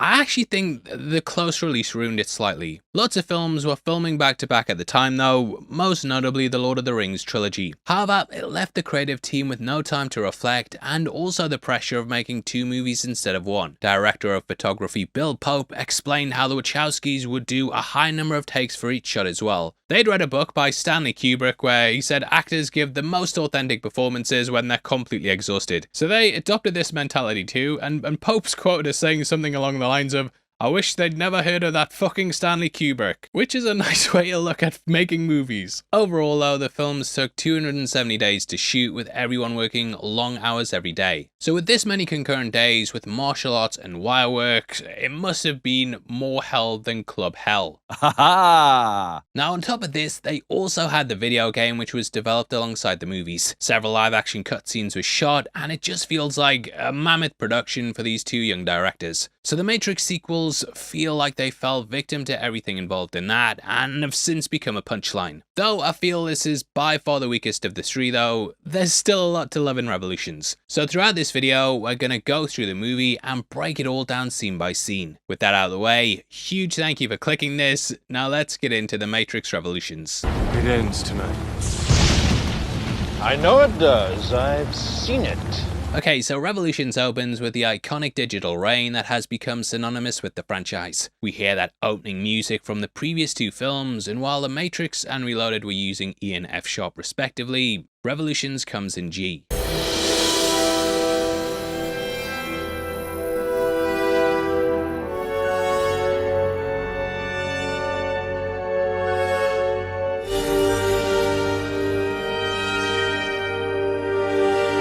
This gives the idea of ascension and the feeling of moving up. We then fly through the letters just like the previous movies. Reloaded then opened by teasing the falling and shooting of Trinity, while here we see the golden code. Matrix Explained theorizes represents machine consciousness and also the source. This then takes us to 01, which is the name of the machine city. This was first mentioned during the Animatrix and it's the home of the AI. Very much sets up the final act as it's where Neo will go later in the movie. This plays off the back of Reloaded and there the main mission was set up at the beginning. It also reflects it really well. That had Neo going to the source in the Matrix, whereas in this film he has to go there physically. Now the script actually explains what's happening in this moment and how we're rushing through things at the speed of thought. It then reveals that us giving this bird's eye view of the city is meant to evoke the feeling that we are in fact a god. Now this shot of the city also foreshadows when Neo fights Smith at the end. This view is akin to what we get there where we see the characters battling through the air. The city then forms into what looks like a chalice. Considering the themes of Christianity in the franchise, I think of this as the Holy Grail. Neo is searching for the source in which he'll sacrifice himself to save the human race. This will then create a truce and our sins will be forgiven by the machine god. So it's all very biblical. Now it's from this that we journey to Roland and the rest of his crew. This is aboard the Hammer, with the ship's real name being Mjolnir, which you get the reference there. Beyond that though, each one of the crew's names are inspired by firearms. We have AK and Maggie, which are named after AK-47 and the Magnum respectively. Roland, Mauser and Colt are also weapon manufacturers as well. Searching for any sign of Neo in the Matrix, they believe he's gone there after passing out. We then cut to Maggie taking food to Neo and Bane, or well, Agent Smith. The pair lie on opposite beds, and the framing device speaks to how they reflect each other. Both wear similar clothes and are in a similar position, and both have been through similar character arcs. Smith was someone who was born into a prison and then managed to escape by rebelling against the system. This is something that Lucifer did too, and Smith also went against his own god. Neo escaped the Matrix as well, but he wants to help better humanity. This is an opposite to Smith, who only really wants to better himself. Neo is very much a Christ figure, whereas in opposite to this, Smith is the Antichrist. There is the belief that the Antichrist will come and create a period of trials and tribulations before Jesus returns and saves the day, which is a theme laced throughout the trilogy. We know from Reloaded that there's been multiple The Ones, but now he's returned and has found a way to break the cycle. It's similar to the Buddhist idea of samsara as well. Maggie then mentions his cut may be VDTs or virtual disease transmission. Smith remarked how humanity was like a virus, and I love the way they kept this up as he became human. Now we learn that Neo's brain activity has the exact same patterns as somebody jacked in. After his interaction with the Source, he's been given powers to get into the Matrix and control the machines to some degree. Now it seems really weird at first, and is not really explained. The Matrix Online cleared it up though by saying he may have a chip or augment that allows him to wirelessly interact with the machines, which also explains why he can see the source code. As we know, the machines create the One, so potentially they place this within him. It is also possible that every single person comes with this, as they do have plugs in parts, and yeah, maybe it's just part of the design, don't know. However, you could explain Bane running Smith's program in a similar way. Perhaps they have computer parts as part of them, and this is why Smith was able to download himself into Bane's mind. So yeah, idea presented in the Matrix Online, and who knows, maybe he can connect wirelessly to the Matrix. Now the Matrix explained aligned this with the kid, whose backstory we learned of in the Animatrix. There he jacked out without being connected, so potentially it's a similar sort of thing. Either way, Morpheus is then told by Seraph that the Oracle wants to speak with them, which is a point we'll follow in just a bit. For the moment though, we catch up with Neo, who's waking up at the train station. This is not too dissimilar from the one in the first film where Neo initially defeated Agent Smith. This is where he started to believe, and it was a defining place for the character. The idea of waking up is also central to Neo as well, as he's introduced waking up in every single film. You might also notice the green tiles behind him and the line that resembles a line of falling code. Now this train station is essentially Limbo. You might notice the Mobile in Mobile Avenue is an anagram of Limbo, which is a great way to hint at this. Now we discover that programs that are either obsolete or due to be upgraded, they're sent to the source in order to be deleted. However, the Merovingian has also been using this train station to get these exile programs into the Matrix. He achieves this by using the Train Man. This is a guy who feels like he's pulled from Ghost, and he rules this domain. He's someone who transports them on the train, which is a stand-in for the data cables of the machines. This place exists outside the Matrix, and thus Neo's power does not work here whatsoever, as evidenced by Neo getting his horse handed to him. He's essentially Charon, the ferry boatman that carries people across the river Styx. Is it Sharon? Karen? Sharon? I don't know, I had a friend who used Sharon as a rap name, and whenever I read it I always think that. Anyway, it separates the land of the dead and the living, and is such a good way to play into the myths. This theme makes sense as Persephone is the wife of Hades, and the Merovingian rules the underworld. Now it's at this point we meet Sadie, who appears basked in light almost like an angel. She'll show up later in the franchise, but for now she's just a very young girl. Her parents are Ramachandra and Kamala, and they're both programs that made her. They saw families inside the Matrix and basically wanted a child of their own. I always found this scene a bit dull, but on this watch, I actually found it much more interesting than most of the movie. Now, if you missed our breakdown of the last film, then you might not know, but we pointed out that Ramachandra actually appeared there. We could actually see him being escorted out the restaurant, and this was after making the deal that comes to fruition here. His story's expanded much more in the Enter the Matrix game, and we learn that to pay for his travel, he had to give the kill code for the Oracle to the Frenchman. The Merovingian failed when using this, and only killed the Oracle's shell, and this is why she's got a completely new look. This canonically explains why she looks different to the previous two movies, even though it was impacted by real-world things. Gloria Foster sadly passed away during production of the two movies, with Mary Allison taking over the role. The two actresses actually played sisters in the Broadway play Having Our Say, which is a neat little touch. Either way, Rammer explains that he's the power plant system manager for recycling operations. So he's the program that runs the operation that turns the dead humans into fuel for the ones still stuck in the Matrix. We're eating our dead, yay! Now Rammer explains that the only way out of here is to do a deal with the Frenchman. He also explains how he loves his daughter despite her just being code. It really goes into, what it means to be human and whether a program can have a soul and feel love. It also touches upon whether love can extend beyond being virtual. Neo and Trinity's love began in a virtual world, and this then traveled to a real one. They're obviously real people, but if you apply that thinking to machines, you can kind of see how we got here. As Rama says, I just have never heard a program speak of love. It is a human emotion. No, it is a word. What matters is the connection the word implies. A program can want something to survive deletion, and you can call it love. These programs want that connection, and thus they'll do whatever they can to keep it. It's very philosophical, and the franchise asks the viewer to stop thinking in black and white or binary. Neo's love for Trinity is what made him stop the cycle, and thus it goes beyond all boundaries.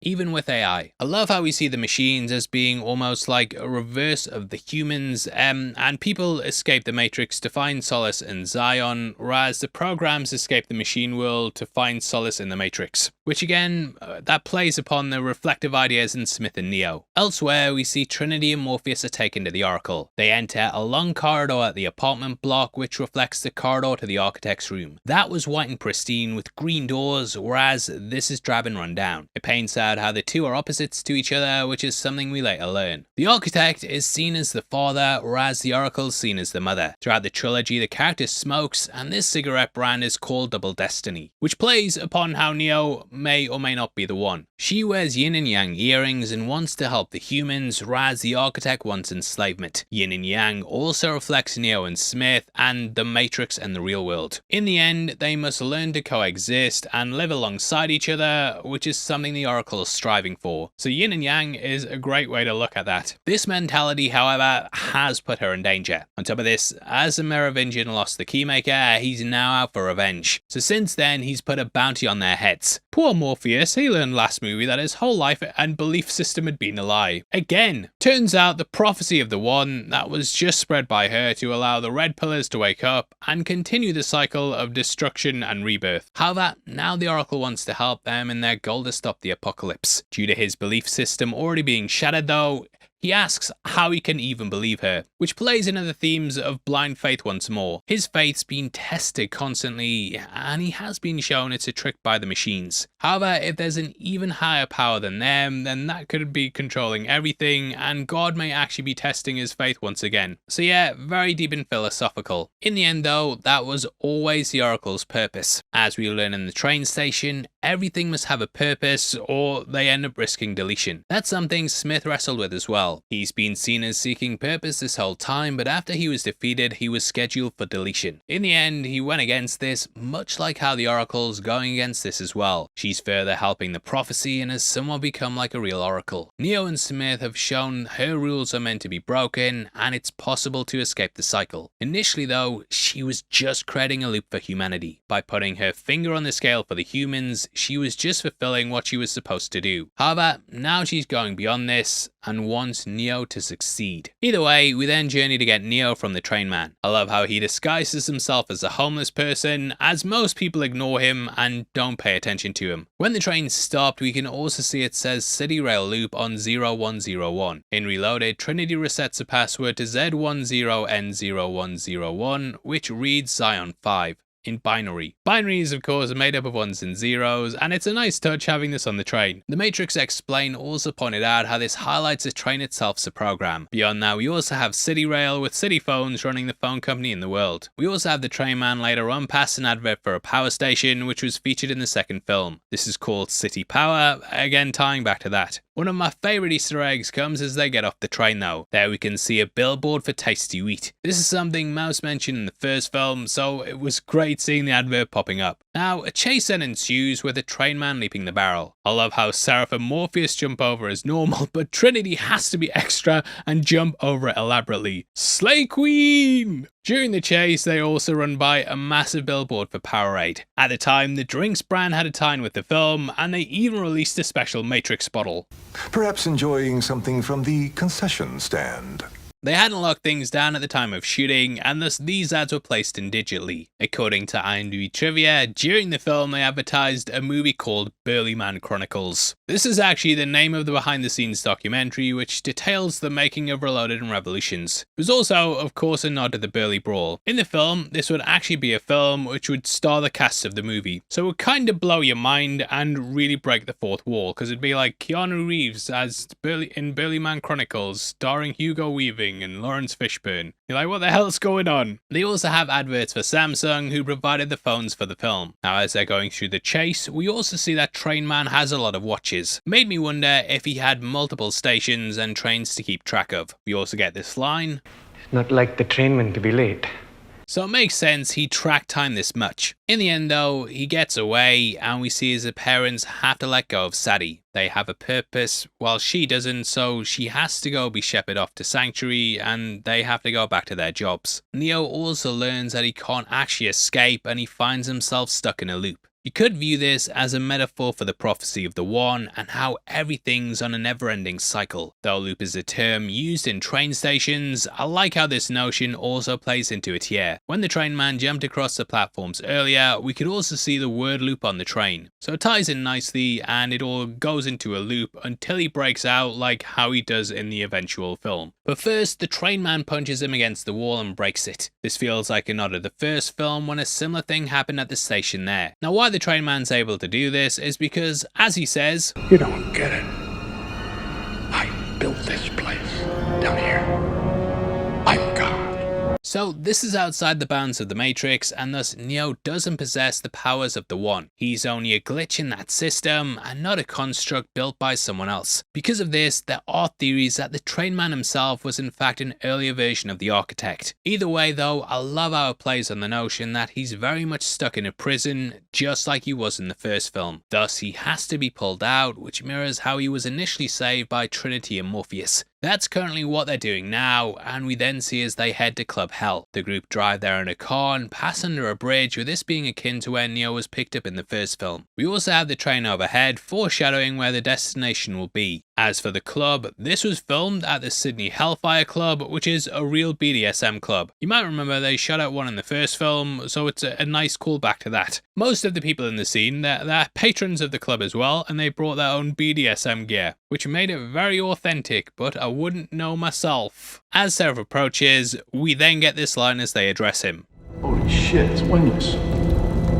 Wingless was his name in the Paradise Matrix, where he operated like an angel. These programs even had wings, and his name Seraph of course comes from the word seraphim. This is a type of celestial or an angel, and I'm guessing that the wings were removed at some point, which is why he's known as Wingless. Then leads to a shootout, which is very, very similar to the government lobby scene in the first film. However, here we take things up a notch, and oh, what a feeling when you're shooting on the ceiling. In the lead up to this, we get the coolest gun check I've ever seen though. Seraph guns are Browning BDMs, which fit with the club that he's going to. The location's even complete with a lift, just like how the government lobby had that elevator. Morpheus then presses the button that says help, but the P is scratched, making it spell the name of the club. Hell. That spelling is correct with just one L as well, as it's based on the one from Norse mythology. Thus it makes the club the underworld, with the Merovingian being Hades. We then have a person asking to take their guns, which is akin to the government lobby where the security scanners go off. She gives a shocked expression here, much like how the security guard did there. Now just like that scene, we have lots of exploding pillars and some badass techno music. Trinity also does a scorpion kick, which is a move she's pulled off before in the franchise. It took her 6 months of training to be able to stretch to do this, and she even broke her leg while practicing for it. Lastly, it ends with her jumping in the air and spreading her arms out before kicking. If this looks familiar, it's because it's what she did at the beginning of the first film. It's one of my favourite scenes in the trilogy, and I love the way the guy falls out the wall upside down. Another thing you might notice here is that Trinity's wearing a trench coat throughout these scenes. This is similar to Neo's, namely the one he adopted in part 2. Now, why I'm bringing this up is because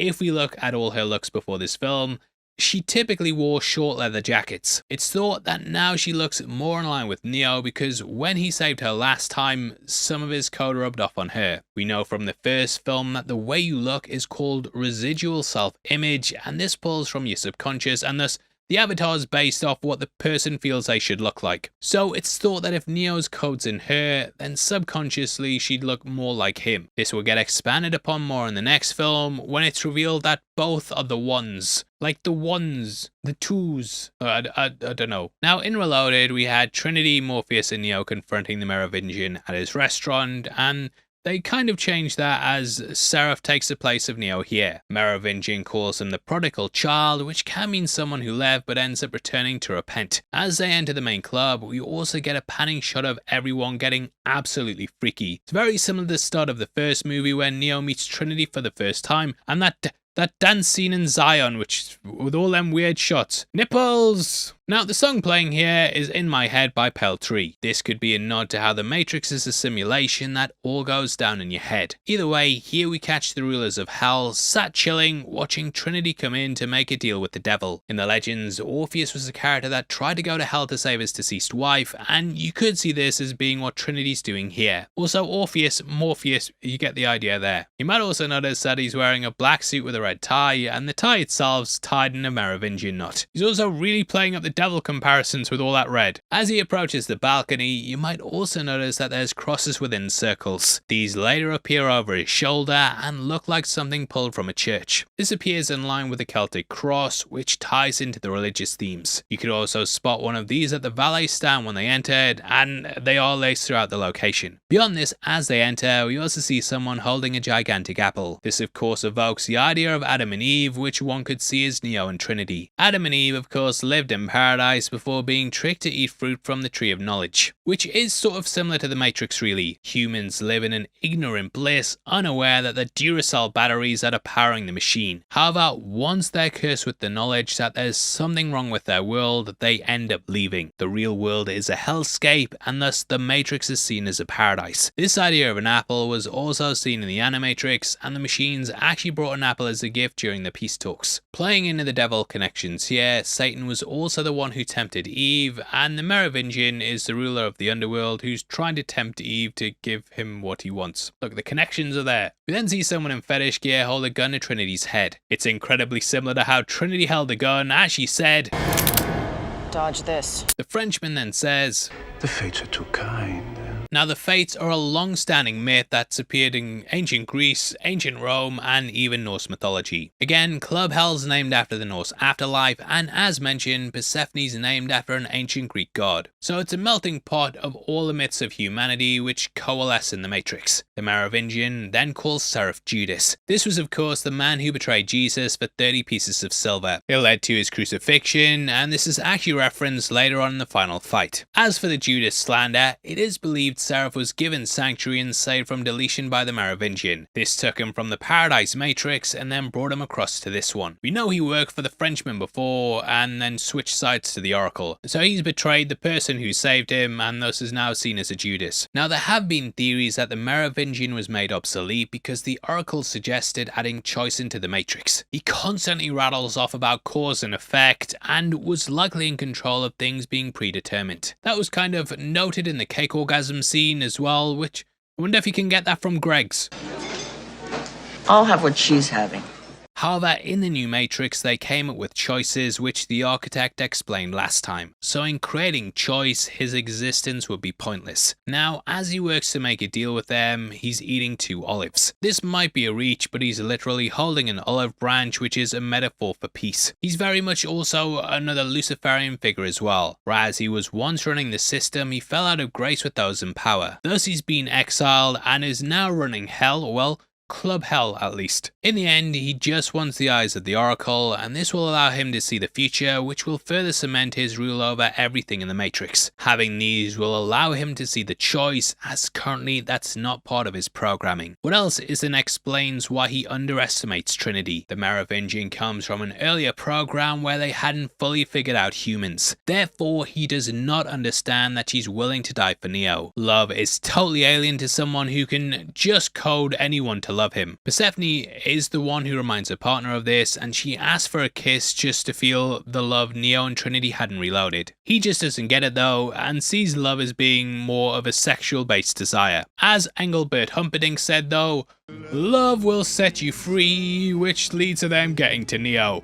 A huge shout out to our partners at Arrow Video who sell a ton of 4K Blu-rays on some really classic titles. They've got movies like The Great Escape, Silence of the Lambs, Candyman, RoboCop, and a lot more. For 10% off, click my link in the description and use the code HEAVYSPOILERS. That's 10% off in my link in the description with the code HEAVYSPOILERS. You deserve it, mate. Treat yourself. After this, Neo heads to see the Oracle one last time. The journey they take and the way the scene's filmed is exactly like the car ride in the first film, which is great. You may notice the license plate also reads AA034. AA is a battery, and according to Outdoors on Reddit, this means alert, awaken, orientated. Neo then looks out the window, and the way this is done is exactly the same as the first film. It plays into the idea of deja vu, and is him once more seeing if he can truly save the humans. Is he the one, or is the one just a fallacy? The question continues here, and yeah, a brilliant way to do it. We also get Link saying he's unable to see Neo. This is because he's not jacked into the Matrix, and thus his RSI cannot be viewed on the surface. Neo also knows that this is the last time he and the Oracle will speak. Similar to how she was using her algorithmic powers to tell he was the one, he's now doing the same thing and reading the program's determination. Continuing the mirrored shots, Neo enters the Oracle's kitchen exactly like he did the last time he visited. The objective of these conversations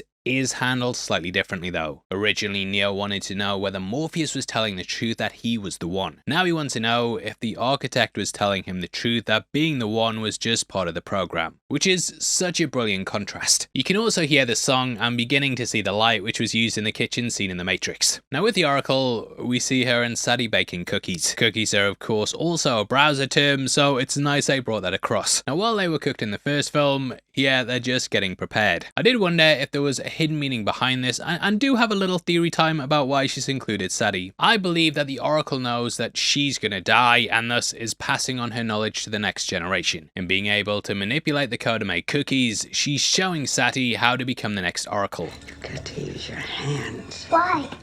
Cookies need love like everything does. This is the key ingredient, and it's showing that Sadie must make the programs with love. In the first film, the Oracle gave Neo a cookie when discussing him falling in love with Trinity, so potentially it's playing off that. It's clear that Neo's no longer something she can view and manipulate though. I was hoping to have these done before you got here. He arrived before she thought he would, showing her foresight no longer works with him. The Oracle then offers him a candy again. Once more, you might notice the candy looks a lot like the red pill. In Reloaded, he never ate it, but he did take it. Here it's waved away, and it shows him changing and growing. It's a big reminder of the path that he's on. He's gradually moved away from needing the red pill as an awakening, as he's resolute in his mission. She hints that Neo does indeed have free will, despite the prophecy, which is an important point. Now, like the Oracle says, you can't see beyond a choice. If she told him everything there and then in the first movie, he wouldn't have understood any of it. Then why didn't you tell me about the architect? Why didn't you tell me about Zion and the ones before me? Why didn't you tell me the truth? Because it wasn't time for you to know.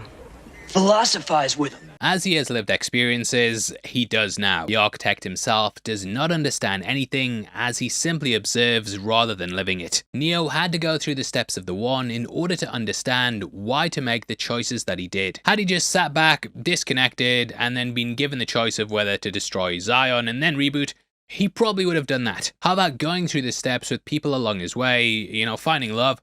All that made him make the opposite decision. So it's very important that the Oracle showed him the path and then allowed him to walk it. If she just said, here's what's going to happen, then he probably would have just chosen the logical thing, which was to side with the architect. Love is the key, which is such an important theme. He doesn't understand them. He can't. The architect just couldn't understand why humans gave up the Paradise Matrix, but it was because we make irrational choices. There's no logic behind what we do. Like, people will watch an amazing video on the Matrix and still not hit the thumbs up. It's crazy. They should also check out our merch store right below the video as well. There we've just launched our new Last of Us double-sided t-shirt. We also have our Invincible-inspired Terminator one as well, both of which are brand new. Whether you want just the simple design or even a double-sided version, it's all there for you. It all goes towards helping videos like this get made, and huge thank you to everyone who picks one up. Now, I also wonder if the Oracle cannot see how the war will end, as the variable of Smith wasn't present in the other Matrixes. Like Neo, he's an anomaly. Because he didn't infect the previous systems and then take her out, it's not something she's experienced before. Therefore, she can't calculate the outcome of what's going to happen next. We're basically in uncharted territory. Neo also asks how he was able to stop the Sentinels in the real world. Just like the character can enter the Matrix without jacking in, it is thought he's wirelessly connected to the source. Thus, he's able to stop stop them in the real world because he's shutting them down through using his admin privileges. She says how everything that has a beginning has an end, and it's not long until his cycle ends. Now, I was going to say it's not long until the war ends, but technically it already has. The humans surrendered in the events of the Animatrix, and since then, most of them have been prisoners. Even the rebellion is just part of the system's control, and they let some people free so they can think they're fighting back. The truth is though, the war and rebellion is just another system of control. The Oracle wants to shift things away from this age and usher in a new one, which is without persecution. She tells him to go to the source, and from here he might be able to change things. The source is now just as victim to Smith as the humans are, and he's now overrunning the Matrix. Everything that has a beginning has an end. I see the end coming, and you are all that stands in his way. Now we then see as Neo wakes up in the real world while Smith goes to the Oracle. Her taking the cookies out is almost exactly like when we first saw her. There are even theories that Smith was the one, and this may be why she thought Neo was early for the cookies. With Neo, she talked about how Smith's the natural result of trying to balance the equation. That is Neo. He is his negative. I made them draw Lola Bunny with fewer sexual features so that you wouldn't be horny. So she was in fact potentially baking the cookies for the one, and then Smith arrived just in time. Smith made a choice that changed the program, as he chose to not go and be deleted. Instead, he freed his own mind inside the Matrix and now has broken the system. He also gets the eyes of the Oracle and is a key part in bringing things down. So potentially he's the one as well. And if Trinity's the one, then he's the threes. What? The threes. Nobody knows what that is. No. Okay. All right. As for the Oracle though, her loop ends here. Well, for now at least. Sadie is then taken by Seraph, and there's actually a really nice detail here.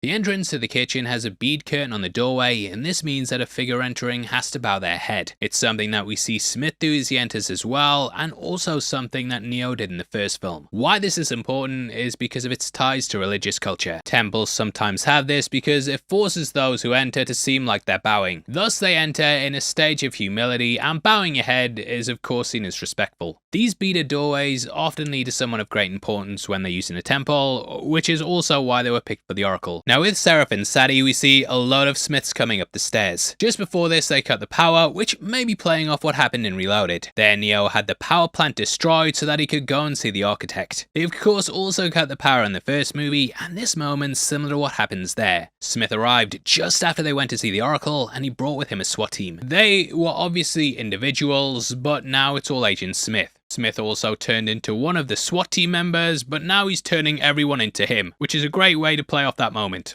Either way, both Sadie and Seraph are assimilated by Smith, but they return at the end of the movie when the Matrix is reloaded. We then see him confront the Oracle, and he calls her the great and powerful Oracle. This is of course a nod to the Wizard of Oz, who also turned out to be a fraud. He painted himself out as great and knowing, and ultimately sent Dorothy on a pointless quest, which you could see as being what happened with Neo. I know Dorothy's quest wasn't totally pointless, mate, and the real friends was the friends she friended along the way. In the end though, the Oracle isn't the all-seeing, all-knowing person, much like the Wizard was. As well as that, her clothes and kitchen are all green, which is the same colour of the Emerald City. Smith taunts her by wondering why she didn't leave if she knew he would be there, and he smashes the bowl full of cookies. What did you do with Santi? Cookies need love, like everything does. This is sort of playing off the first film, when Neo smashed something in the kitchen too. Neo's was accidental though, while Smith's was purposeful. So opposite sides once again. He may also know that the cookies are dodgy. Neo had a cookie and told he'd feel fine after the Matrix, and in Reloaded, we know that food can be used to inject code into you and make you feel a certain way. So we could assume that the Oracle did something to Neo's code when he ate the cookie. It is thought that this may have even programmed to love Trinity, or at the very least go and save Morpheus. But they are made with love, and you have to put love into them, so kinda ties into that. Either way, if that is the case, then the cookie may have given him a greater attachment to the group, and then led to him choosing to save them. Does that make sense? Yeah, I guess so, yeah. I also love how the Oracle calls him a bastard, and he's like, "You would know, Mom." It's a real nice touch acknowledging that she had a hand in creating him. Whether that's through programming or making Neo be the one, she was instrumental in guiding him to this point. The Oracle then says, "Do what you're here to do." This could be a nod to Matthew 26:50 in the Bible, in which Jesus said to Judas, "Do what you came to do." She knew she'd be betrayed by those she once loved, just like how Jesus was betrayed by Judas. Absorbing her, I love the code shift and the other Smiths being slightly scared by what they see. Smith then removes his glasses, and this highlights the sight he's now been given. The villainous laugh always kills me, and what a hilarious way to end the scene.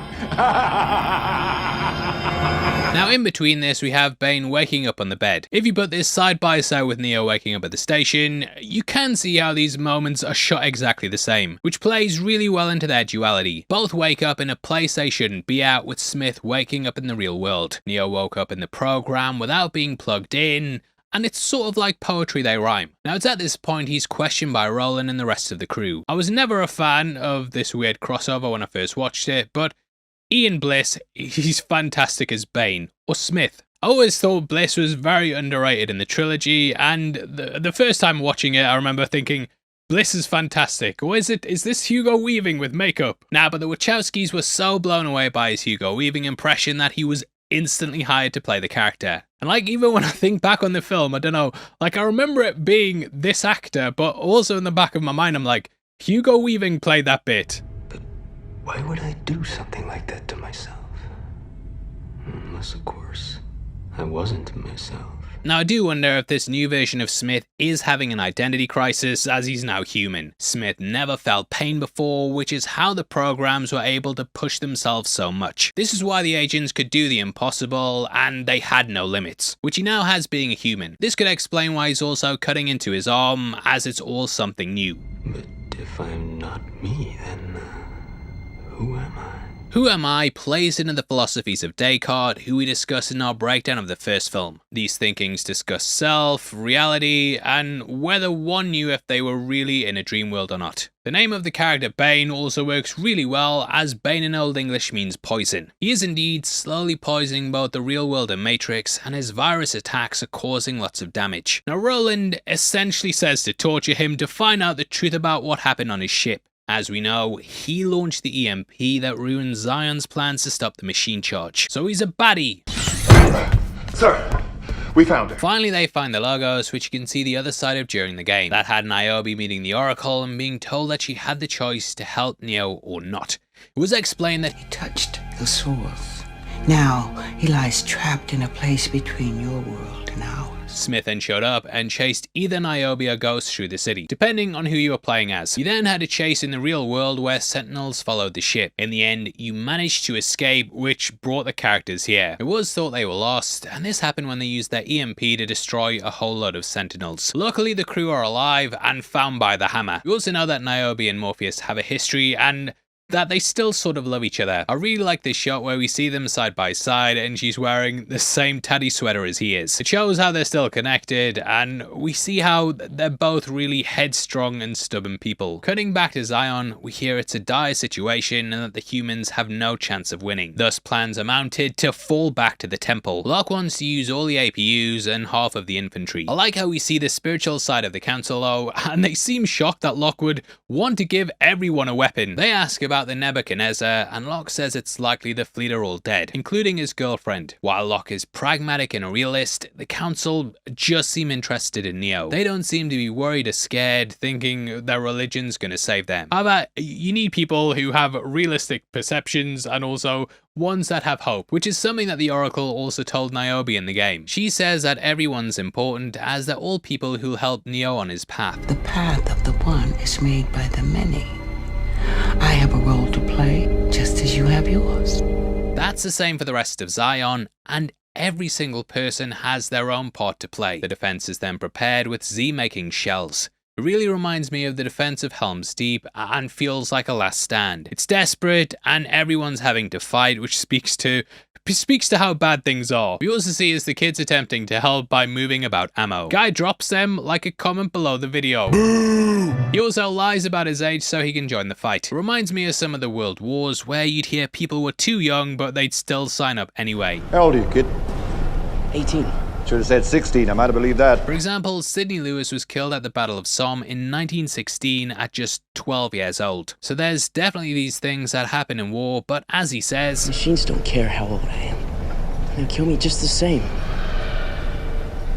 That's the goddamn truth. He gets dressed down by Captain Mifune, which reminded me of a latter version of the drill sergeant from Full Metal Jacket. Holy Jesus. What is that?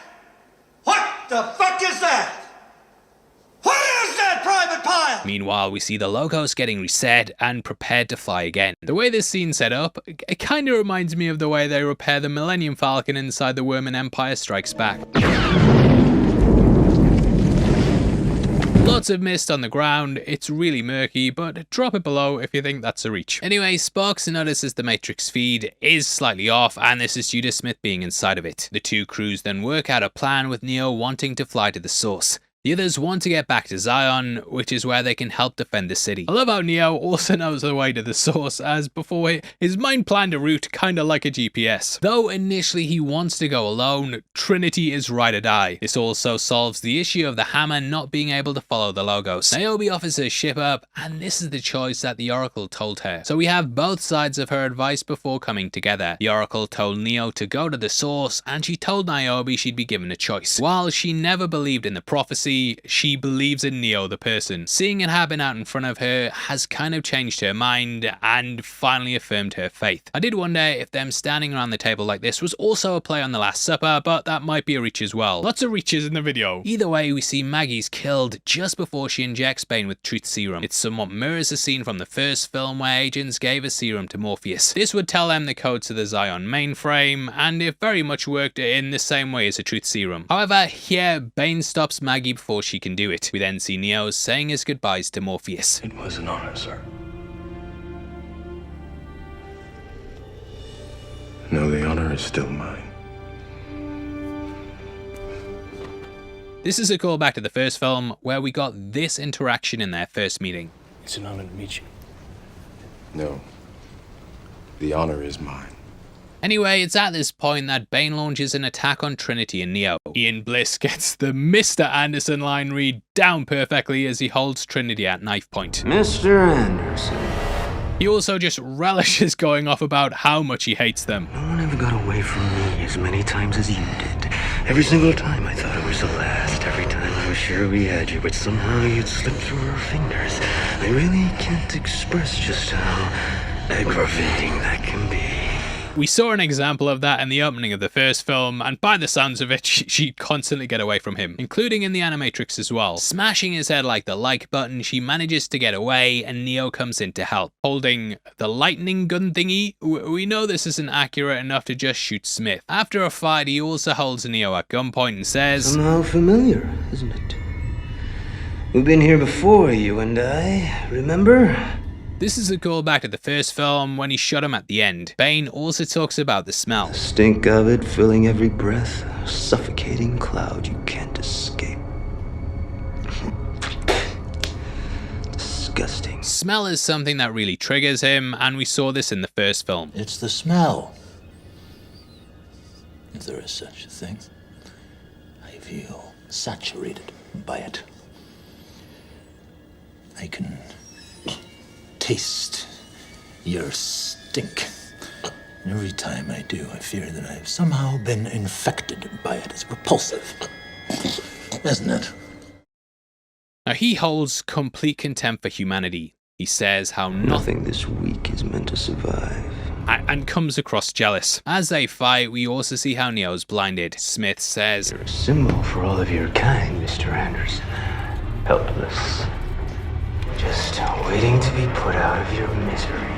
However, Neo still gets the upper hand on Bane and is able to see him for how he really is. I love this fire view, and they handle the gory head smashing in a really creative way by just showing it through the vision. Neo then essentially becomes somewhat a blind messiah. It's a trope that's been around for a very long time, and it even got used in Dune Messiah. I don't want to spoil too much of that because the movie's coming soon and you might not have read the book, but there are theories that this film's set in that universe. Dune had the Butlerian Jihad, in which machines rose up and took over humanity, and then we were basically enslaved by AI before we managed to win back our freedom. That happened 10,000 years before the events of Dune, but lots of things line up with this franchise. Thus, people have drawn that connection, and I do think there's some ties there. And we then cut to Zion as the APU prepares to defend the dock. Seeing Locke staring over a table, we also have maps in the back. This is a lot like the opening of Empire, and again, it feels like a Star Wars callback. Now, while Zion has an army of APUs, there was only actually one made for the movie. It had detachable parts so it could be used for more than one character and was designed on AutoCAD. It's a fantastic blend of tech and CGI, and it works really well throughout the action scenes. The dock and the battle scene in general that used a combination of models, green screen and CGI, and even today it still looks stunning. For me, model work makes movies stand the test of time, and a lot of older films have aged better than ones made this month. Adam Savage of Mythbuster fame, he also worked on this movie, which I didn't actually know until I was watching the behind the scenes of this film. Anyway, Captain Mifune's speech is badass as well. It's exactly what you need to hear before this big kind of fight, and it just gets you amped for what's to come. Another huge hit outs to Matrix Explain for pointing out that they reference the poem "Do Not Go Gently Into That Good Night," which is the perfect way to start off any fight scene. As the APUs prepare for the attack, the humans left outside make their dangerous run through the machine tunnels. Attacked by the Sentinels, it reminds me a lot of the Millennium Falcon scene after they escape the Death Star. Though the odds are against them, Niobe's the best pilot in Zion, and she pulls off some very, very slick moves. Holy Christ, I didn't know this ship could do that. They're then swarmed just as the APUs make their final stand. To Doc, Crane and Drill, they were both gigantic models, and you really get the feeling that they're actually real things. In total, this entire sequence cost $40 million, and it lasts for around 17 to 18 minutes. It looks amazing, really cool, and I don't know if it's intentional, but they all hold their guns sideways. The cool way. Hey Chief, can I hold my gun sideways? It looks so cool. 4K as well, the 4K in Dolby Vision, it looks fantastic, and the Atmos soundtrack just blows me away every time I hear it. As far as cinematic experiences go, this is one of the best when you watch it with a good setup. And I'm not getting paid to say that. Go buy yourself a really expensive TV and Atmos surround sound system. Now we then see the other volunteers of rocket launchers to take out the drill units. I did wonder if this was a reference to the Stinger teams that were used in Afghanistan. During the USSR invasion of the country, the US funded the Mujahideen, and the Stingers changed the game. They have some great moments, such as being hung over the edge to make the shot, and it varies of a lot of the action beats. The swarm looks amazing too, and we see as they take out the crane while Z's team head to take out the drill. If you didn't know, Z was actually supposed to be played by Aaliyah, but she sadly passed away during production. Niobe also races towards Zion, and this sequence feels kinda like it's playing off the highway chase from last time, but what would happen if it took place in the real world? Like the real world, not the real, you know what I mean. The tension and loss of hope is fantastic though, along with the pacing. I do, however, crack up when the Sentinels use the big dish thing to communicate. Reminds me of the ear horn in Wild Wild West. The hammer arriving though, that's gonna be the saving grace, as the EMP will knock out the Sentinels. However, it will also destroy the human defenses, but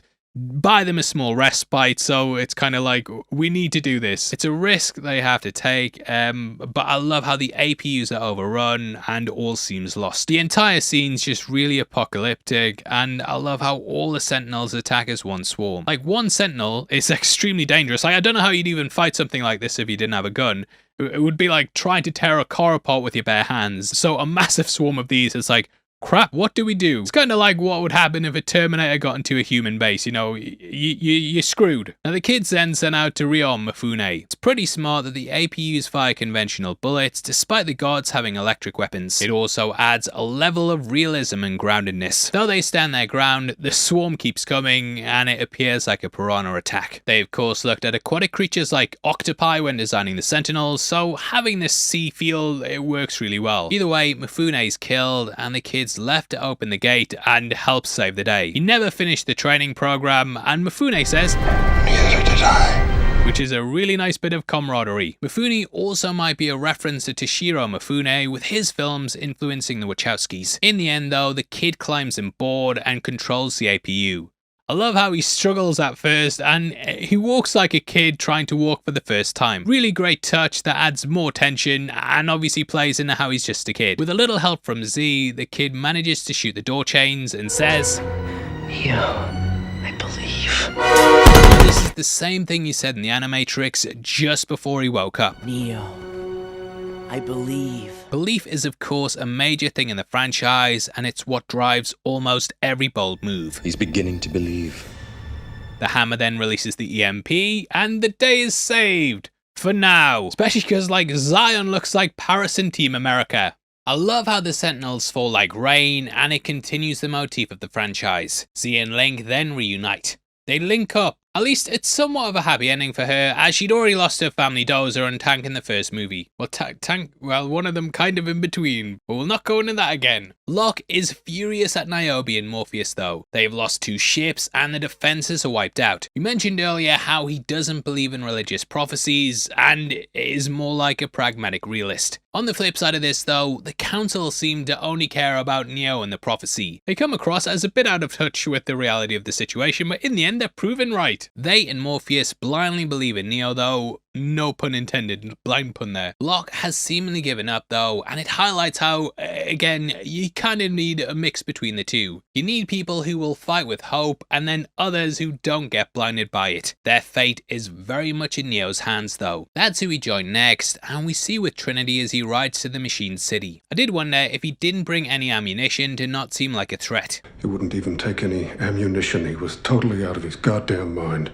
He of course is going to negotiate, and thus it's best not to carry arms. The fact it's a man and a woman is also akin to the way the delegates of the machines appeared in the Animatrix. We then see the harvesters in pods just like the ones we saw on the TV in the first film. These are the fields and where the towers of the humans are kept. The entire tower setup looks like a gigantic set of diodes from a circuit board, which hammers home the theme that this is their world. We then see why a human hasn't been in the Machine City for at least 100 years. Immediately they just launch bombs, and this armada would just wipe out any craft. Now we also know that the cycle of the Matrixes lasts roughly 100 years, so I did wonder if the last time someone went was because they were the ones who would then restart the cycle. Either way, Neo has the Wi-Fi password, and he blows them up with just a wave of his hand. One then looks like it passes right through him. I'm not sure of the literal meaning of this, but I feel like it speaks to how the spirit can conquer all physical boundaries. It really reminds me of Final Fantasy spirits within, specifically the Phantoms. Trinity and Neo then fly up over the blackened sky that we saw the humans do in the Animatrix. Finally, they see the sky for the first time, and it's such an amazing moment in the series. Giving another nod to Plato's Cave, this was another thing that questioned reality. In case you missed our first breakdown, Plato's Cave basically theorized that people stuck in a cave who were shown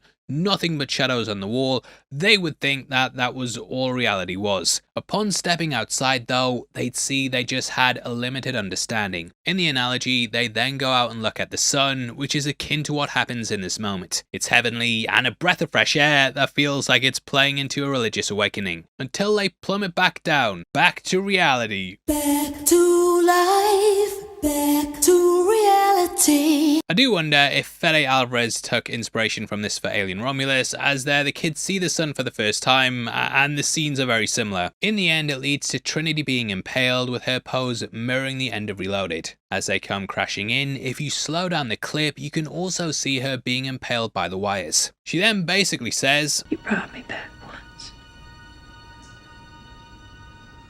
but not this time." No resurrections this time. Well, until the 4th movie. Her body being in the Machine City though, that does explain how they're able to bring her back. Neo then gives her one final kiss as she dies and then heads into the source. So I do kind of wish that we got to see more of the Machine City, as the sets look fantastic. It's such a creepy, Giga-like environment, and I would have loved to have seen more of this. Also, I get in trouble when I say Giga. Is it Giga or Geiger? Leave a comment below. Just write the name though. Don't actually say anything that helps to learn how to pronounce it, because then I want more comments about how I'm pronouncing it wrong in the future. Boost engagement! Now again, they use CAD drawings in a simulation to make the Machine City, so it looks unique and feels like it's real. We then see as Neo walks a golden path, which again evokes the Wizard of Oz, and maybe even touches upon Dune. There Leto II laid out a golden path for humanity that would allow them to survive destruction. At the end of the path, we then meet Deus Ex Machina, which means God from a machine. It usually refers to a plot device that, out of nowhere, suddenly resolves the problem that the protagonists are facing, which this kind of is. This character character hasn't been mentioned at all in any of the prior films, and they pop up last minute and offer a solution. But they point out it's Deus Ex Machina, so I'll forgive it. Looking like a baby, some have theorized this is what God resembles. Jesus, of course, arrived as a baby, and this is what happened when God made his form physical. It also makes sense that the infinite would never age, thus they would stay in a baby-like form, which makes, look, maybe you will all find out one day. In the film, its face is betrayed using machines, and it reminded me a lot of those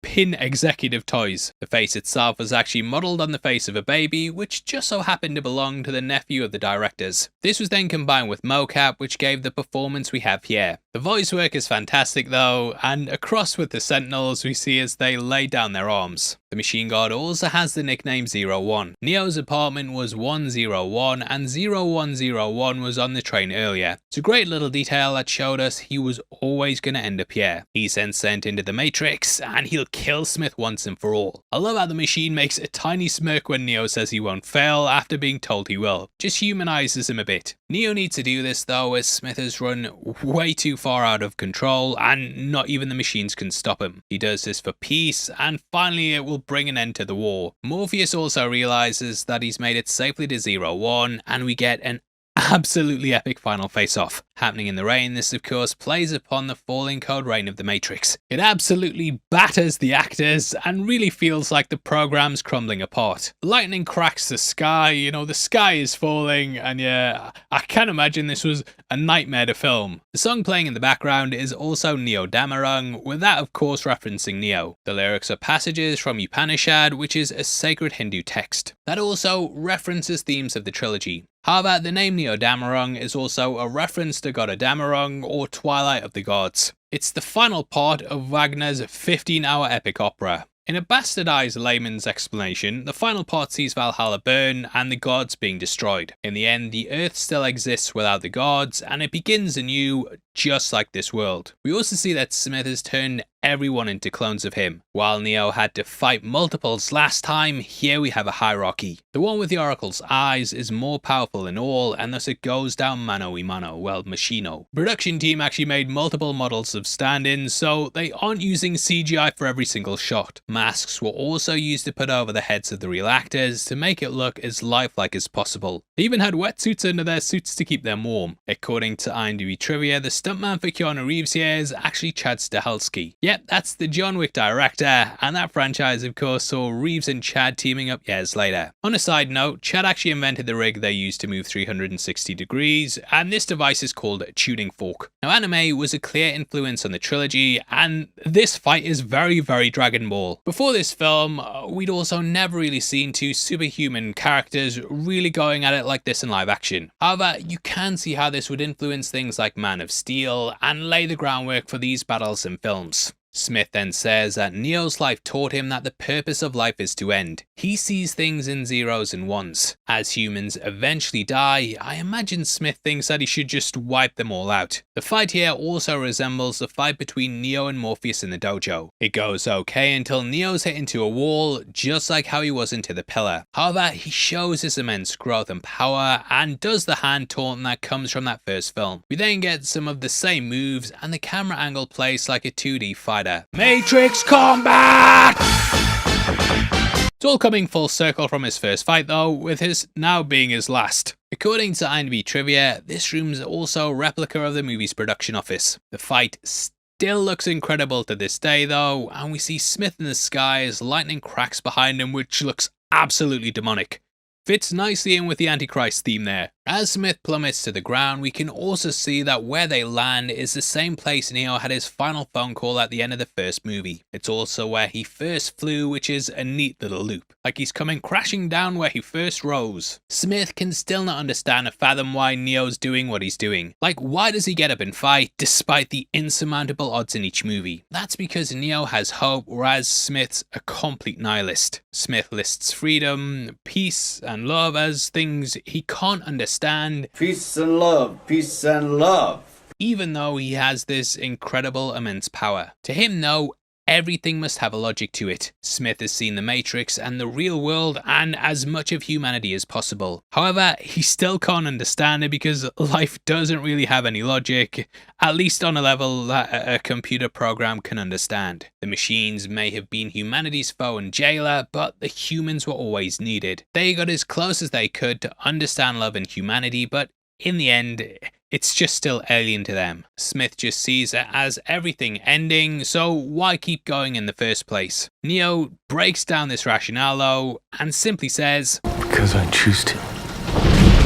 Which, if you're a human, I think it makes sense to you. Now this slow motion punch here does look a little ropey, and they actually designed it to make the raindrops look like ones, because Neo is the one. Smith then says, everything that has a beginning has an end, but he doesn't understand what or why he said as Neo gets up. However, to Neo, this is a message from the Oracle. Everything was predetermined and Neo's assimilated, but we then get a brilliant shot. Neo has angel wings and there's even a cross on his body. His arms are also spread out in a crucifixion pose, and here he's dying for our sins. The machines send a jolt of electricity into Neo after he's assimilated, and this then kills every single Smith. This was the end of the cycle, and he absorbed Smith into his body so the machines could then wipe Smith out. Smith couldn't see past Neo's choices because, as the Oracle said, we can't see beyond a choice that we don't understand. This is why the agent couldn't handle it, as he didn't understand anything to do with choice. Neo finally understands the choice he has to make though. He had to be turned into a Smith for the machines to zap his body, which leads to Smith's code then being purged. The directors also explain Neo's choice in the game The Path of Neo,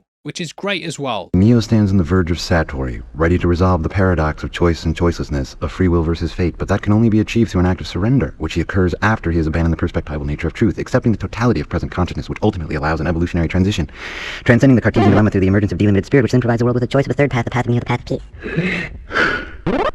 Britannica also says Satori is said to be unexplainable, indescribable and unintelligible by reason and logic. So that's why the Oracle, Smith and so on and so forth, they could not see what he'd do. They are reason and logic, and that does not exist here. We then see as the avatars return back to normal, and I love this top-down view. Feels like a level on Bomberman, and it turns everyone back to normal, including the Oracle, who we catch lying in the crater. Along with this, as the Matrix turns back, we get Sati along with a black cat. Pat yourself on the back if you get the black cat glitch thing. That of course highlights when something's been changed in the Matrix and things are now being altered back. Joining the Oracle at the bench, according to IMDb trivia, this has a dedication plate that says, "In memory of Thomas Anderson." This is also the first time that an actual blue sky is seen in all three films. Typically it's given the green tint to it, but this highlights how things have been changed. We also hear how Sati made the new sunrise, and this explains why she was saved by the Oracle. She's someone who can bring a new light to the Matrix, and I believe that children are our future.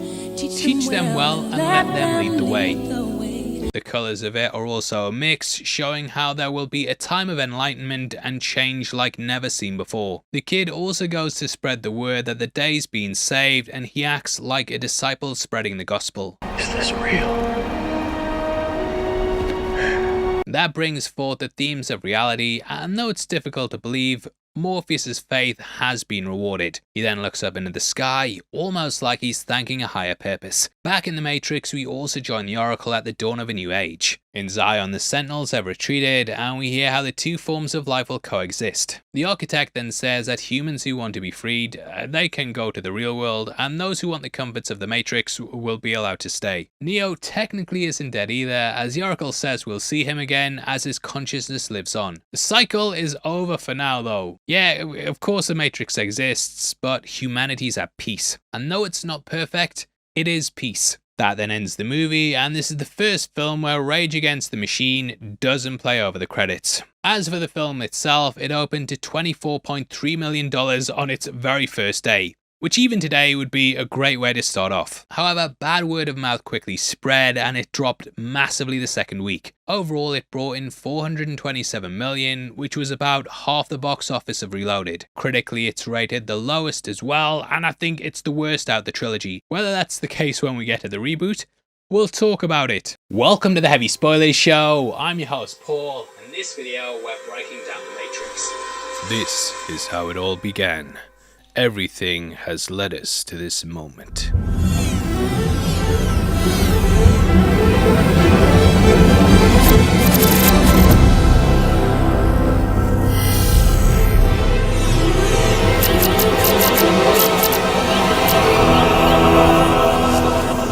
Hollywood just can't seem to let things end, and even though those two Matrix sequels weren't really liked, Warner Brothers still had to go back to the well. I'm sure you can understand why our beloved parent company, Warner Brothers, has decided to make a sequel to the trilogy. They informed me they're going to do it with or without us. And what we get is probably the most polarizing sequel in the franchise. One of the most meta movies ever made. It talks about the Matrix, franchise filmmaking, how stupid Warner Brothers are, and they didn't even Warner Brother. Whether you love it or hate it, I definitely think there's a lot to talk about though. After all these years, to be going back to where it all started.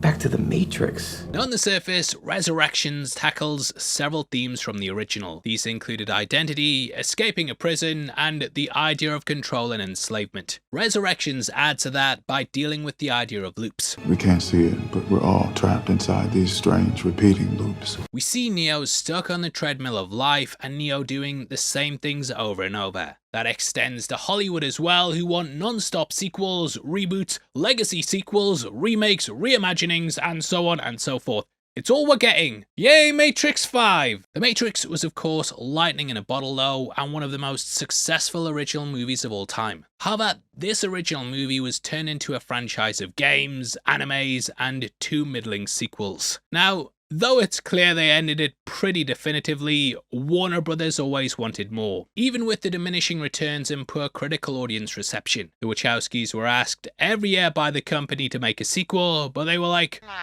come on! Oh, come on! Yes! When that first trilogy dropped though, they still had a pretty big career. V for Vendetta was great, but after that, things started to take a downturn. 2008's Speed Racer flopped spectacularly, and though it looks stunning, it was a misstep story-wise. Cloud Atlas was like, came under fire because of the use of yellowface, and also because the movie's atrocious. So there's that too. There was then Jupiter Ascending, which I swear I've seen, but I cannot remember a single thing from it, which is probably for the best. Give me more blue pills. Kill my memories. Then their Netflix TV show Sense8 dropped. It had a very passionate fan base, but was then cancelled after 2 seasons. Classic Netflix. The movie actually has a few references to that show, complete with cameos from the cast. So, for Lana, you can kinda see how it made sense to go back to it. Warner Brothers were clearly going forward either way, and they even were planning a film starring Michael B. Jordan. There were lots of concepts where he'd play either a young Morpheus, a descendant of Morpheus, and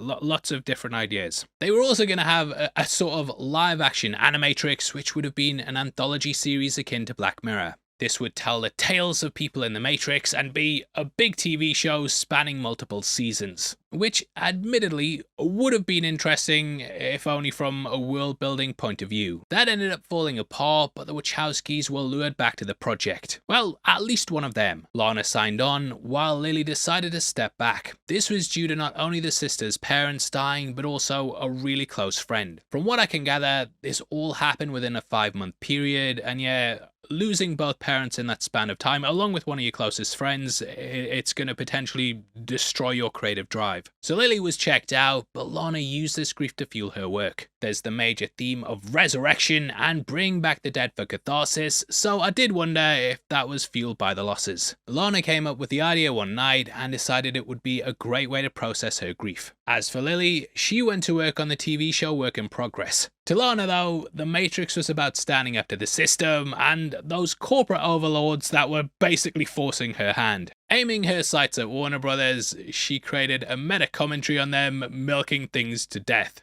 Like Lord of the Rings, massive, so they made a Hobbit trilogy even though it was a small book. Fantastic Beasts never lived up to Harry Potter, and even stuff like Space Jam 2, which actually came out the same year as Resurrections, it's one of the most cynical cash grabs of all time. Now, as for this film, it was released on December 22nd, 2021 on HBO Max and in cinemas. I think Warner Brothers' choice to drop this day and date on HBO Max also somewhat killed the excitement. That sort of took away the spectacle and trained audiences to stay at home and stream it. Behind the scenes, the pandemic caused a lot of issues too. There were rumours that when filming had to stop, Lana was just going to quit and completely abandon the project. It was the rest of the cast who convinced her to return though. I think in the end though, like everything in the film, you get the feeling that no one was too enthusiastic about doing it. Now, how the characters return was obviously a thing that people theorized a hell of a lot about. They died at the end of Revolutions, and we learned that their bodies were taken away. The humans were then given free will to leave the Matrix when they wanted. However, this caused a major problem for the machines. With humans upping and leaving over time, they experienced a crisis for electrical power.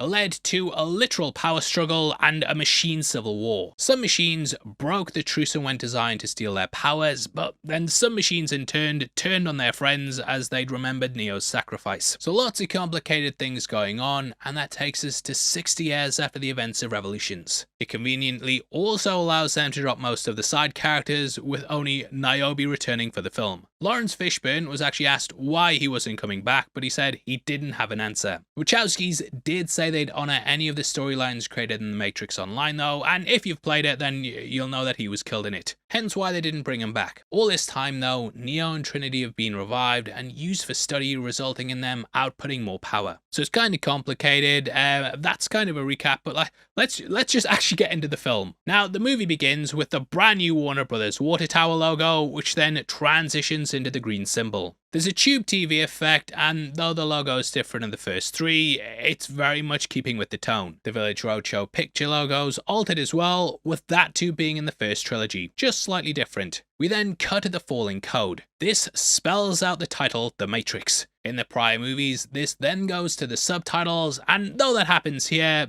this time the code ascends. Thematically, this film's also about Ascension and going beyond the loops that have been created. Loops are a big part of Westworld as well, and both were kind of touching upon the zeitgeist at the time. You might also notice that there's Golden Code as well. In the intro of Revolutions, we watched as the Golden Code exploded. The code was laced throughout the film, and also there during Neo's death. Golden Code to me represents the one, and then that movement of it going up and down kind of highlights how that entire process was a cycle. The film then opens identically to the first one. This includes the trace. The modal here is also 101, with that being Neo's room in the first film. Room 101 comes from 1984, and it's where people who rebelled against the system were sent to be tortured with their darkest fears. Fear can also manifest in more ways than one. We often think of fear as being something scary, but I feel like Neo's fear is more of a life without purpose. Being stuck in the same day-to-day, mundane life would be terrifying for a man of his power. And he just wants more. However, he's stuck in this prison, and yeah, I feel that's the case here. A loop can be something that enslaves you, and that's what we see going on with the character. Did you hear that? Did you hear that? Shit, I think our signal was traced. We are also sort of getting a loop ourselves as we're seeing that first movie repeating. We even go into the numbers just like the original movie. The loop also plays into what's happening here as well. Now what we discover is that new character Bugs has managed to locate some old code running a loop in the Matrix. We have a mirror of the Trinity scene, and this is essentially running a repeat of before. It's giving us that sweet nostalgia hit, but in being reliant on that, we aren't progressing at all. Now I do kind of feel sometimes that art's sort of at a dead end. At least in the commercial sense. An industry that was once reliant on being creative is now refusing to take risks or create something new. Like Walt Disney famously said that he'd never make sequels, and look at Disney now. I even wonder what films will be like in 30 years time when they can't remake the stuff from now because that's just all a remake. Well, not all of it, like obviously there's new stuff, but yeah. Sometimes it feels like a snake eating its own tail. A loop, if you will. The idea of things being repeated by lesser things is even brought across to the character names. The figure here is credited as Echo, and she's played by Ellen Holman. An echo is of course a sound repeating, but it's always slightly lessened than the original. Which yeah, I think plays into what they're going for. Also, huge shout out to a Shogun named David for all their side-by-side comparisons on these scenes. Cutting to the outside, we can even see the Other City Hotel, which was also where things started in the first film. The agents then arrive, just like before, but this time, Agent Smith's played by someone different. That is Yahya Abdul Mateen II. You may recognize him from Aquaman and also the Watchmen TV show. I think we can handle one little girl. I think we can handle one little girl. No, Lieutenant, your men are already dead. No, Lieutenant. Your men are already dead. We then join Bugs, played by Jessica Henwick. Interestingly, she actually had the choice to do Shang-Chi over this film, but turned that down due to being in Netflix's Iron Fist. I'd say it's a bit of a fumble, but yeah, I doubt we're getting a sequel to Shang-Chi either, so who knows. Bugs is of course also named after Bugs Bunny, and Bugs Bunny is of course a rabbit. My name is Bugs, as in Bunny.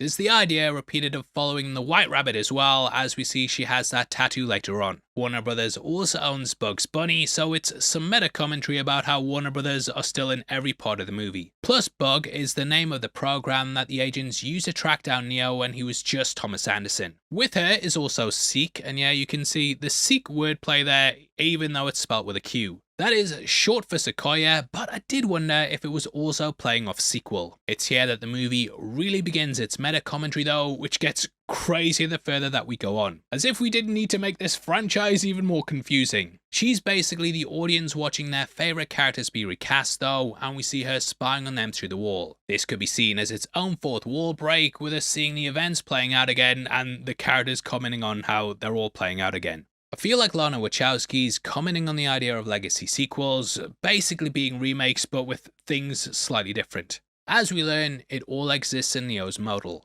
This is a world made by Neo using his subconscious mind. It's why things are slightly different though with a new Trinity in Smith. Morpheus is part of Neo's subconscious and thus he populates the place of an agent. That's because Smith is in Neo's world, so he's not in the modal. Does that make sense? Things are altered though as Trinity fails to escape. Seek explains that this is actually a training program for the AI, and this is something that we do with AI in real life. There's actually programs created where AI teaches itself by failing over and over and over. Put on a loop, it eventually evolves over time by trying to succeed where it's failed in the past. So it makes sense to train an agent on the time that it failed to catch Trinity. She of course then went on to help free Neo, and this brought down the machine. So it's important to defeat her in a situation like this. As we discover, Bugs and Seek have been seeking Neo and have stumbled across this pocket reality, for lack of a better term. Actually, a better term would be a private instance in a video game, kind of like your own base in an MMO game, or a garage in GTA Online, or like a passworded game lobby. Does that make sense as well? As we discover, Bugs is a Neo fanboy, and she's essentially a Matrix fan watching the new movie. Echo never makes the jump she does in the original, and she then runs past a sign that says Sabor a Miedera, which in English is a taste of shit. Yeah, it sounds like the beer I got for Eurovision. Why use old code to mirror something new? Now to me, this is meta commentary on adaptations. So that's supposed to be Trinity, that's not what happens. I feel like it's basically how films and shows that just adapt books or comics will differ slightly but just regurgitate the past. It's then that Bugs is confronted by Agent Not Smith. Upon rewatching this, I actually found a new appreciation for the look and the direction that we sort of kick things off from. Kind of. She then pulls her gun just like a fan would, but gets immediately grabbed. Luckily she escapes, and we get a kick-ass sequence where she slides down a sign that says Anderson. For those who love to eat shit. That last part especially, it just makes me think Lana's commenting on how people just consume slop and want the same old shit. Wait, is this movie based? It's also sort of playing into the reveal of how Bugs woke up. After Neo tried to escape the simulation by jumping off a building, it awakened her from the Matrix. So jumping off to that Anderson sign is a nice little detail. Now, everyone who saw that happen in the Matrix, they actually had their memories wiped. Bugs didn't know, and because of this she knows that Neo's still alive. So this is basically why she went on to try and free him. We also see a sign that says awake, and on top of this there's a sign for Keller Bowling. This is likely a reference to Philip Keller, who was the storyboard for Reloaded and Revolutions. As the camera angle changes, we also see one that says Exile, as in the Rogue programs. The police then arrive with an agent morphing in just like they did in the original trilogy. Out of ammo, Bugs escapes into a reference of the keymaker's shop. I love the way the keys are laid out on the window, and it almost resembles the Code Rain. Reach! The Keymaker was of course a character in Reloaded whose purpose was to help Neo open the source door to go and speak to the architect. That was then going to send him back into the loop of Zion being destroyed and then built back up again. We also see some red and blue spears in one of the cabinets, referring to the red and blue pills. Also, I do think it's worth noting that Bugs' hair's blue. She's then taken via the back doors by Smith, which then goes into Neo's old apartment. This is akin to the back rooms the Keymaker used to get around the Matrix quickly. In the original, we then went from Trinity escaping via a landline to Neo searching for Morpheus on his computer. So going to this location sort of repeats the beats of the past. Just beside Bugs, we can also see a window and rain against it. Calling back to the code. This room is almost identical to the original as well, with also the same poster and shelves. I love as well how you can see his bed on the floor in the corner, which it just shows how the guy was living. Just sat about watching mediocre YouTube videos about mediocre movies. We then find his ID badge for Meta Cortex, where he was a junior programmer in the first film. In case you missed our breakdown of that, Meta means well meta and Cortex means brain. Seeing Bugs' window cleaning, she then explains how Neo's still alive. This scene plays off the first film, and it's how we establish the scene with Neo meeting his boss. The water on the glass also resembles the code. Now we learn that our agent Smith Stanton has started to become self-aware. He noticed that the key shop was always empty, so he went in and had a look around. The key shop always being empty highlights that there's no owner or staff, and instead it's just used for these backdoor purposes. During this time, he's been looking for Thomas Anderson, who he also says doesn't exist. Instead though, he should have been looking for Neo. It's here he explains that he too woke up despite being a sentient program. He saw the Matrix code everywhere and the rain code all over the simulation. Thus he realized he was living in a repeating pattern of a world. He even sits in a coffee shop, which is something later used to keep Neo on the loop. We get this idea of people running in a loop as we then cut to people jogging on a treadmill. Playing into this. You're thinking this model is a loop or treadmill. We even see Neo on a treadmill later in the movie. Loops sort of also playing to Bugs' earrings, which we can see loop around. Reach and what? The shot of Morpheus touching the mirror also plays off Neo touching the mirror to escape the Matrix in the first film. He also escapes through a mirror later on as well. At this point though, it all comes together and Smith realizes his purpose. I am Morpheus, and I have to find Neo. He's even offered the pills the same way that he offered Neo. We also get an insight into what the pills really mean here. The blue pill and red pill scene, that's become one of the most famous in cinema history, was presented as the idea to either stay ignorant or wake up and see the world for the way it really is. In the days of social media, instant news and rage bait, it's become harder and harder to stay ignorant to the world. However, back in the day, didn't know that much, and have to say, Cypher was right, ignorance is bliss. Now, Bugs originally scoffed at the idea that there was some way that swallowing a pill was like some symbolic reduction of her life. She says how the choice is really an illusion, as in Morpheus asking the question, he's already made the decision. The choice is an illusion. You already know what you have to do.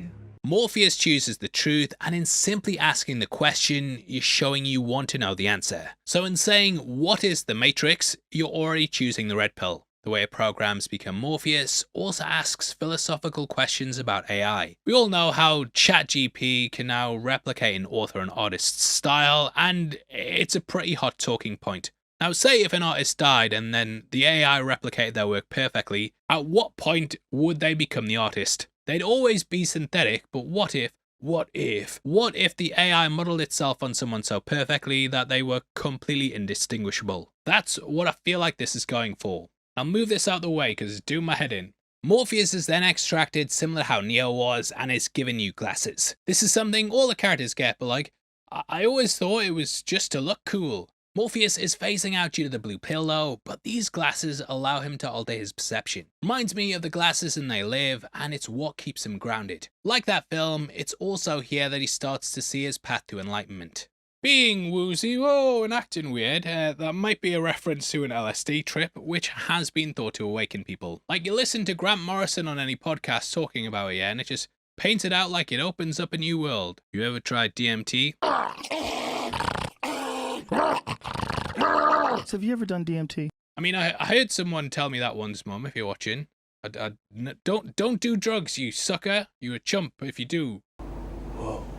Chased, they then escape via a cinema. On the door we can see The Root of All Evil, starring Lito Rodriguez. Now Lito is actually a character from Sense8 who's an actor, and The Root of All Evil is an in-universe movie. Sense8 is actually about Lito trying to break into Hollywood, however, due to Netflix cancelling it, he never got to do that. So this could show that in the simulation, his career continued and he actually made this movie. You could see this as just an Easter egg or insanely meta, as this model is just Lana Wachowski overcoming her grief and not an actual Matrix sequel. The Root of All Evil is of course also money, so this could be Lana saying Sense8 was destroyed because of that, or maybe she was strung into this due to Warner Brothers greed, and yeah, they didn't even Warner Brother. Speaking of greed, if you guys want to give us money for our Warner Brothers shirt, yeah, we'd really appreciate it. We then watch as they head into the Lafayette Hotel. This was the one from the first movie where Neo experiences deja vu. It's also where Mouse, the original Gooner, died at, RIP. As they flip in, you might also notice a slight bit of the code behind them showing how things are falling apart. The pair then jump out a window to escape, both the model and the agents. Now this is very similar to how the kid woke up in the Animatrix. He jumped off a building while being chased by agents and put his faith in Neo and escaped. Phones are no longer needed to exit the Matrix, and they can simply use any reflective surface. That's probably a commentary on how like landlines are almost non-existent these days and only used as toilets by drunks. Yay! I always saw the phone thing as a connection to the real world internet, as back in the days, yeah? If you wanted to get on your 56k internet and play some Counter-Strike or go and check on the WWF message boards, you had to use a telephone line to do it, and no one could use the telephone at the same time, which caused many an argument. However, with the advent of broadband, this limitation became a thing of the past. Nowadays, you kids can download your latest Steam games using gigabit internet Wi-Fi, yay! You kids, you got it so good. As they fall, the code then turns into what appears to be a universe, highlighting how this is its own pocket universe. The entire goal of this was so that Neo could create an immortal sentient agent whose entire goal was to track down Neo, and he's bloody gonna do it. As we discover, this model's all on Tom's desktop, which is who we cut to next. Neo's real name is Thomas Anderson, and he's been imprisoned to provide power for the machines. Here we see him using old Matrix code, and as we discover, he's now working as a games designer. We can see the title binary, and binary's made up of ones and zeros. Binary is also a gold sort of orangey colour, just like the code we talked about before. Now here you can see this new world being made, which kind of reminds me of the sunny scenes from the end of the last film. Now as we learn, they've passed off the Matrix as being part of a video game. I did wonder why they didn't choose to do The Matrix as a movie, but to be honest, video games are far more immersive. The Matrix Explained theorized that people who watch the events of revolutions, they may still want to remain in the Matrix. However, in order to be at peace here, they need to think those events weren't real, as it would break the simulation for them. Thus, saying it was all just a video game would be a way for them to think they just got caught up playing it too much and they thought that it was real. Like me when I stopped planning to kill Ryan Airy after playing Hitman non-stop for 3 days.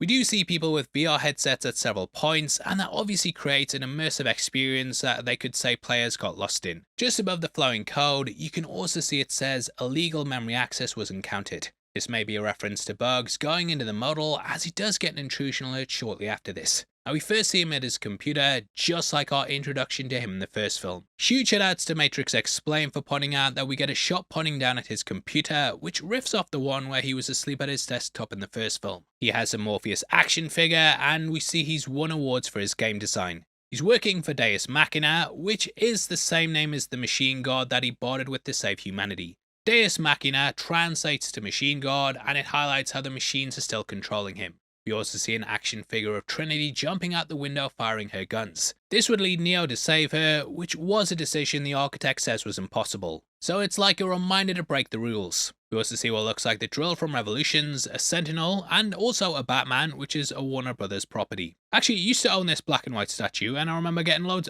of them. Like, one even came with the Arkham City Limited Edition. But moving on. Behind the Trinity figure, we can also see Green Lantern.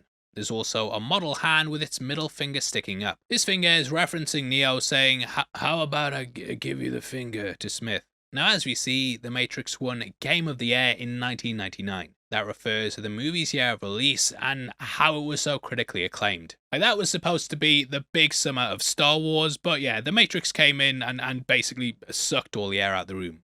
We can also see a SNES controller next to it. There's also a replica of Jeff Keighley's Game Awards, but that started in 2014. The alert perimeter is then breached. We then cut to a shot of Neo looking at his computer, and in the top left can see him bending over backwards on the rooftop. Looking at the computer issue, we see the code here says morph.bld.exe and Heart of the City, referencing the hotel. He investigates it and almost appears to go into the game itself, almost like he's reading the code. He is breaking through a layer of the simulation and going deeper into it because there's no barrier between these two codes, only the illusion of a barrier. However, he's snapped out of it by his colleagues, including Jude, played by Andrew Lewis Caldwell. His outfits really remind me of Paul Malucci, who invented the Oculus Rift, which was bought by Meta. That pioneered VR and was inspired by The Matrix. As we learn, Jude was made by the Analyst, and he's basically there to keep Neo under control, and it makes it clear they're aware of everything going on. This is possibly a commentary on how business analysts often come in and make life worse for the worker, but more on that later. We also see a green exit sign, which are common in real life, but I can't help but think the green's playing off the code as well. Jude then takes Neo to Simulate, and we see the new Matrix. It no longer looks haunting or weird, as that green hue's completely stripped away. The Simulate name, of course, plays off simulation, and the Matrix rain forms to make the cup. We then see as Neo's gushed over by Jude. Now, both he and Bugs, to me, represent different sides of what made the Matrix so popular. Bugs is clearly the fan who watches and consumes these movies. Jude is sort of like a studio executive who buys up the franchises and then sells them to these fans. They don't necessarily get what made the originals so popular and just enjoy things on a surface level. They just want money and Warner Brother t-shirts. He hints at him being sentient as well, as he said this game almost ruined his life. It could be him even hinting at almost being destroyed due to Neo's mission in the first trilogy. He also says the game took over his life. Hey, did I tell you it took over my life? Yeah, I failed the 7th grade. He also says this important line.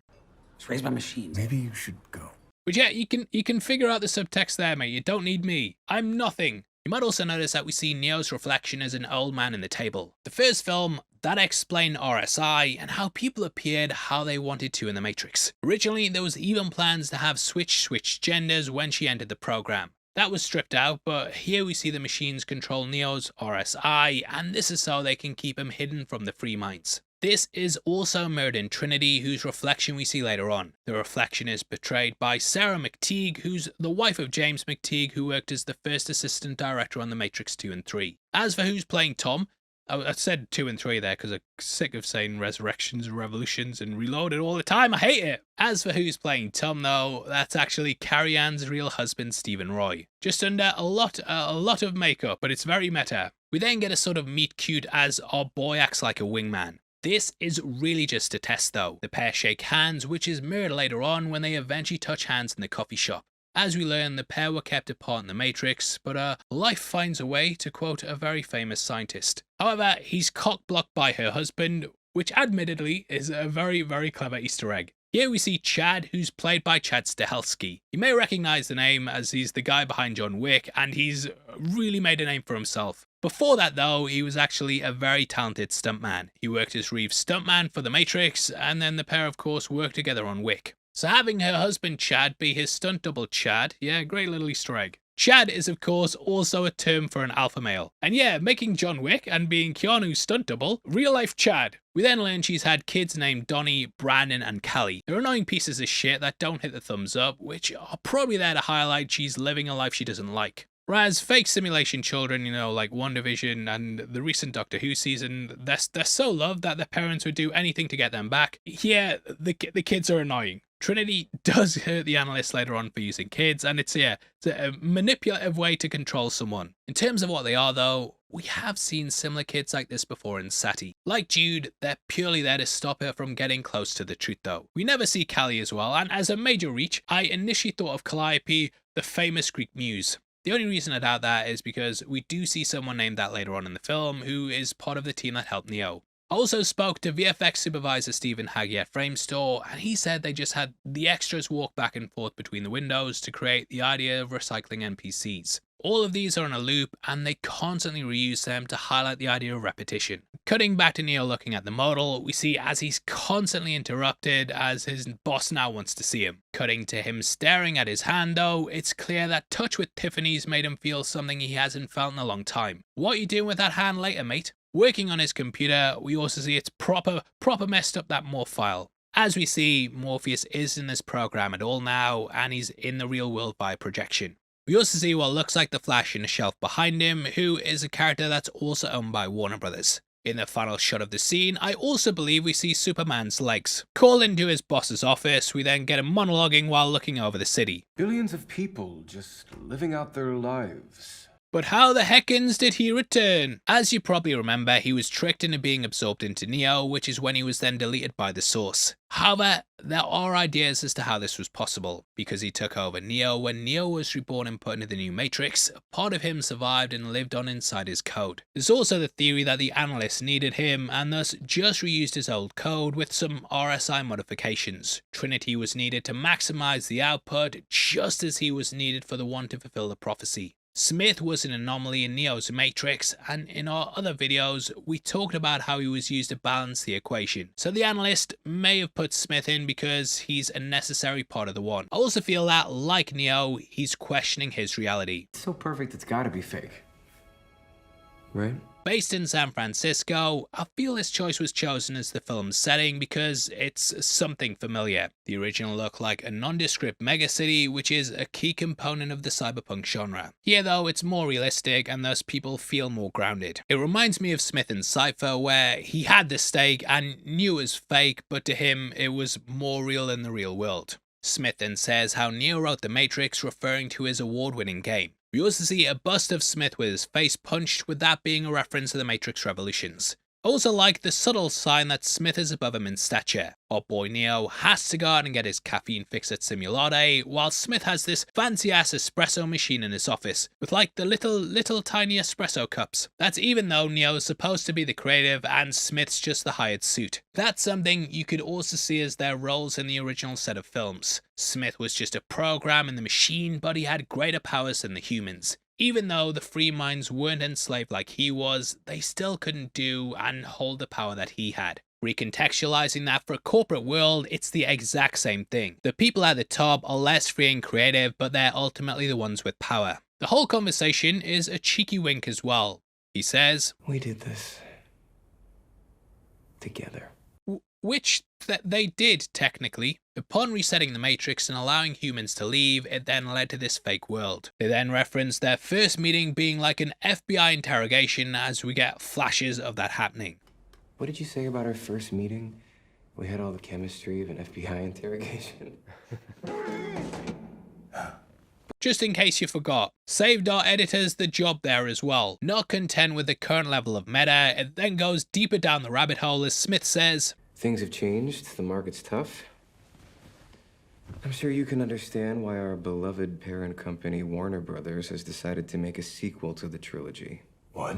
Honestly, all that's missing is the Wachowskis coming in and breaking the fourth wall like they did at the end of Path of Neo. The scene was most likely inspired by their real meeting with Warner Brothers, and it gets even crazier later on as we have meetings where they opine about what the game was about. At the end of the scene, Smith then sparks up a cigarette. It's possible that there may even be part of the Oracle's code within him causing this. As we saw, he also embedded himself into her. Both she and Neo are extremely powerful, and both may have been copied across. Their codes may have combined within Smith, which is why he ends up smoking. He's also less antagonistic in this movie, and though he's a bad guy, I think it's more complicated. Come the end he goes off, which may be the Oracle's code creeping in. They then talk about marketing, how everything's already going ahead, and yeah, it's just very corporate. I hate marketing as well, because like, we have to do that with our stuff where we've got these amazing t-shirts inspired by movies. Like this Predator one, or this Aliens Game Over one. Got a new Superman one and an Andor one too. Does my head in because like we have to stop the video to tell you we've got a sale where if you buy 3 you get 20% off. Smith's mouth then begins to close up, much like Neo in the first film. Neo's losing his grip on reality because he realizes he doesn't have control. Thus he's panicking and the system's starting to corrupt and break. As we know, Neo can alter and change the Matrix at will, so there is a potential he could be altering the world around him, and they just need to rein him in. He's then taken a therapy. As we learn, this is actually the analyst. Considering that Lana was in grief which led her to make this movie, it makes a lot of sense why a therapist is in such a prominent role. The analyst also has blue glasses and gives Neo blue pills. In the prior film, the blue pills represent staying in the comfortable fake reality. In the back, we can also see a blue butterfly. Butterflies typically denote transformation. Butterflies, they put themselves in cocoons and then awaken and go out changed into the world. The pods the free minds wake up in also somewhat resemble these. We discover that Tom's questioning his reality and whether or not he lives in a computer program. I felt either I'm having a mental breakdown again,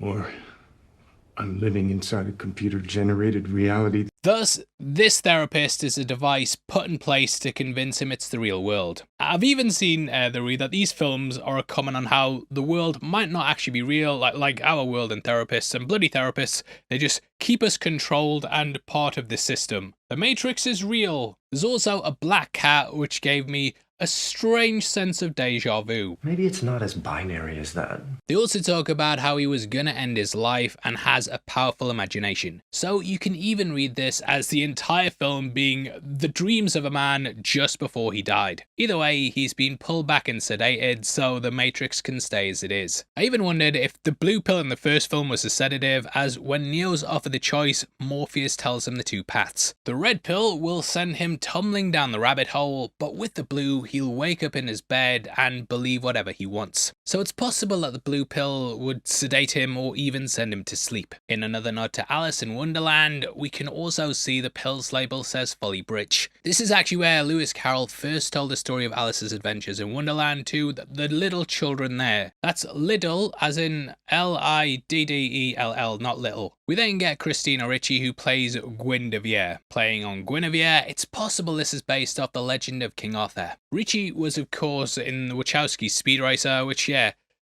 that's like an Amsterdam space cake trip, I tell you. Hey, yeah. No, I mean, I heard that from someone, if you're watching this, Mum. Now basically, she's here to present the documents and get everyone ready to work on the game. Including key word association with the brand. The top two being originality and fresh. Which obviously, you're not going to get in a remake. Or reboot, or whatever the hell this is. On the table is also Funkos, blue Nerf guns, and it plays on that whole chill tech company vibe. We see on the focus group document that it has an M and a 4 in the trademark font and digital rain on the left. In case it's not clear, despite having it hammered over your head, Neo is Lana, as she was pushed into making this movie. Neo is then forced to take his pills and drink espresso looking over the San Francisco Bay. This may even be a comment on how he's becoming more integrated into the system, just like how Smith was. The team then brainstorm what made the first Matrix so different, as the scenes start to repeat just like his daily rituals. It's clear they're just trying to capture lightning in a bottle again though, and repeat the success, as opposed to having any ideas themselves. There's also a guy with a Joust t-shirt, which is a real game, and he says he actually didn't like the original movie. In the end, he thought it was too clever and he just wants dumb action and fun. We need guns. Lots of guns. Now Jude there, he's sort of playing into how modern audiences just want slop, but to me it speaks to the critique of how people that they missed what made the first so good. Yes, the lobby scene was amazing and the action was like nothing we'd ever seen before. However, it also asked a lot of deeper questions. That is what made it so successful. You walked away thinking about reality and what it meant to be. The discourse, it kind of lost that though, because there were so many imitators lacking its soul and countless upon countless parodies. It didn't help that even Conker's Bad Fur Day did one as well. But that was an incredible level. But yeah, being around back then and knowing what me and my mates talked about, I know these idiots are basically talking about that because... Well, of course I know him. He's me.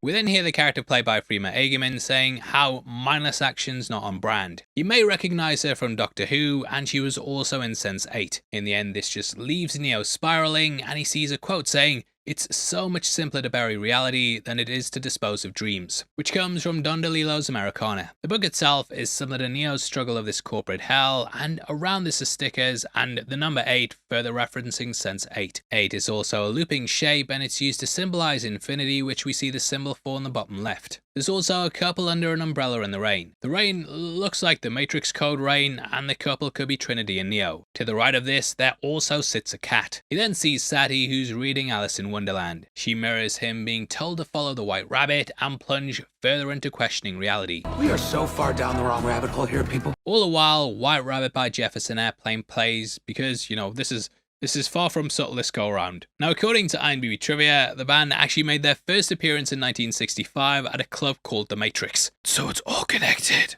We then see people playing ping pong with their blue mallets.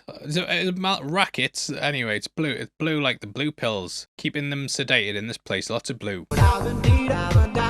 Crypto fashion, capitalist exploitation, they're all name dropped, and this all shows how people took different meanings from the first film. Neo then crashes out worse and worse, and we see him at home eating a steak. This is likely a reference to Cypher at the restaurant. We also see as Jude talks about bullet time, which revolutionized gaming. Bullet time being used for ruthless capitalist game is mentioned later on when the analyst says how they reverse engineered it. There it's used to stop Neo inside the garage. It's all just part of making money now though, rather than revolutionizing the art form. The room here is also shown to be blue, playing off that sedation notion before. Cutting to Simulate, we can also see the baristas called Scros. This is likely a reference to Steve Scros, who was a storyboard artist for the Matrix films. We then see as Tiff orders a cortada, which is different from her regular. So she's breaking her loop. Neo's also able to meet her without any distractions. Motherhood gets discussed, and Tiff seems unsure about whether she really wants to be a mother or not.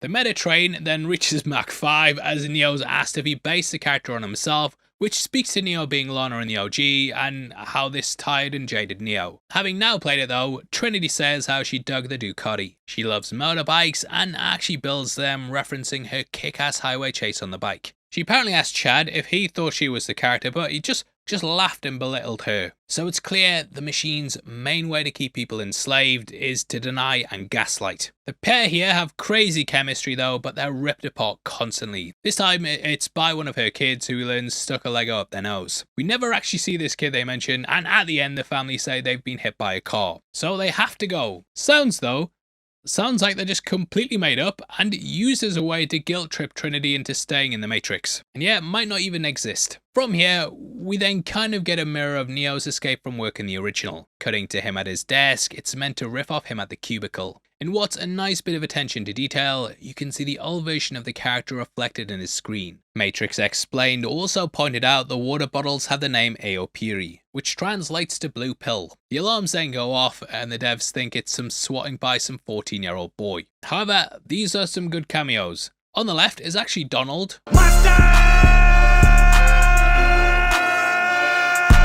Yeah, Donald Mustard, who at the time was the head of Fortnite. That's a franchise that is now leaning in the digital worlds inspired by the Matrix. In the middle is Kim Labiri, who worked on the visual tech used in that recent Matrix Awakens demo. On the right is John Gator, who helped to revolutionize bullet time. Behind them we can see some art on the wall which actually shows the Smith vs Neo fight from the end of Revolutions. Neo is then told via text to get out the building, just like he was told via phone to get out of his workplace in the original. It also mirrors when Neo wakes up. However, watching back the first movie, that looks far better, which may have been intentional, because again, you can argue Lana's making a bad movie on purpose. She's showing how shit requels are. Neo then meets Morpheus in the toilet.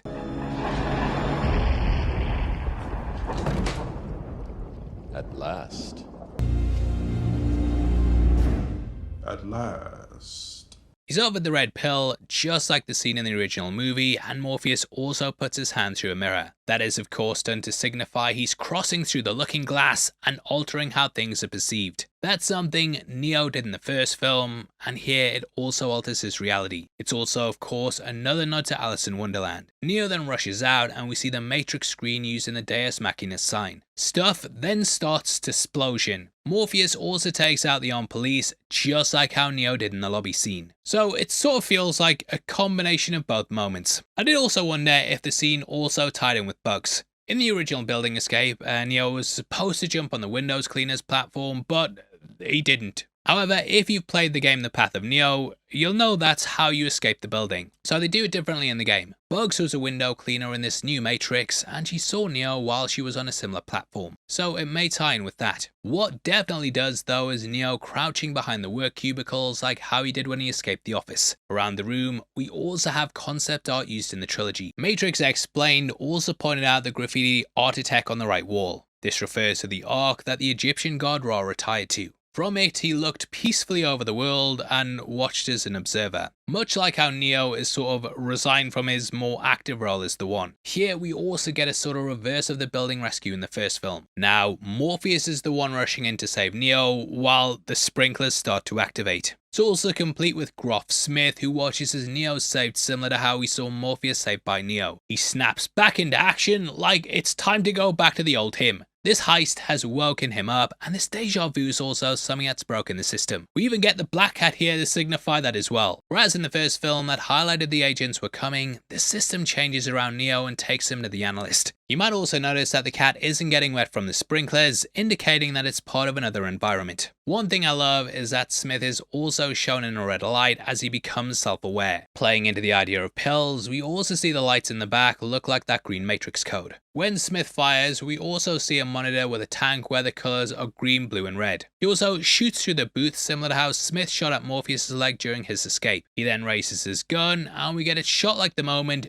just before Smith shot Neo in the hallway. Either way, the bell brings him back to the analyst's office. He's trying to get his worker drone to continue living in this perfect world. Well, perfect in aesthetic, but Neo needs to live his nightmare to produce more output. We hear lots of weaponized therapy speech, and maybe the analyst invented Reddit, but Neo can't shake the feeling that something isn't right. Getting a flash of the awards party, we see him holding his statue, and you might notice the red and blue pills on the table. We then see his attempt to escape, and you can see Bugs briefly as we get the wide shot. Going off the building, you can imagine how this entire situation will cause a crisis. From his mind, he's just been through a massive thing in the original trilogy, and is now just being told it was all part of a video game. So yeah, just messed him up, and since then he's never been the same. Cutting to Thomas on the roof drinking, it's clear he's questioning whether to jump again. Jude then calls him to rein it in, but he doesn't end up answering. Instead, he sees a pigeon take off, which is clearly him starting to question whether he should take the leap. Now, whereas he saved Bugs last time he went to jump, this time Bugs has come to save him. Bugs stops him just before he's about to leap though, and she tells him the story of how she saw him jumping off the building, complete with his fake digital self-image. While he never fully makes the jump in the movie, Trinity does later on, and basically these leaps of faith keep popping up. Again, you know, it highly reminds me of the kid from the Animatrix. There's this constant need to jump to show faith, and that all pays off in the end. Even the statue that he won for the award, that's an angel spreading its wings, which is a really nice touch. You can also spot a rabbit on one of the tables. On top of this, we can see the drinks, and the blue cushions and table decorations are all red and blue. So again, this plays off the idea of the blue and red pills. Tom escaping here almost again also helps to highlight the blue and red pills aren't actually needed. The choice isn't really there, and the choice doesn't matter either way. Looking at this on a meta level, I did wonder if this was Lana saying that the choice whether to end the franchise or not was all taken away because Warner Brothers were going to do it anyway. Holding the award here, we also see James McTeague. This is different from Tom's Stephen Roy appearance, and I did wonder if they further changed his RSI after Bugs recognised him. Also, they call it DSI in the film, but yeah, it's basically the same thing. We also learn how things have changed in the Matrix as agents don't really exist anymore. Now we have bots. We've of course seen in real life how these can often be weaponized in pursuit of a certain goal on the internet.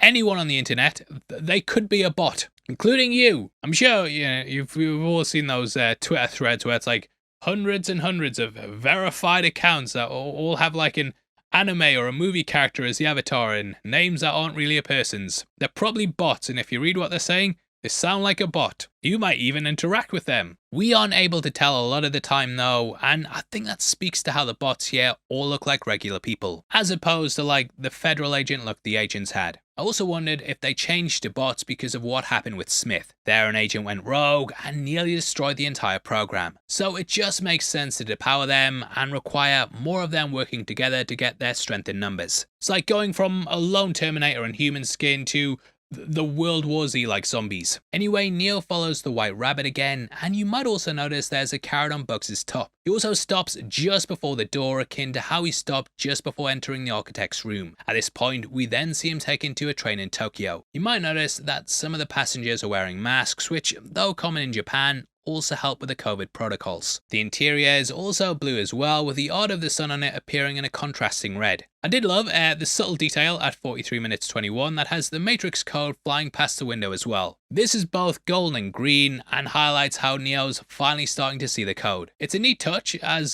the cyberpunk aesthetic usually blends Western Japanese cultures, so getting to see this happening on the train's great. Neo's then given the pill to free his mind. The LSD trip metaphor feels much more on the nose here, but it leaves him a little confused. Neo's then taken to a fourth wall breaking room that has them literally stepping through the wall while scenes from the first film play. In that scene, Morpheus offers Neo the red pill, which is also what the new Morpheus does here. This was picked on purpose because the bathroom wasn't the right setting to attempt things last time.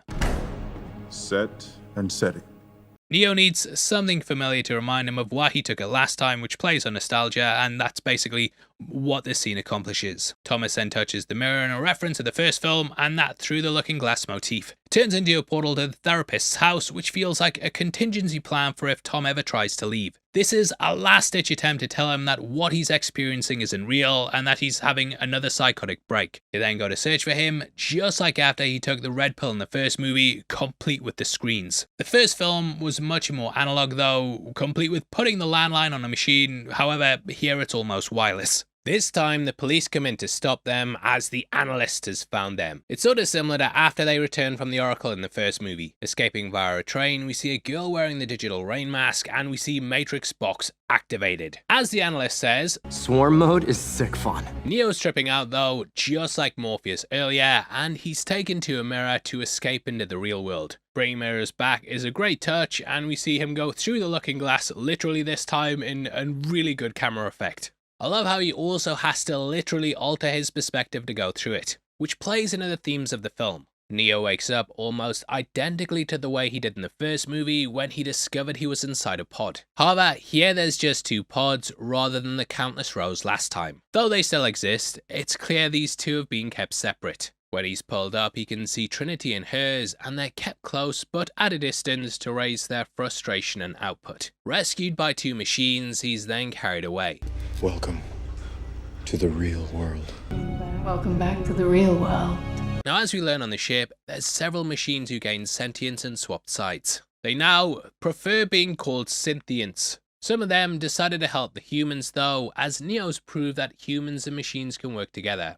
Makes me chuckle, yeah, as well, how Bug says, "What's up, Doc?" He's then cold booted to shock him into assimilating to the real world. This takes him to the construct, just like that first movie. These two scenes work really well together, and I love the attention to detail. Like Neo even reaching for the back of his head is exactly what Keanu did in the first film. However, there are some differences to the construct. Morpheus is now dressed in blue, and the bar he goes over to is red. I did wonder if Morpheus wore blue this time because he's part of the program and was a piece of that blue-pilled world. However, it might be to add some contrast, as in the Matrix on the train, he wore a red shirt. Either way, they sit down to watch TV, which is really similar to the first movie. Whereas there he watched what the real world was, here we get clips from the films. One of these shows the Oracle's conversation in which the pair talked about how he was the one. So it makes sense to bring this back as it's all about him accepting his identity. He even turns around in the clip and looks at the sign that translates to know thyself. Speaking of identity, Morpheus talks about how he's a combination of both Smith and Morpheus. These are the two figures that helped turn Neo into the one, and it makes sense to create a character who could do this. The nostalgia trip continues as Neo's taken to the dojo once again. It's far more open and expansive, and leaning a lot more into the Japanese architecture. Reminds me of one of the training levels from Path of Neo, as there you'd fight in Japanese gardens and stuff. Now originally, Morpheus taught Neo to exploit the limitless potential of the Matrix, such as not being held back by things like gravity. Here though, it's simply a reminder to wake him up. The fight is very one-sided, as Neo doesn't want to fight anymore. Trinity is used as his motivation though, and it gets him to become the old Neo. In the end, it makes him step up and do this final smash to destroy the dojo. He then wakes up in his bunk akin to how he did in the first film. He also touches the back of his head again, just like how he did there. Bugs then enters the room, and yeah, it's pretty much a repeat of that original sin. She then says how his story was turned into something trivial. Again, it's Lana talking directly to us. That means they took my life. Turned it into a video game. Art and creativity, that's used to make money in our society, and we have franchises and reboots milk dry because the line must go up. I feel like Lana also believes her message is being co-opted, and I'm sure we've all seen how red pill's now used as a term in political commentary. In terms of the movie though, it basically talks about how Neo's story of revolution and freedom was repackaged into a corporate video game. We see that in the real world a lot, and how products that comment on corporate control often get turned into a piece of corporate commerce. They took your story, something that meant so much to people like me, and turned it into something trivial. Shows like Andor and Severance, they're shows about rebellion and critiques on capitalism. It's all about leading the revolution, but it's made by a multi-billion-dollar company that have their own interests at heart. The ruling class, they seem to be milking it, but it's also like they're controlling the narrative around revolutionary rhetoric. It's a little sip to make us think we're free. Ultimately though, it's all done in the service of their profits. Anyway, enough politics for now. We also learn why people are still fighting the machines. When the new Matrix was created, there was a purge of programs that destroyed the ones who'd been helping the humans. So they don't trust them still, and often come into conflict with them. It's here that we finally meet Zeke, Lexi, Berg, and Elster for real. Like for real for real. As we learn, Elster is the granddaughter of Captain Roland, who you may remember as the captain of the Hammer. Berg's a Neo historian, a bit of a fanboy, and he was the one that recognised the model that Neo created. Ultimately, this led Bugs there, and we then started the plot. So if being a fan saved the city, he might also be a reference to the legendary Berlin club Berghain, as his tattoos are similar to its logo. The name is also the same as the rabbi who taught the Wachowskis. Lexi also has an 8 in her hair, further referencing the show Sense 8. Lexi might also be a play on Alexa, and she has a tattoo on the back of her head exactly where a plug would be. It's difficult to make out because it flies by in a split second, but when I was watching this, it did look like red and blue pills. Seen them everywhere. Morpheus is then shown as a paramagnetic oscillation, which allows him to interact with humans in the real world. It's a really cool effect that reminds me a lot of the Machine God from last time, and it allows machines to exist in the real world, though they don't necessarily use it for that much. Just like Reloaded, they then arrive at the human city. However, it's not Zion. This is now IO. This is hidden away as the machines are currently in a civil war and may want to take their power. As for the name IO, it's just Zion without the Z and N. It's also possibly a reference to the computer term input-output. IO is also 2 in binary code, referencing how the machines call their city 01. Beyond that, this city's a sequel, so 2, and we don't have the 1, we have the 2 in the franchise, so it's kind of playing into that. Io is also the name of a Greek princess that Zeus loved and kept hidden from his wife, much like how this city's now hidden away itself. Now, much like Morpheus' crew originally, these guys are seen as renegades. Even though they got the 1, Niobe's annoyed that it brought risk to the city. Bugs like Morpheus wanted to find the 1 as well because he knew this would give people hope. Niobe didn't believe in it then, and she doesn't believe in it now. Even though she went through the arc where he brought peace, she sees that truce as being something she doesn't want to break. So she's willing to ground the savior. Speaking to Neo, she says how it took her a while to believe a world without war was actually possible, but they managed to achieve it, for a time at least. We then meet Freya and Quillian. Freya works with this digital being to restore lost and extinct plants. Strawberries and shit, which I always wondered if The Last of Us referenced that. I guess you could say though that the humans and machines relationship, it's bore fruit, It is the gift that continues to bear fruit. Yeah, that's a good one, that Niobe. Now in that first trilogy, we did see that they relied on machines in Zion, but it was always kind of brushed out the way and kept quiet. They didn't really acknowledge it, whereas Freya shows how important they are. I imagine the name Freya was also inspired by the Norse goddess who was closely linked with nature. We even see a Viking or Norseman bust inside when they go to the hotel later. Without war though, they've managed to build a better future. While Zion was free, Io is slowly bringing back the old world over time. It's like how in Europe we had World War I, which led to a decline, and then World War II that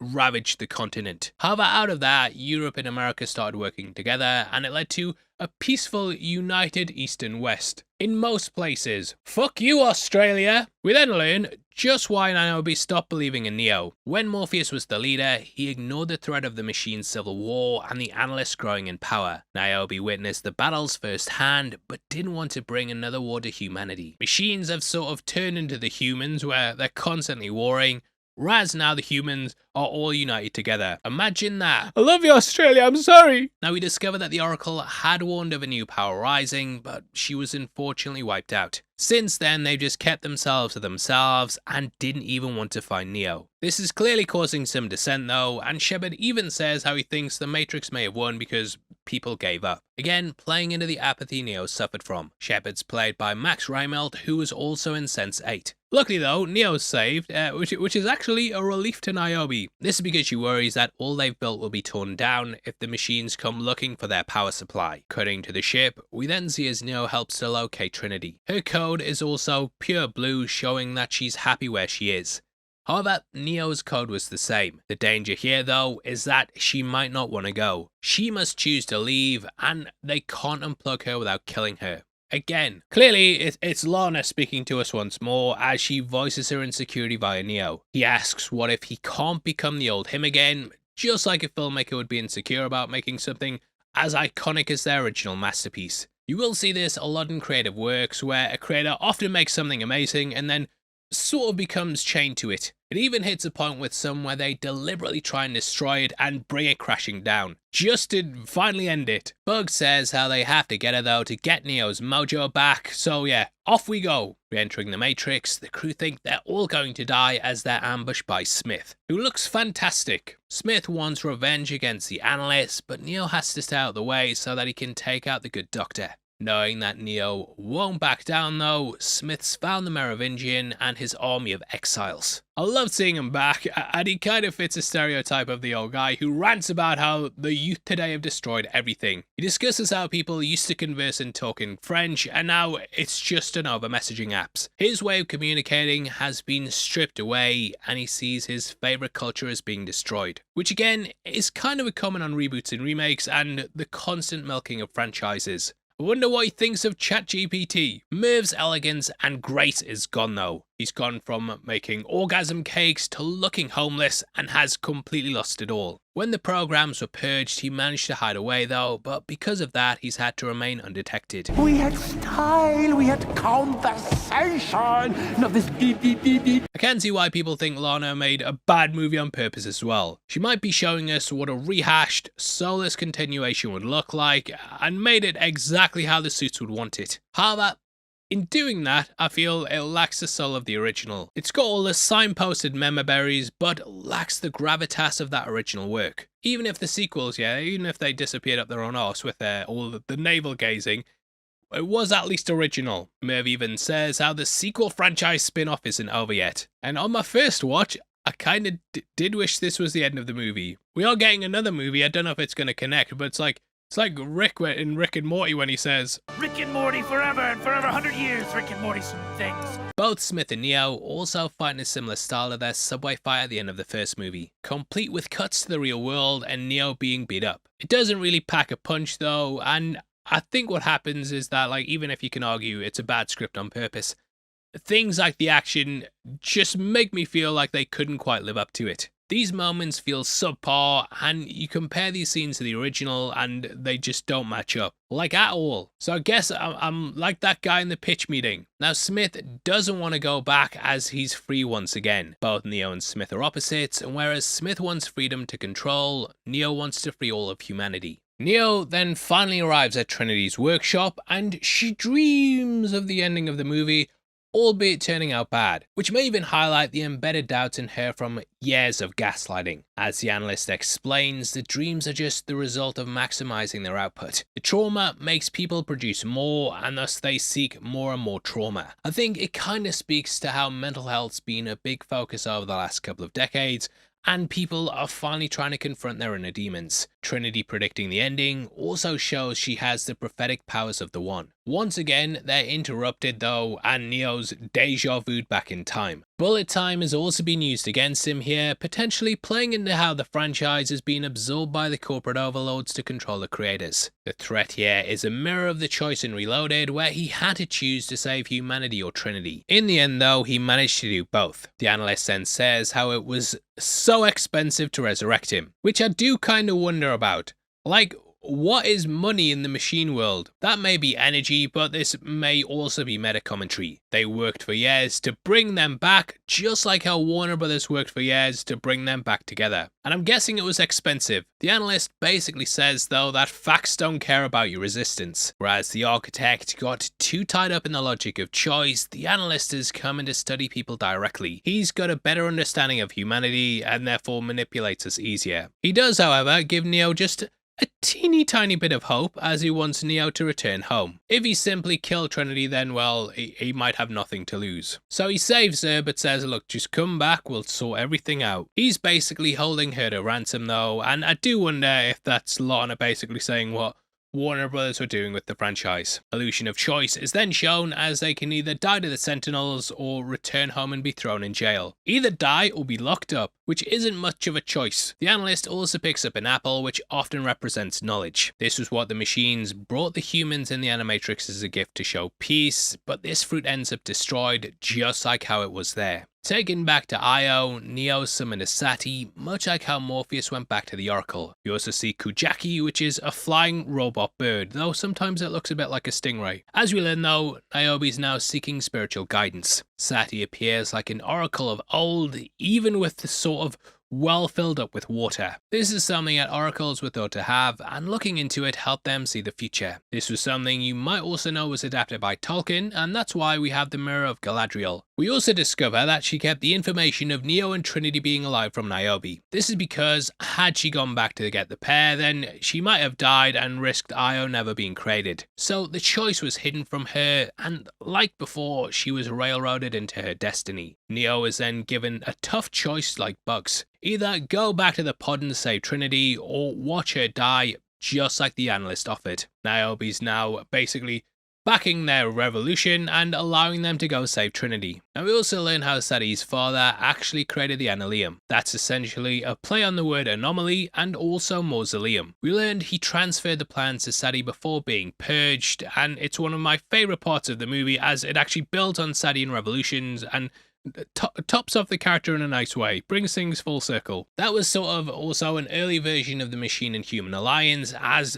in her we saw programs actually had feelings, or at least the code that gives them the illusion of that. We then see their meeting similar to the Crisis meeting near the start of Matrix Reloaded, and later on in the discussion with the Keymaker. Just like that conversation, we then see the plan go into effect. Throughout the Machine City, we also see the constant repetition of blue and red from the electricity and lights. Morpheus is then snuck into the Annalium by the tunnel that helped oxygenate Neo's pod. As they say, Trinity will be unplugged using Bugs' mind to basically hold her in place, as she's got a similar brain because reasons it is. We then see Kujaki go in and take Trinity out as Neo goes to the analyst. He then offers a bargain. Should Trinity want to leave of her own accord, it's all gravy, but if she wants to stay with handsome Chad, then Neo will go back to Machine City. I love how as they're unplugging her, we also see the repetition of red and blue. It's a nice way to show how those helping her are free, whereas she's still part of the system. They also bring in a further conflict in that if Trinity becomes a free mind, she'll just be back on that path following Neo. In the Matrix, she sees herself as being put on the path of being a mother because that's what's expected. If she's freed though, the expectation will be that she's just another follower of Neo. So she's conflicted. She then heads out with her family, but at the last second changes her mind. Sick of being called Tiff, Chad's then activated and she hits the scorpion kick and all hell breaks loose. The analyst then goes back on his word as he won't let them both go free. Once again, he points a gun to her head, which is sort of a reverse of the dodge this moment from the first film. However, Smith has returned and has had a significant upgrade. With Neo released, he's got back all his previous powers and a shootout happens in Simulate. Neo holds his hands up to stop the bullets fights, and it's similar to his fight at the Merovingians. Old agents even come back as well, and we get them versus Smith. Bugs is then jacked into Trinity's plug. I love how as they separate, you can also spot Bugs as some of her echoes. I did find this a tad bit confusing on my first watch, but I do think I get it now. As we know, you can't unplug someone from the Matrix cold, as it's just gonna kill them. So to move Trinity's body while Neo's trying to get her to make her choice, she needs to be connected. As such, she's kind of connected to Bugs, as they have similar brains, so they share a connection so Trinity can stay connected and be moved away physically. It's all connected, mate. That's just what I would say. I believe she's needed though, as she's a Trinity fangirl and has a similar urge to find the one, which is why her brain's similar. She may even been a Trinity stand-in, much like how Morpheus is. Smith's then able to use his old abilities of taking over people, which allows him to escape. Anyone could have been you, whereas I've always been anyone.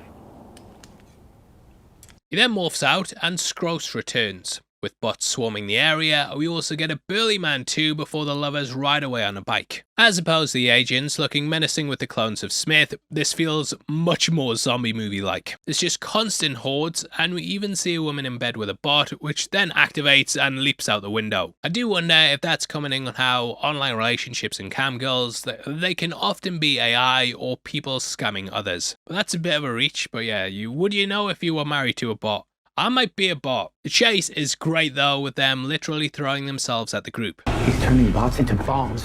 Credit where credit's due, yeah, it's just a wild scene. That even led to the death of some of the crew, but yeah, don't really know who they are, but rest in peace. Finally making their way to the roof, we see as the gunship attacks. We get a view from under it as it fires away, akin to the minigun rescue scene from the first film. Neo also causes a chopper to crash, which causes a ripple and impact like the helicopter crash during their escape. Trinity then regains consciousness on the roof and sees the same swarm of birds from before. The sun then reaches through the clouds, akin to her seeing the sun in Revolutions. There it was used to riff off Plato's cave and how upon leaving this limited view of reality, the people witnessed the sun. The pair then finally attempt the jump and she ends up helping Neo. He could never do it until he was with her. She's leveled up though and can fly, which yeah, looks pretty corny, but the pair then wake up next to each other for the first time in 40 years. They then arrive and land at the analyst's office. She's angry at her name being Tiff, which could be a form of dead naming. That might even be riffing off the trans allegory that's now been applied to the franchise, which is even brought up in the film. Obviously, the Matrix is about trans politics. Crypto-fascism. She also punches him, saying that's for using children. Children are rare in the franchise, as we mentioned earlier, but we tend to see them in real life. I think Sati, along with the kid in the Oracle's house, they were the only ones that we saw in the original trilogy. Maybe Kid if you count Kid as well. The analyst then says that while they escaped, the pod people will stay. They're the most efficient way of keeping people under his thumb to power the machines, and yeah, it's just kind of, we'll see what happens next time, I guess, but we're also going to tease that the world isn't real. We then hear Wake Up after they thank him for another chance. This isn't Rage Against the Machines though, it's actually by the cover band Brass Against. The original song was used at the end of the first movie, but yeah, it's a crappy cover, which yeah, like speaks to the whole meta thing that they're going for. Mimicking the ending of the film with them flying off, it just makes sense that they then go into this as well. The hope of future is there though, figuratively, with it being both a hope for the franchise and now Lana being free of this world, finally. Yay! We made a bad movie to show how bad it is that they keep making bad movies.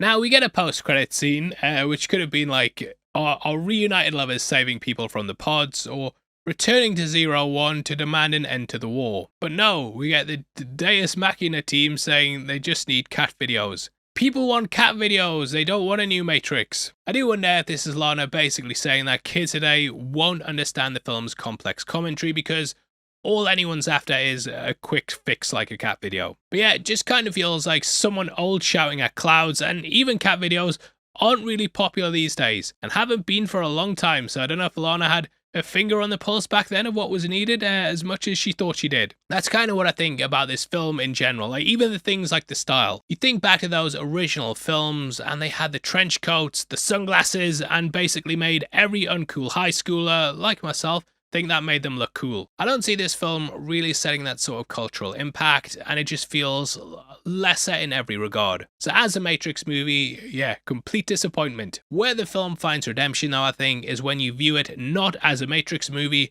but as a film about making a Matrix movie. All the board meetings that likely happened in real life, the tug of war over what the Matrix meant, the characters, the comments on franchise fatigue, and the machine that is Hollywood, that's where the movie excels. And because of that, I actually quite enjoy the film, or at least the conversation you can have with it. I hope you've enjoyed that conversation as well, and if you have, please hit the thumbs up, and drop a comment on the video with all your thoughts below. If you want to follow us on Instagram to keep up with what we're doing, then also make sure you check us out at Heavy Spoilers. Did you know, members of the channel, you also get early access to videos just like this if you click the join button and pay 99p a month. Get at least one breakdown a week before anyone else. Go through the spiel all the time, but you get that. You might get more than one video a week, so at least if you do 1 month for 99p, you're gonna get like loads of videos a week for you for free. Well, not for free because you're paying, but that's what you'll get. So yeah, thank you everyone who's done that. We actually really do appreciate it, and yeah, huge thank you for sitting through the video. Now if you want something else to watch, then make sure you check out our breakdown of The Last Matrix on screen right now. We've now topped off all 4 films. There will be an ultimate breakdown coming at some point, but yeah, huge thank you for sitting through this one. With that out of the way though, I'm free of this franchise. I hope you've enjoyed it. You take care. Peace.